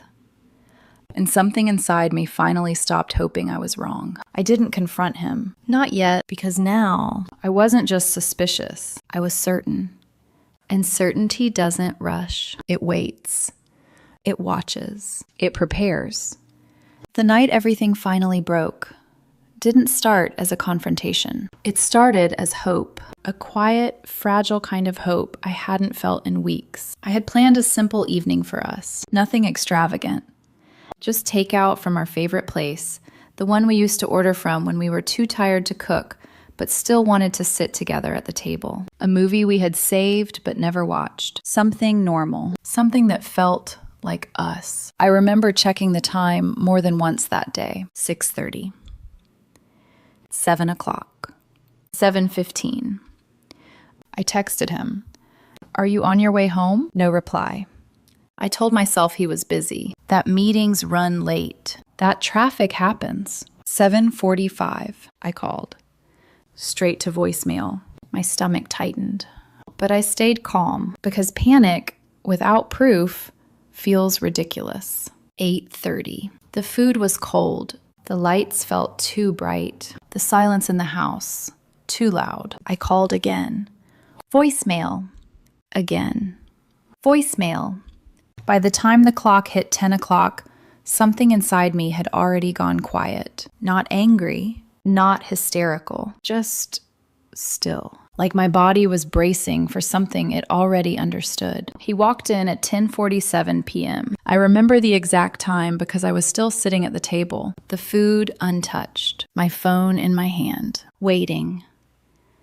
The door opened slowly, and there he was, Daniel.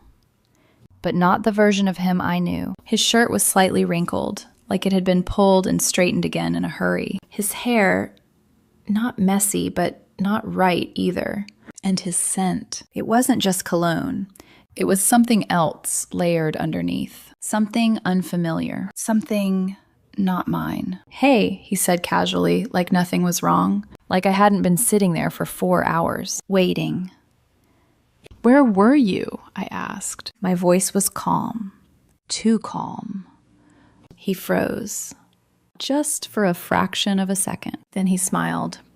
That same practiced smile I had started to recognize. "Ava and I grabbed drinks after work," he said, shrugging slightly. Lost track of time. Ava. He said her name so easily, like it didn't mean anything. Like it didn't land in my chest like something sharp. "You couldn't send a message?" I asked. "In 4 hours?" His smile faltered. Just a little. "You're right," he said quickly. "I should have. I'm sorry." I watched him. Really watched him. The way he avoided my eyes. The way his fingers adjusted his sleeve. The way his apology came. Too fast. Too smooth. It wasn't remorse. It was damage control. I stood up slowly, walked past him, close enough to feel the warmth of his body, close enough to notice the faint trace of perfume on his collar. And that was the moment. That was the exact moment something inside me stopped holding on, because no explanation could cover that. No excuse could soften it. He didn't stop me, didn't reach for me, didn't even turn around. And somehow, that hurt more than anything else. The next few days, the pattern repeated. Late nights, excuses, that same name, slipping into conversations like it belonged there. Ava. Ava said this. Ava handled that. Ava stayed late too, like she had become part of our marriage without my permission. And then, the final piece. It happened on a Tuesday. I wasn't looking for anything, at least that's what I told myself. I was in our bedroom, searching for the spare car keys. I checked his jacket, his drawer, and then his bag. At the bottom, buried under documents and a notebook, I found it. A receipt from a place I recognized immediately. Mancini's, our place. The restaurant we had gone to for anniversaries, promotions, milestones. The kind of place you don't just go to casually. My hands were steady as I unfolded it. Dinner for two, wine pairing, an amount that made my chest tighten, and the date. 2 weeks ago, a night he told me he was working late. I stared at it for a long time, long enough for the room to feel smaller, for the air to feel heavier, for everything to finally align. The late nights, the phone calls, the distance, the way he flinched when I touched him. It all pointed to the same truth. Not a possibility, not a suspicion, a fact. Daniel wasn't just lying to me. He was living a second life, and I wasn't part of it. I sat in my study that night, the receipt lying flat on the desk under the lamp. My mind didn't race. It didn't spiral. It just processed. Cold. Clear. Final. I could confront him. Scream. Demand answers. But what would that change? He would lie. Deny. Twist the truth until it barely resembled reality. No. If I was going to face this, I needed certainty, not emotion, not assumptions, proof. And that was the moment I made the decision that would change everything. I picked up my phone, scrolled through contacts I hadn't touched in years, and stopped at one name, Michael, an old college friend, now a private investigator. My thumb hovered over the screen for a second. Then I pressed call. He answered on the second ring. Emily? His voice was the same, steady, grounded. I need your help, I said. There was a pause. Not confusion, not hesitation, just understanding. I'm listening. And just like that, the line between my old life and what was coming next disappeared. The moment I asked Michael for help, something inside me shifted. Not stronger, not colder, just clearer. For the first time in weeks, I wasn't reacting anymore. I was choosing. I need to know the truth, I told him over the phone, my voice steady despite everything building underneath it. There was a brief silence. Then Michael said quietly, "Are you sure you're ready for that?" I closed my eyes, because that question mattered more than anything else. Ready. What does ready even mean when the truth might destroy everything you've built your life on? I don't think I have a choice, I replied. Another pause. Then, simple and direct. Give me a few days. The call ended. And just like that, I became someone I didn't recognize. Because the next few days weren't about grief. They were about control. Every evening, I sat across from Daniel at the dinner table like nothing had changed. Like I didn't know. Like I wasn't waiting. Watching. Measuring every word he said, every expression, every lie. Long day? I asked one night, cutting into my food like it was any normal evening. Yeah, he sighed. Back-to-back meetings. I nodded. Sounds exhausting. It is. He smiled at me, and I smiled back. That was the part that hurt the most. Not the affair. Not even the betrayal. But the ease with which he could sit there, look me in the eye, and pretend. As if 9 years meant nothing. As if I meant nothing. There was one moment I couldn't shake. He told me a story about work. Something about a client meeting that went wrong. He laughed while he explained it. Animated. Relaxed. For a second, I just watched him, and a thought slipped in quietly. Is this even real? Or is this another version of him, carefully constructed for me? Emily, he said suddenly, you're quiet. I blinked, forced myself back. Just tired, I replied. He reached across the table, touched my hand. Hey, he said softly, we'll take a weekend off soon, okay? Just the two of us. The irony of that almost made me laugh, but I didn't. I just nodded. Yeah, that sounds nice. Because in that moment, I realized something painful. He didn't think I knew, which meant he thought he still had control. And that gave me something I hadn't had before. Time. The waiting was unbearable. Every hour stretched. Every moment felt like it was building towards something I couldn't stop. I stopped checking his phone, stopped looking for clues, because I didn't need fragments anymore. I needed the full picture, but that didn't stop the questions. Late at night, lying beside him while he slept, I stared at the ceiling, listening to his breathing. And I asked myself the same thing over and over again. When did it start? Was there a moment I missed? A conversation I should have questioned? A silence I should have filled? Was I not enough? That question was the most dangerous because it didn't accuse him. It blamed me. And for a while, I let it. Maybe I became predictable, too focused on work, too comfortable. Maybe I stopped trying. Maybe. No. I whispered it into the dark because deep down, I knew the truth. Love doesn't disappear because things get quiet. People don't betray you because you didn't try hard enough. They betray you because they choose to. That realization didn't make it hurt less, but it changed something. It pulled me out of the spiral, gave me something solid to stand on. The fourth day, Michael called. I was at work when my phone buzzed, his name on the screen. For a second, I just stared at it. My heart didn't race. It slowed, like everything in me was bracing. I stepped outside, answered. "Emily," he said. His tone was professional, but heavy. "We need to meet." My fingers tightened around the phone. "You found something?" It wasn't a question. "Yes." A pause. Then, quieter. "You should see this in person." I nodded, even though he couldn't see me. "Okay." We set a time. An hour later, his office downtown. The drive there felt unreal, like I was moving through something that hadn't fully happened yet. Part of me still held on to something small, something desperate. Maybe I'm wrong. Maybe it's not what I think. Maybe there's an explanation. But deep down, I already knew. When I walked into his office, Michael was already there, sitting behind his desk, a folder in front of him. Thick. Too thick. He didn't smile, didn't try to soften anything. "Sit down," he said gently. I did. My hands rested in my lap, still, controlled, but I could feel it. That quiet pressure building beneath the surface. He slid the folder toward me. I followed him for 3 days. My chest tightened.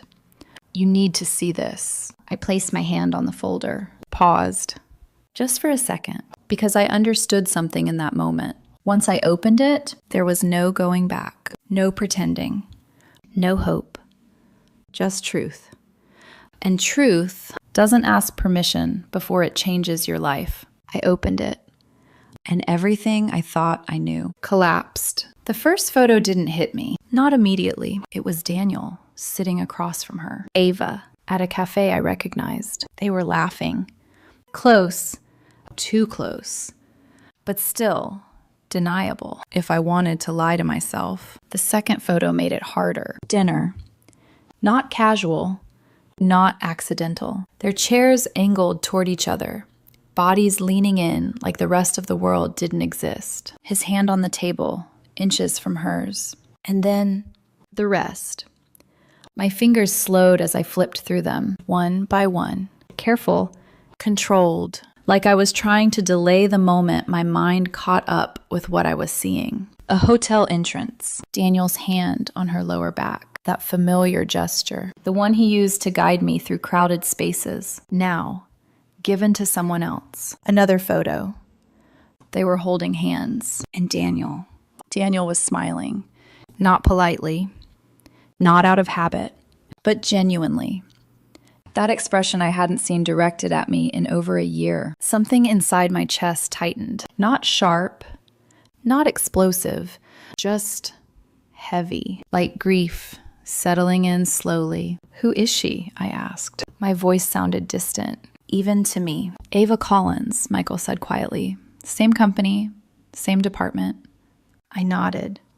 Of course she was. That made it easier, more convenient, more hidden. "How long?" "At least 4 months," he replied. "Probably longer." 4 months. The number echoed.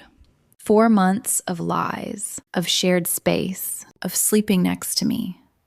while giving himself to someone else. I closed the folder, not because I had seen everything, but because I had seen enough. The drive home felt longer than it should have. I didn't cry, didn't scream, didn't even feel anger.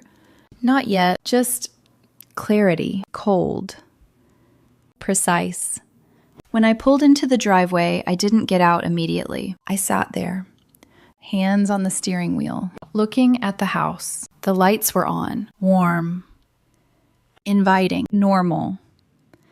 And that was the most unsettling part, because nothing about it was real anymore. When I walked inside, Daniel was in the living room, relaxed, scrolling through his phone. He looked up when he saw me. "Hey," he said.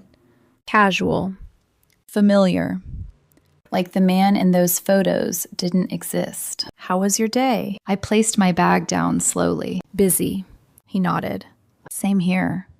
Of course it was. Always the same answer. I watched him for a moment, studied the details, the ease, the comfort, and I realized something chilling. He had perfected this double life, this balance between truth and lies, and he thought he could keep doing it indefinitely. "Dinner?" he asked. "I already ate." "Without me?" He smiled lightly. There was no guilt, no hesitation, just habit. "I was hungry," I replied. He shrugged. "Fair enough." And just like that, the conversation moved on, like nothing had happened, like everything hadn't changed. That night, lying beside him, I stayed awake, not staring at the ceiling this time, but watching him. The way his body relaxed, the way his breathing slowed, the way he looked, peaceful, as if he hadn't just destroyed 9 years of our life together. I should have felt rage, but instead, I felt distance, like I was already stepping outside of something I hadn't physically left yet. The next few days, everything intensified, not externally, but internally. I noticed everything now. The way he angled the screen away from me, the way he smiled at messages he never shared. One evening, same table, same routine, different reality. I decided to push, just slightly. "How's work?" I asked. He stood barely noticeable, but I saw it. "Busy," he said. I nodded. Then, without looking at him, I added, "How's Ava?" The song was heavy, thick. His foot clattered against the plate. "Why do you keep asking about her?" he said, forcing a small laugh. "I'm just curious." "She's fine," he replied quickly. "Just a colleague." "Of course." I didn't look up. Didn't challenge him, because I didn't need to anymore. The truth wasn't something I was chasing. It was something I already had. Later that night, something else shifted. Michael called. I dug deeper, he said. My grip tightened on the phone, and there was a pause. Longer this time. "He's not just cheating," Michael continued. "There's something else." My chest tightened slightly. "What do you mean?" "His name is connected to financial irregularities at the company. Embezzlement. Small amounts over time, but it adds up." I leaned against the wall, processing. "And Ava?" Another pause. That's where it gets complicated. My heart slowed. Not faster. Slower. "Say it." "There's a shell company tied to the money," he said. "And it's registered under your husband's name." Everything inside me went still. For a moment, I didn't breathe. "Are you sure?" I asked quietly. "Yes." My mind moved quickly, connecting pieces. Daniel's late nights, the secrecy, the urgency. But more than that, something else surfaced. Something darker. This wasn't just betrayal anymore. This was risk. Legal. Financial. Destructive. And Daniel had pulled himself into something far worse than an affair. "If this comes out," Michael added, "he's going down with it." I closed my eyes, because that changed everything. Not emotionally, strategically. This wasn't just about what he had done to me. It was about what he had become and what that meant for me. If I stayed silent, "I want everything," I said. "Every detail, every record, every piece of proof." There was no hesitation this time. "Understood." The call ended. And for the first time since all of this began, I felt something new. Not pain, not confusion, power. Because now, this wasn't just his secret anymore. It was mine too. And I knew exactly how dangerous that could be. There's a moment in every story like this, where everything becomes too clear, too undeniable, too heavy to carry the way you used to. And for me, that moment didn't come with a scream. It came quietly. Late at night, in the same bed I had shared with Daniel for 9 years. He was asleep beside me, breathing steadily, peacefully, like nothing in his world was falling apart. And I was lying there, wide awake, staring into the dark, trying to understand how I had become a stranger in my own life. I turned my head slightly, looked at him, really looked. The lines of his face, the familiarity of it, the man I had memorized over years. And yet, he felt distant, like someone I used to know, someone who no longer existed, or maybe someone who had never really been who I thought he was. That thought, it didn't hurt in a sharp way. It hollowed me out, because it meant everything I had believed in might have been built on something fragile from the beginning. I closed my eyes, but sleep didn't come, only questions, endless, relentless. When did I lose him? Or worse, did I ever really have him at all? The next morning, I moved through the house like a ghost. Coffee, shower, clothes, routine. Everything looked the same, but nothing felt the same. Daniel kissed my cheek before leaving. "See you tonight," he said. Like we were still us. Like everything was intact. I nodded.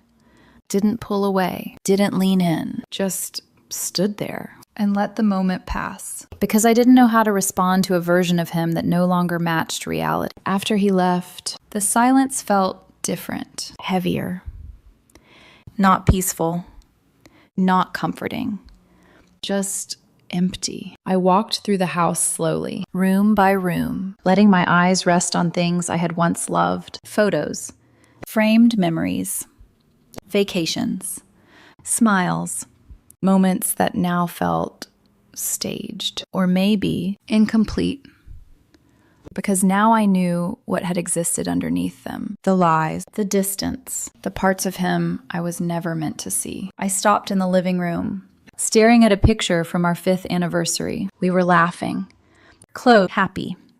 At least it looked that way. My fingers hovered near the frame, then because touching it felt like touching something that wasn't real anymore. And that was the breaking point. Not the photos, not even the lies, but the realization that I couldn't trust my own memories, that everything I thought was solid could be questioned, could be reinterpreted, could be false. I sank onto the couch, slowly.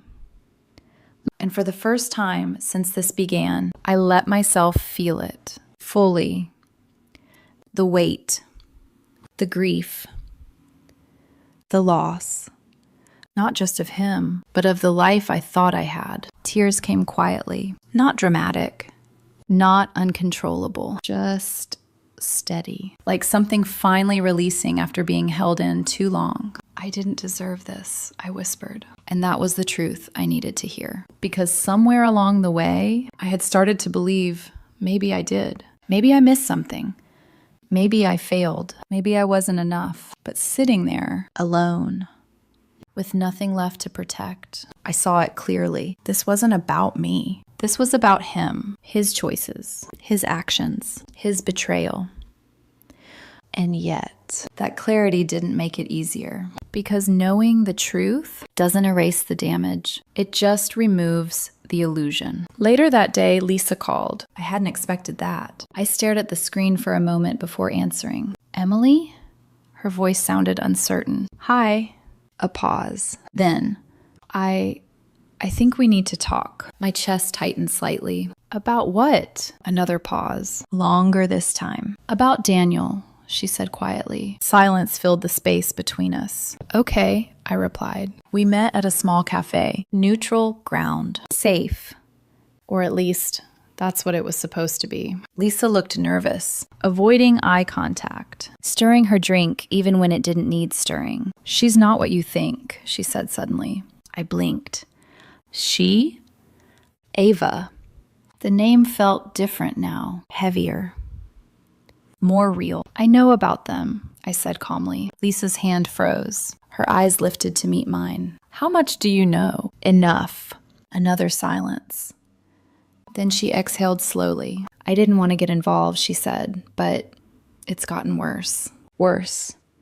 The word echoed. How? I asked. Lisa hesitated, then leaned forward slightly. Daniel isn't thinking clearly, she said. He's obsessed with her. Something in my chest shifted. Not surprise. Something deeper. Finality. He thinks she understands him, Lisa continued, that she gives him something he was missing. I let out a quiet breath. Of course he did. That doesn't excuse anything, she added quickly. I think he's going to ruin everything if this keeps going. Too late.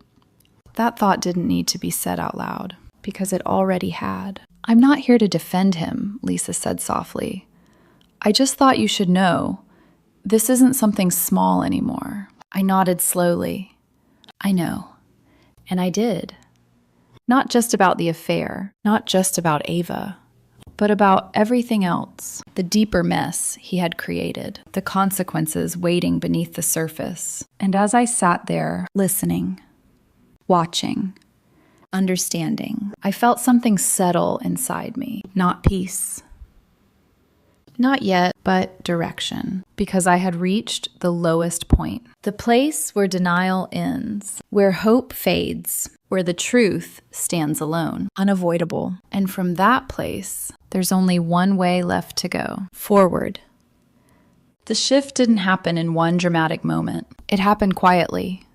But once it started, it didn't stop. After meeting Lisa, I went home and sat alone in the living room for a long time. No TV, no music, just silence. And for the first time since everything began, I wasn't thinking about what Daniel had done. I was thinking about what I was going to do next. That difference, it changed everything. Because up until that point, I had been reacting, processing, enduring.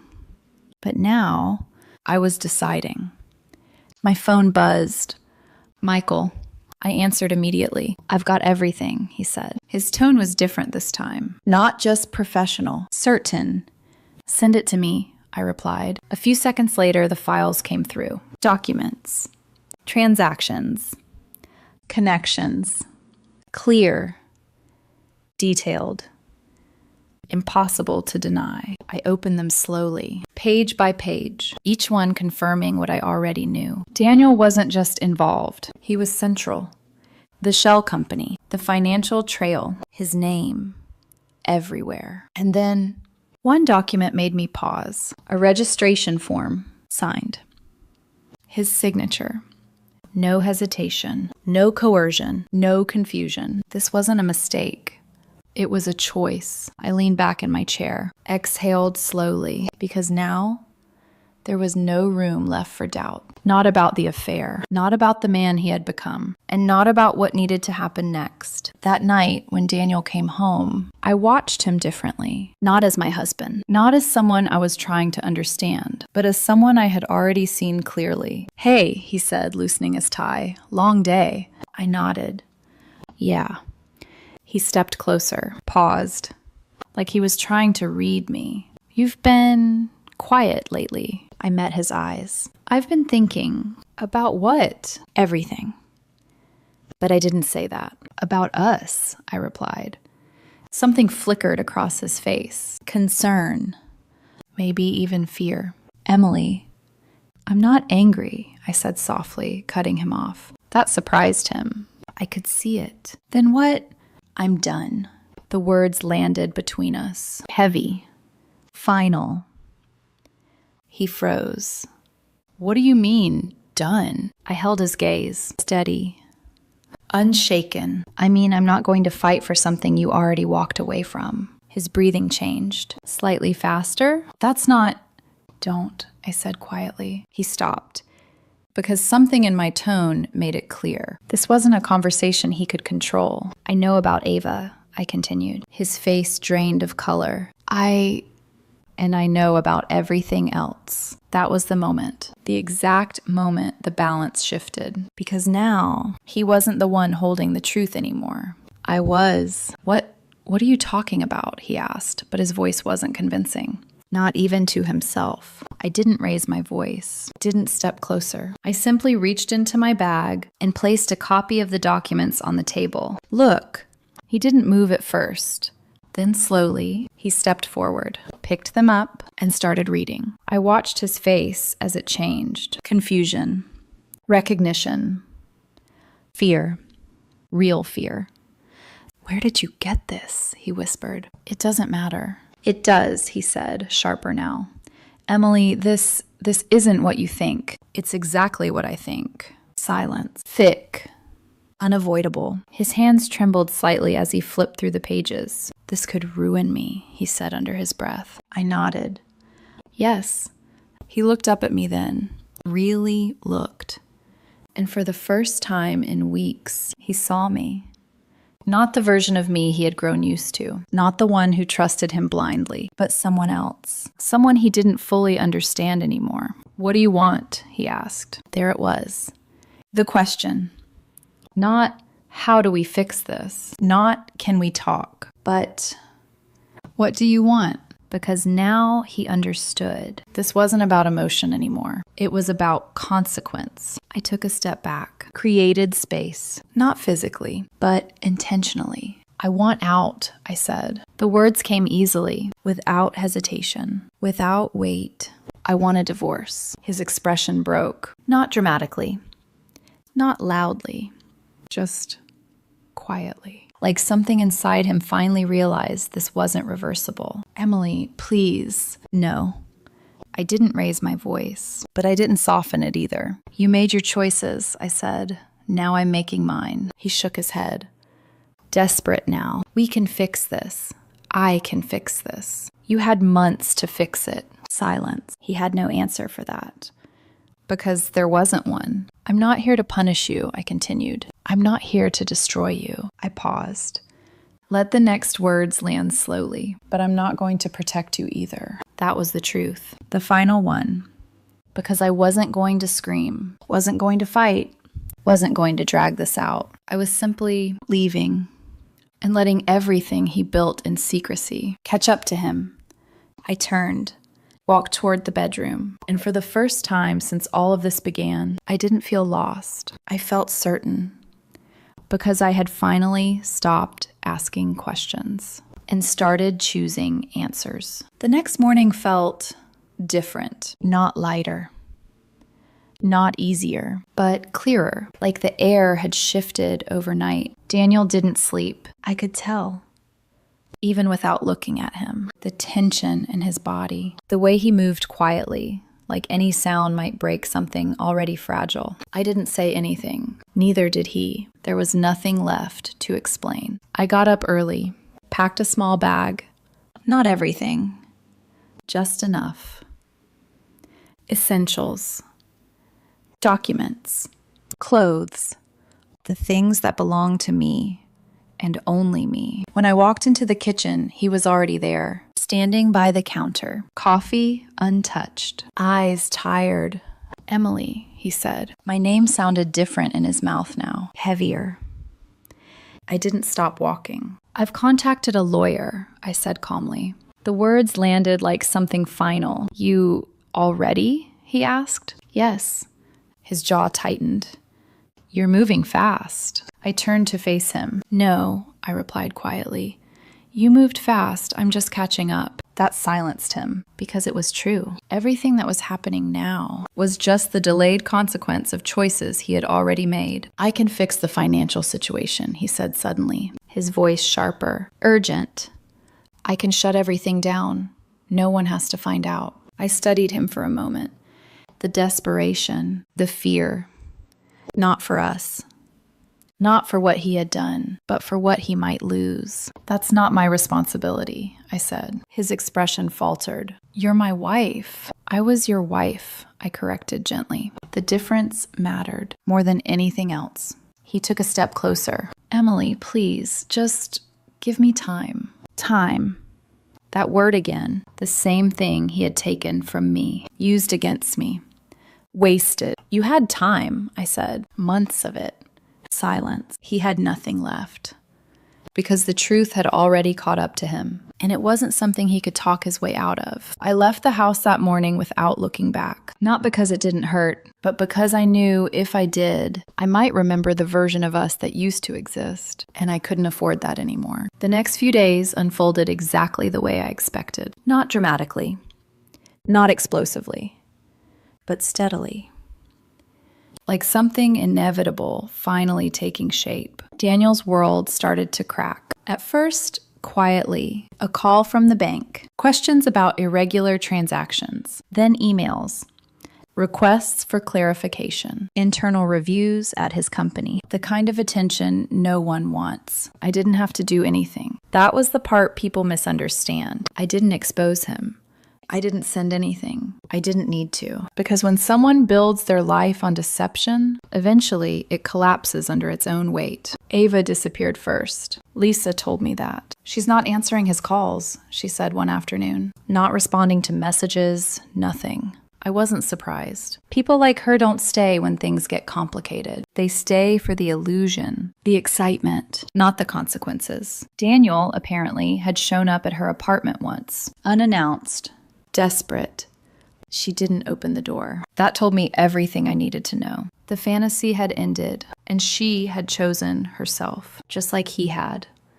Only now, he was the one left behind. Then came his friends, the same people who used to fill our house during weekends, laughing, talking, drinking.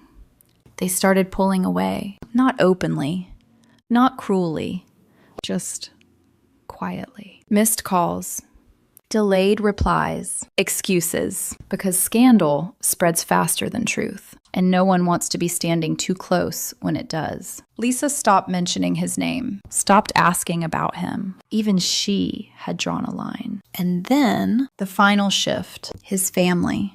They called me. Not him. Me. Emily, his mother said, her voice tight. We heard something's going on. I closed my eyes for a moment, took a breath. Yes, I replied. A long pause. Then, we're disappointed in him. Not angry, not defensive, just disappointed. That was worse. Because it meant even they couldn't justify what he had done. He made his choices, I said quietly, and now he has to face them. She didn't argue, didn't defend him, because she knew. Deep down, there was nothing left to defend. A week later, I returned to the house, not to stay, just to finish what needed to be done. Pack the rest of my things, close that chapter completely. Daniel was there, sitting in the living room, alone. The house felt different, empty. Not physically, but emotionally, like something had been stripped out of it. When he saw me, he stood up, slowly. Emily. His voice was weaker now, not controlled, not confident, just tired. I didn't move closer, didn't soften. I'm here to get the rest of my things. He nodded. Of course he did, because that's all there was left to do. I never thought it would end like this, he said quietly. I paused. Just for a second. Neither did I. That was the truth. But it didn't change anything, because endings don't care about expectations. They happen anyway. I walked past him, into the bedroom, packed the last of what mattered, left behind what didn't. Memories, objects, pieces of a life that no longer belonged to me. When I came back out, he was still standing there, like he hadn't moved. Is this really it? He asked. I looked at him, really looked. And for the first time, I didn't see my husband. I saw a man who had made a series of choices and was now living with them. Yes, I said. And this time, there was no hesitation, no doubt, no pain strong enough to change it. Just certainty. I walked to the door, opened it, and stepped outside without looking back, because I didn't need to see what I had already left behind. For a long time, I thought the hardest part would be leaving, packing my things, walking out the door, saying goodbye to a life I had spent nearly a decade building. But I was wrong. The hardest part came after. The silence, the space, The moments where there was no one else in the room to distract me from my own thoughts. I moved into a smaller place. Nothing special. Just quiet. Just mine. The first night there, I sat on the floor with a cup of tea that had already gone cold, surrounded by half-unpacked boxes. And for the first time in a long time, I let myself breathe. Not because everything was okay, but because nothing was pretending anymore. There were no lies in that space, no hidden messages, no second life happening just out of reach. Just me. And the truth. Healing didn't come all at once. It never does. There were mornings I woke up and reached for my phone, forgetting for a second that there was no one I needed to check in with anymore. There were moments when a memory would hit me out of nowhere. A laugh. A trip. A version of us that felt real at the time. And it would hurt, not because I wanted him back, but because I had to accept that what I thought we had wasn't what I believed it to be. But slowly, something else began to grow. Not strength. Not yet, just awareness. Clarity. The kind that only comes after everything else has been stripped away. I started noticing things I had ignored before. The way I used to shrink parts of myself to keep the peace. The way I avoided asking difficult questions because I didn't want difficult answers. The way I held on to something simply because I had invested so much time into it. And I realized something important. Time doesn't validate a relationship. Truth does. And without truth, everything else is just a version of something that looks real until it isn't. I didn't become a different person after all of this. I didn't suddenly turn into someone fearless or untouchable. I was still me, still emotional, still human.